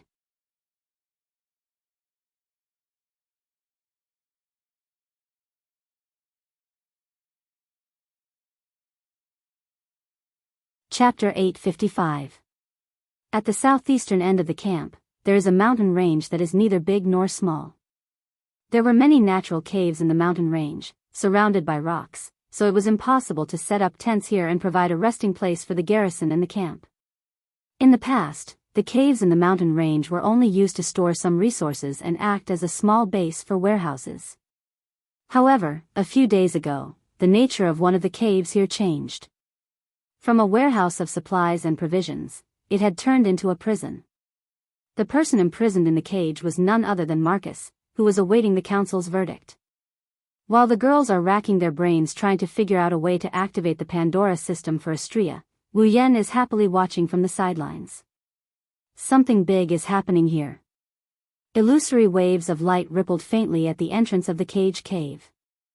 Strange sounds rang out from the waves of light, sounding like a bubble that would burst upon contact. However, those who were in the know knew that this was a magic spell personally cast by the Thunder King. As long as the person inside isn't above Tier 8, they won't be able to break it. Moreover, there were 2 8th tier guards guarding the magic cage. Trying to escape from here wouldn't be that easy. Inside the cage cave, there were 2 dim magic lamps that provided a weak light. After illuminating the interior for 3 breaths of time, 2 Eighth Order guards stood at the entrance of the cave as if they were standing guard. Their gazes frequently glanced towards the inner walls of the cave, their eyes filled with contempt and disgust. Look, look, look! That's the former second-in-command of the Saito family, one of the people in charge of the camp. Yeah, that's a big name. He's a peak Tier 8, he can deal with normal Tier 8 guards like us in a matter of minutes. I'm so scared. Too bad.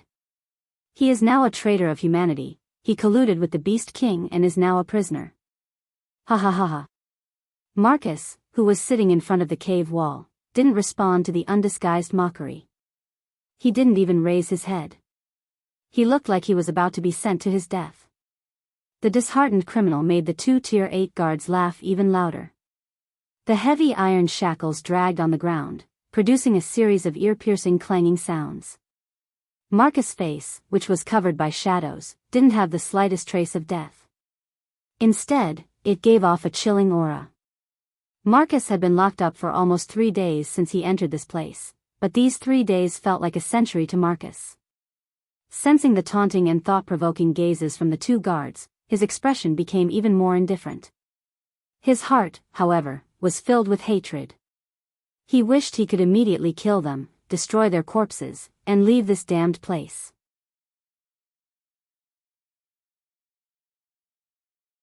Unfortunately, his huge ice attribute aura was sealed by the 50 kilograms of shackles on his hands and feet. This kind of torture tool that could seal aura and magic power wasn't something that Marcus could break at will, unless he relied on his own physical ability. But Marcus wasn't a magical beast. How could he have such a powerful physical ability to break free from the heavy shackles? In his current state, the 2 Tier 8 guards can easily press him to the ground with a finger and kill him on the spot. In addition to the layer of magic cage, let alone a peak of the 8th tier, even 10 peak of the 8th tier wouldn't be able to escape. Therefore, no matter how angry and hateful he was, Marcus could only endure it and not flare up. Otherwise, these 2 guards who usually didn't like him wouldn't hesitate to teach him a lesson when he was down in the mountains. Lowering his body, Marcus hid his figure and expression in a dark corner of the cave as much as possible. Only a soft murmur that no one could clearly hear reverberated in the cave. It's about time. The heads of these figures turned and shook a few times, as if they were looking at each other, then nodded to each other.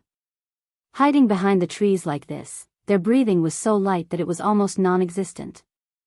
Even if a Tier 8 powerhouse passed by here, they wouldn't be able to find any trace of these people. They maintained this posture and didn't move at all, like corpses. Until the night was at its darkest, when the bright moon in the sky was covered by dark clouds, they finally moved. Like torpedoes shot out from the water, they leaped out with a whoosh, and arrived in front of the cage cave in an instant. 2 of the figures at the front gathered their do-chi and used their battle skills to heavily smash the magic cage that enveloped the entrance of the cave. Looking at the level of their do-chi and the power of their battle skills, these 2 were at least 8th order intermediate powerhouses. Bang! With a muffled sound, the magic cage shook violently. Without any suspense, it was broken, and several figures flew into the cave at the same time. Who? By the time the 2 Tier 8 guards realized what was happening, several figures had already arrived in front of them. Combat skills that contained the sound of breaking air landed on the 2 guards who were caught off guard. Bang! Bang! Ah! With 2 muffled sounds, the 2 guards screamed as they fell backwards. Before they could even react, their necks were grabbed by 2 pale white hands. Crack! Crack! A teeth-numbing "kacha" sound rang out in the next second. 2 Tier 8 guards were killed by a sneak attack just like that. They could no longer make any sound. Whoosh! Whoosh! With the sound of flying, a black figure flashed in front of Marcus. A total of 4 people lined up in front of Marcus. Boss! Low and powerful voices sounded from the 4 figures.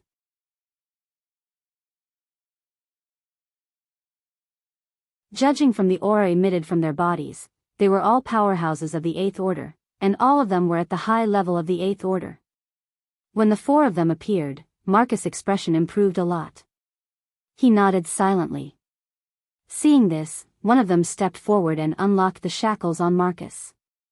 Marcus is the second in command of the Saito family. Over the years, he has secretly trained a few loyal subordinates. He didn't use them much, but he didn't expect them to come in handy at this time. Is everything ready? Marcus moved his hands and said with a cold face. The person who unlocked the shackles nodded. We've already arranged our escape route. Some obstacles have also been cleared. Very good. Marcus said faintly. He then walked towards the cave entrance. The 4 loyal subordinates quickly followed. The moment he walked out of the Cage Mountain cave, the sealed Do-Chi seemed to emerge in hindsight. Billowing icy blue streams of air drifted from Marcus' limbs, causing the temperature in the air to drop to the extreme. Marcus looked at his hands and looked at the night sky above the camp. He clenched his fists so hard that his bones made a grinding sound. I have been holding back for a long time. When he said this, Marcus' tone was low, but it revealed a shocking amount of resentment and hatred. His body burned with a terrifying aura. Behind him, the 4 loyal subordinates lowered their heads, not daring to look at him directly. They had been with Marcus for a long time, but they had never seen such a leader. They were familiar with Marcus's temper, and they knew that if they provoked him at this time, only death would await them. After a few seconds, Marcus raised his head again. The corner of his mouth curled up and he laughed like a devil. His eyes were filled with malevolence. Marcus looked at a certain area in the camp. His eyes were filled with killing intent. It was the area where Wu Yan's tent was. Wu Yan. Wu Yan. Marcus growled resentfully. Just you wait, I will not let this go. Under the dim light of the night, Marcus and the other 4 disappeared from their original spot and rushed towards the outside of the camp, disappearing without a trace.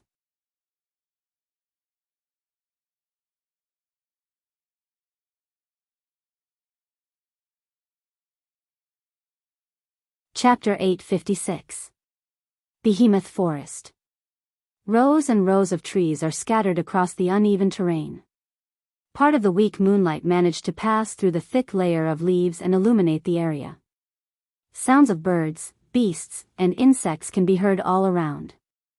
Rustling sounds of wind and sand can be heard continuously. If you remove the magical beasts here, then the Behemoth Forest is a very good environment. It is very peaceful. However, this tranquility is quickly broken by a series of rhythmic footsteps. As the footsteps grew louder and louder, under the faint moonlight, a few figures were slowly revealed. Their appearances also became clearer and clearer. Among them, one person was walking at the very front.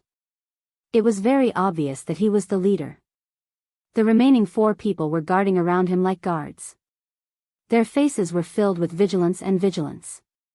It is Marcus and his 4 loyalists who escaped from the camp. If you look carefully, you can see that there are people lying on the waists or shoulders of the loyalists behind Marcus. Rubbing against the withered leaves on the ground, the 5 people slowly walked in a certain direction. To be more precise, Marcus was rushing in a certain direction, while the 4 loyalists followed closely behind him. Seeing their leader walking without looking back and changing directions from time to time, the 4 loyalists looked at each other, lowered their heads, and continued to be vigilant. From Marcus's actions, the 4 loyalists could tell that he wasn't wandering around aimlessly. Rather, he was walking in a regular pattern, or rather, he was looking for something. Although they were puzzled by Marcus's frequent changes in direction, as loyalists, they wouldn't ask their master about his plans. Marcus also did not talk to the loyalists. It is as if they do not exist. He only has a gloomy face. As he walked, he observed his surroundings. From time to time, he would close his eyes as if he is recalling something. Every time this happens, Marcus will change direction and even go back. It is very puzzling. Don't know if it is because of good luck or if the 5 of them use some kind of method, but the group has been walking for about 3 hours. They are lucky to not encounter a single magical beast. Otherwise, in the depths of the Behemoth Forest, any magical beast that comes out of the forest could cause them a lot of trouble. With the passage of time, the surrounding trees became denser and denser, and the road became more difficult to walk on. Even the undulations of the terrain began to increase, but the 5 of them didn't feel the slightest bit of disgust as they walked quietly. It wasn't until they reached a certain area that Marcus, who had his eyes closed, suddenly opened them. He raised his head and looked. What appeared in front of them was a high cliff. It was very steep, but the surface was very smooth.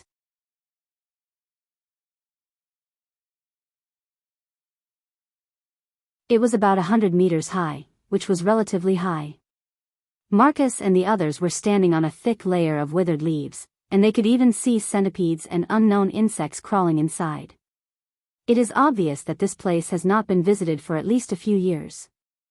Facing this high cliff, Marcus didn't continue walking. Instead, he calmly looked at it, his expression uncertain, as if he was struggling with something. Behind him, the loyalists are waiting for their master to make a move. It was not until almost 10 minutes later that Marcus finally made a move. Up. Simple. It is a simple sentence. If it was someone else, they might be surprised or hesitate for a while. After all, the cliff is too steep and the surface is very smooth. Even if a powerhouse of the 8th rank wants to go up, it would be very difficult without some support magic. Marcus loyalists are all warriors and they are carrying people. It is even more difficult. So much so that even loyal as they were, they couldn't help but be startled for a moment when Marcus spoke. But in the next instant, they disappeared and followed behind Marcus to climb up the cliff. Do-chi covered the surface of their bodies and was controlled into a needle shape by them. Once they were placed on top of the high cliff, a couple of holes would appear on the precipitous wall of the high cliff to provide them with a foothold. The 5 of them were able to smoothly move toward the top of the high cliff. However, the further they went, the slower their speed became. After all, using do-chi in such a manner consumed quite a lot of do-chi. When the 5 of them arrived at the top of the cliff, even Marcus's forehead was covered in a layer of sweat. His breathing was slightly chaotic, and his fighting aura had been greatly consumed.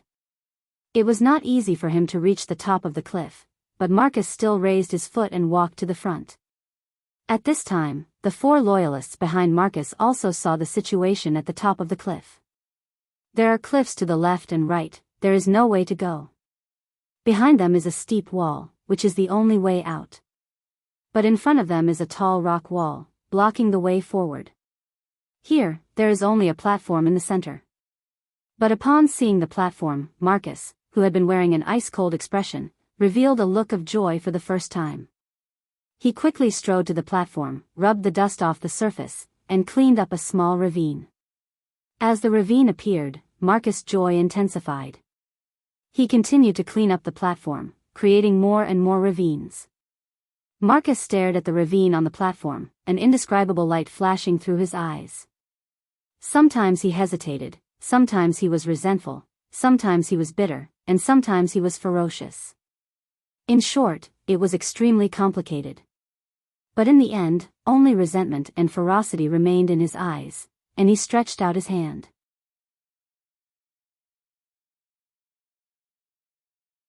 Marcus took out a bottle of unknown potion from his bosom and slowly poured it into the ravine of the platform. Then, he opened his mouth. Kill those people and sprinkle their blood on the platform. Hearing this, the loyalists paused for a moment. Then they gathered their fighting aura and punched the heads of the people on top of them. Bang! Bang! Bang! Bang! Sounds like papayas breaking echoed in the surroundings. The heads of the 4 loyalists were smashed to the ground. It was as if they were chopped off. The loyalists grabbed their necks and threw them on the platform. Like chickens being slaughtered, a large amount of blood flowed out. Bright red blood dripped onto the platform. The blood of the 4 loyalists dyed the entire platform red. Marcus poured all the liquid in the potion bottle into the gully. In the next moment, the blood-dyed platform suddenly lit up. Wang, the platform shook and all the blood spilled on it flowed back into the gully. It was as if the blood had been absorbed, slowly fusing with the liquid flowing inside. The color of the platform was restored to its original appearance, but the liquid flowing in the gully had turned black. Then, a second light lit up in the gully. Wang, this time, the vibration of the platform increased by a lot. The black liquid in the gully also flashed with a strange light and illuminated the gully. It was a magic formation. Wang, the third vibration was no longer the vibration of the platform. It was the vibration of the black liquid in the gully. Suddenly, the black liquid in the gully turned into a stream of water and flew into the air. It drew a mysterious trajectory. Then, a magic formation similar to the one on the platform was drawn in the air. It had a diameter of 10 meters. It was very large. Boom! A strange sound came from the magic formation. However, before anyone could react, the magic formation quickly shrank to the size of a palm and flew out at an incredible speed. It shot into Marcus's body. Ah! A blood-curdling scream came from Marcus's mouth. Boss! The 4 loyal followers were startled. Just as they were about to step forward, the scene that appeared in front of them caused them to be stunned. A layer of black scales covered Marcus's entire body at a speed visible to the naked eye. Even his face was covered. A tail grew out of his back, and 2 sharp horns grew out of his forehead. He looked frighteningly ferocious. Marcus's aura rose rapidly. In an instant, he broke through the peak of the 8th rank and reached the 9th rank. The 4 loyalists were shocked. Ha ha ha ha! Marcus, who had turned into a monster, laughed loudly. His laughter was like that of a ghost.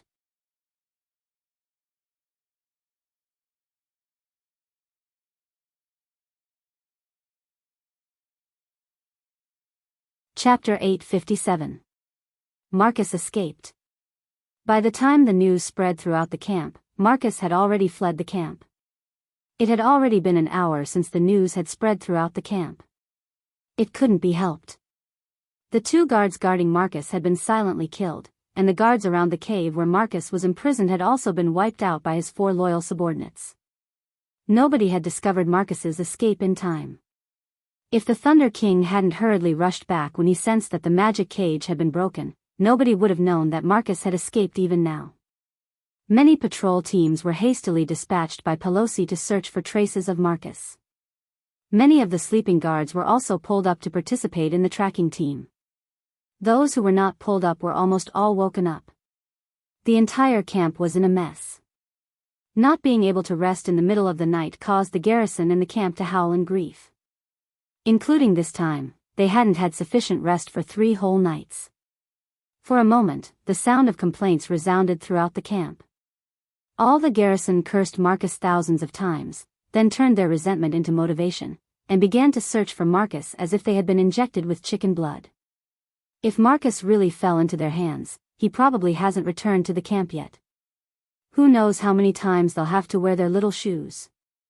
Of course, this is all inside the camp, it has nothing to do with Wu Yan and company. When Wu Yan learned of Marcus' escape, he only talked about it for a bit before tossing it to the back of his mind. Lei Wang, who came to inform Wu Yan, couldn't help but sigh in exasperation. All in all, despite the chaos in the camp, Wu Yan and Co. are still living a comfortable life. For them, the camp is a mess. For them, helping Astrea activate Pandora is much more important than Marcus. If they have the spare energy to care about a stray dog, they might as well use it to think about the conditions for Astrea's evolution. At least, that's what the girls thought. They don't want to be subjected to the so-called family discipline. As for Wu Yan, he has his own matters to attend to. While the girls are still researching Pandora, Wu Yan returned to the camp. Wu Yan returned to his tent. He climbed into his bed. He didn't lie down to sleep. Instead, he opened the system interface and clicked on a tab that appeared a few days ago. Ding! User's level meets the awakening requirement of True Ancestor Bloodline. True Ancestor Bloodline ability automatically awakened. Please select one of the following 3 options as a Bloodline ability. 1. Mist Transformation. 2. Blood Pact. 3. Familiar Summon. He looked at the information displayed on the tab. Wu Yan fell silent. A few days ago when he, Mikoto, Kotori, Toka, and Astrea reached Tier 9 and reached level 80, this tab has been there ever since. Every day, he would be prompted by the system to choose a bloodline ability.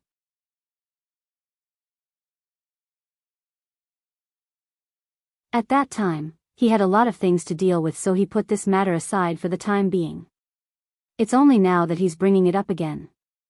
Wu Yan isn't unfamiliar with the awakening of a bloodline ability. His ruby mode was awakened when he was level 70. Without it, he would have to run when facing a beast king. Now that he's about to awaken a bloodline ability, Wu Yan has to be careful. According to the system, the true ancestor bloodline had many bloodline abilities, but because his own strength was not enough, there was no way to awaken the abilities hidden in his bloodline. They had always been hidden in his body, but once his strength grew to a certain level and met the requirements of the bloodline ability, the bloodline ability would be awakened. Based on the current situation, he awakened his bloodline ability once when he was level 70. Now that he's level 80, his bloodline ability will awaken again. When he reaches level 90 or even the max level 100, he'll have to face the problem of awakening his bloodline ability again. In other words, the awakening of the true ancestor bloodline will come with his rank. However, Wu Yan didn't expect to have to choose a bloodline ability. After the system's explanation, he finally understood. Every person and every life had their own limits. Even vampires with incomparably strong vitality had their own limits. True ancestors were much stronger than ordinary vampires, but they also had their own limits.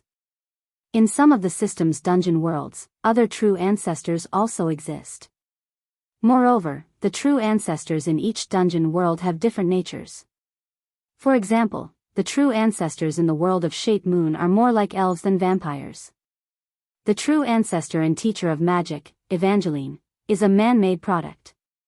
There are also true ancestors in some dungeon worlds that weren't born naturally. There are also true ancestors that were born due to environmental or man-made reasons. Some true ancestors were even born due to curses. The most common thing about each true ancestor is that they are immortal. However, due to their different natures, the true ancestors themselves have different abilities. The true ancestor bloodline in the system is more like the true ancestors in the world of Shape Moon, similar to elves, but its nature doesn't limit its abilities. In other words, Wu Yan's true ancestor bloodline is the same as the true ancestors in the world of Shape Moon, but the bloodline's ability is a combination of the advantages of all the true ancestors in the world of Shape Moon, including the ability. In this way, a problem arises. True ancestors are also creatures with limits.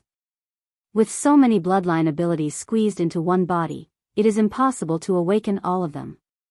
Otherwise, the bloodline itself will become chaotic. Therefore, when awakening a bloodline ability, the system will sort out these abilities and allow Wu Yan to choose which bloodline ability to awaken.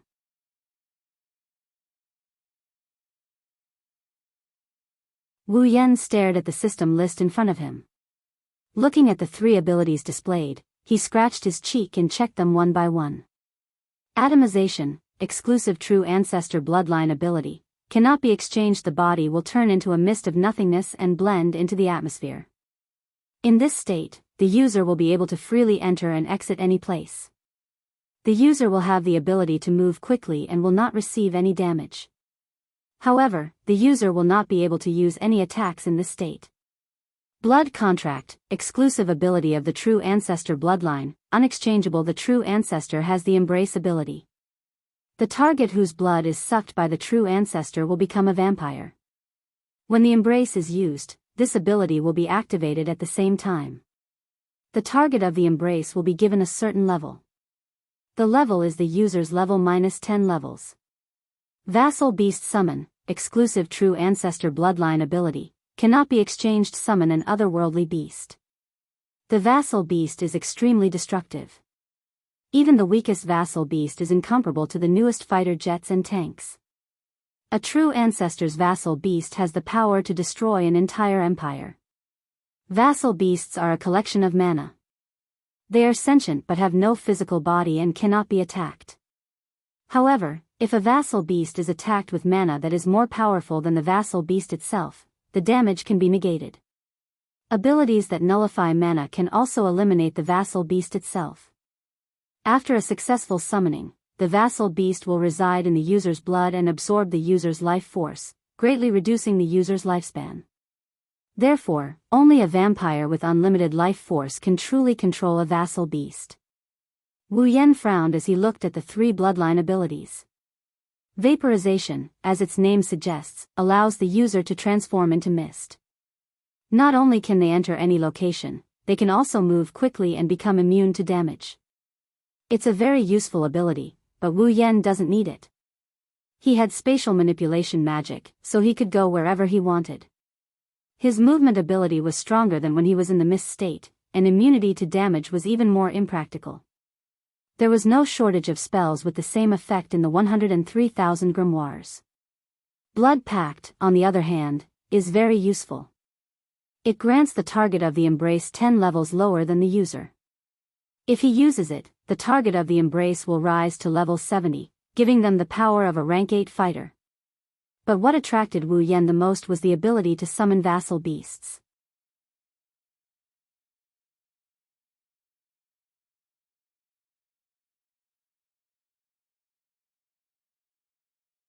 Chapter 858. Vassal Beast Summon, ability exclusive to the primogenitor bloodline, cannot be exchanged. Summon an otherworldly beast under the wielder's command. Vassal beasts possess immense destructive power.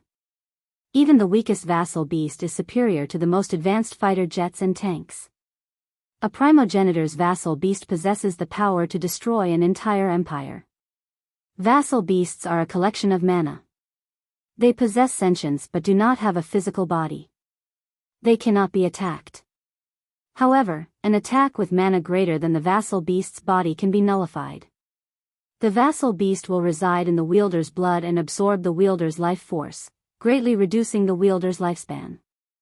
Therefore, only a vampire with unlimited life force can truly control a vassal beast.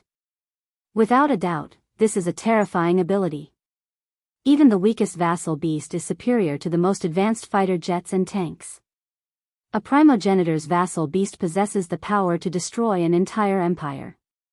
And I am a primogenitor. In other words, if I can obtain this ability and summon a vassal beast, it will possess enough destructive power to destroy an entire empire. Vassal beasts will become my most powerful means of attack at this stage of the game. On top of that, vassal beasts are a collection of mana. They do not have a physical body and cannot be attacked. Vassal beasts are even more powerful than before. Wu Yan can already imagine what would happen if a monster like this was thrown into the Ailu Empire and wreaked havoc as it pleased. Even though using mana greater than the vassal beast's body to nullify the damage, vassal beasts are a collection of mana. A primogenitor's vassal beast is a source of mana. Who can possess a greater amount of mana than a vassal beast? With my current strength, I can summon a vassal beast. Even a demigod expert who is proficient in magic would not be able to block one of my attacks. Even a demigod expert would have to exhaust most of his mana. After 2 attacks, the opponent's mana would be depleted. Without mana, the vassal beast is just a paper tiger. What's there to worry about? Of course. A demigod expert isn't that stupid. If they understood the nature of a vassal beast, they wouldn't be foolish enough to take it head-on. However, that doesn't diminish the power of a vassal beast. Moreover, vassal beasts had their own consciousness, so he didn't need to control them. Being able to fight on his own saved him a lot of trouble. With his current power level, he can summon a familiar to fight alongside him. He's confident he won't lose to a tier 9 combatant. If one had 2 familiars, or more than 2 familiars. Thinking about it, Wu Yan felt that this ability was a bit abnormal. The only thing they had to be wary of was the ability to deal a fatal blow to a familiar, but that didn't matter. Familiars didn't have a physical body to begin with. Once they were wiped out, they could just summon them again.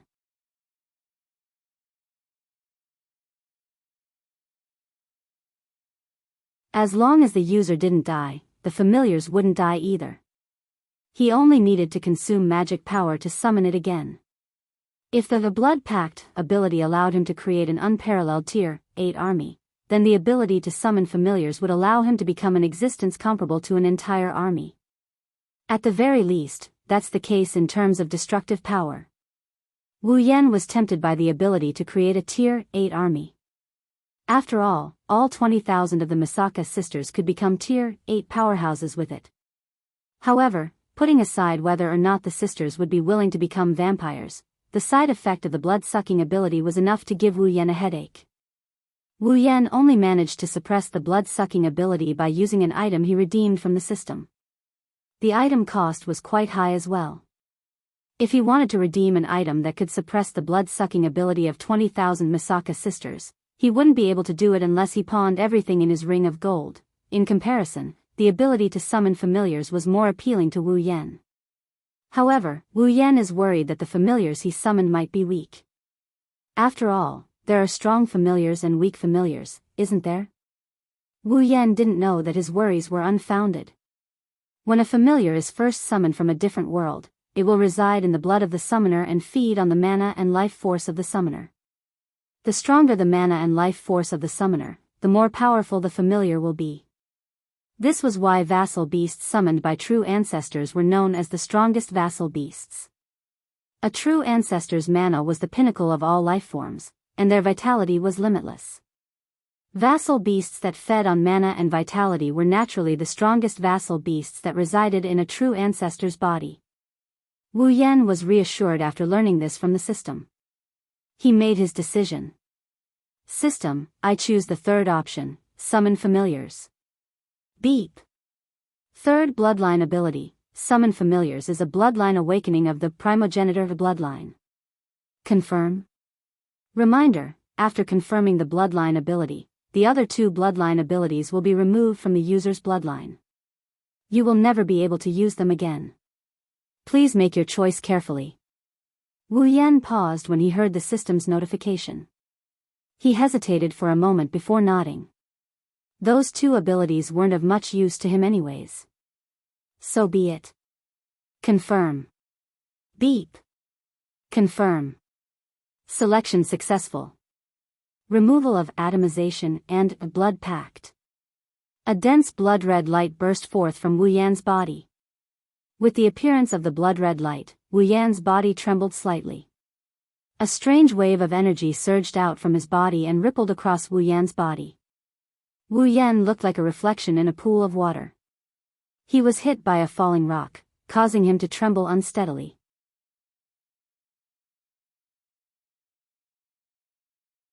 At the same time, Wu Yan's veins bulged, the blood in his body went berserk and surged at a speed never seen before. Like an electric current coursing through his veins, his skin slowly turned red. Wu Yan could clearly feel that deep within his body, every part of his body is transmitting a signal. It was itching. Wu Yan had experienced this feeling when he first awakened the red jade mode. Although it wasn't painful, the strange itching was more torturous than pain.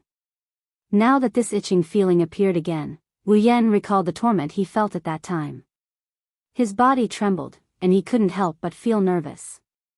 However, to his surprise, the itching from Wu Yan's body was not as strong as when he first awakened the red jade mode. Although it was still very itchy, it was still within the range of Wu Yan's tolerance. Wu Yan heaved a sigh of relief. As the blood in his body went berserk and the abnormal waves on the surface of his body slowly acted on his body, Wu Yan felt that his blood seemed to have undergone some changes. His internal organs also began to change due to the absorption of the abnormal waves on the surface of his body. As for what was different, Wu Yan couldn't put his finger on it. The indescribable feeling made Wu Yan's heart itch. Not long after, the abnormal waves on the surface of his body were completely absorbed by his internal organs. The blood in his body gradually calmed down, and the system notification rang out. Ding! Obtained the bloodline ability, summon familiar. Wu Yan blinked in confusion. He tilted his head and touched his body. I got it? But why didn't I feel the presence of a familiar? This is the user's first time summoning a familiar. The familiar must be summoned from an otherworldly summoning world. Only then will the familiar reside in the user's body for the user to use. Ugh, I think so. Wu Yan rubbed his chest. Then how do I summon a familiar from an otherworldly summoning world? According to the system's database, if the user wishes to summon a familiar, they must travel to a dungeon world associated with the familiar's world. Familiars cannot be summoned from other worlds. Wu Yan instantly understood after hearing the system's reply. He was tricked again. You're tuning into the Romantic Tales YouTube channel. Don't forget to subscribe and join us on this journey to catch the most captivating stories.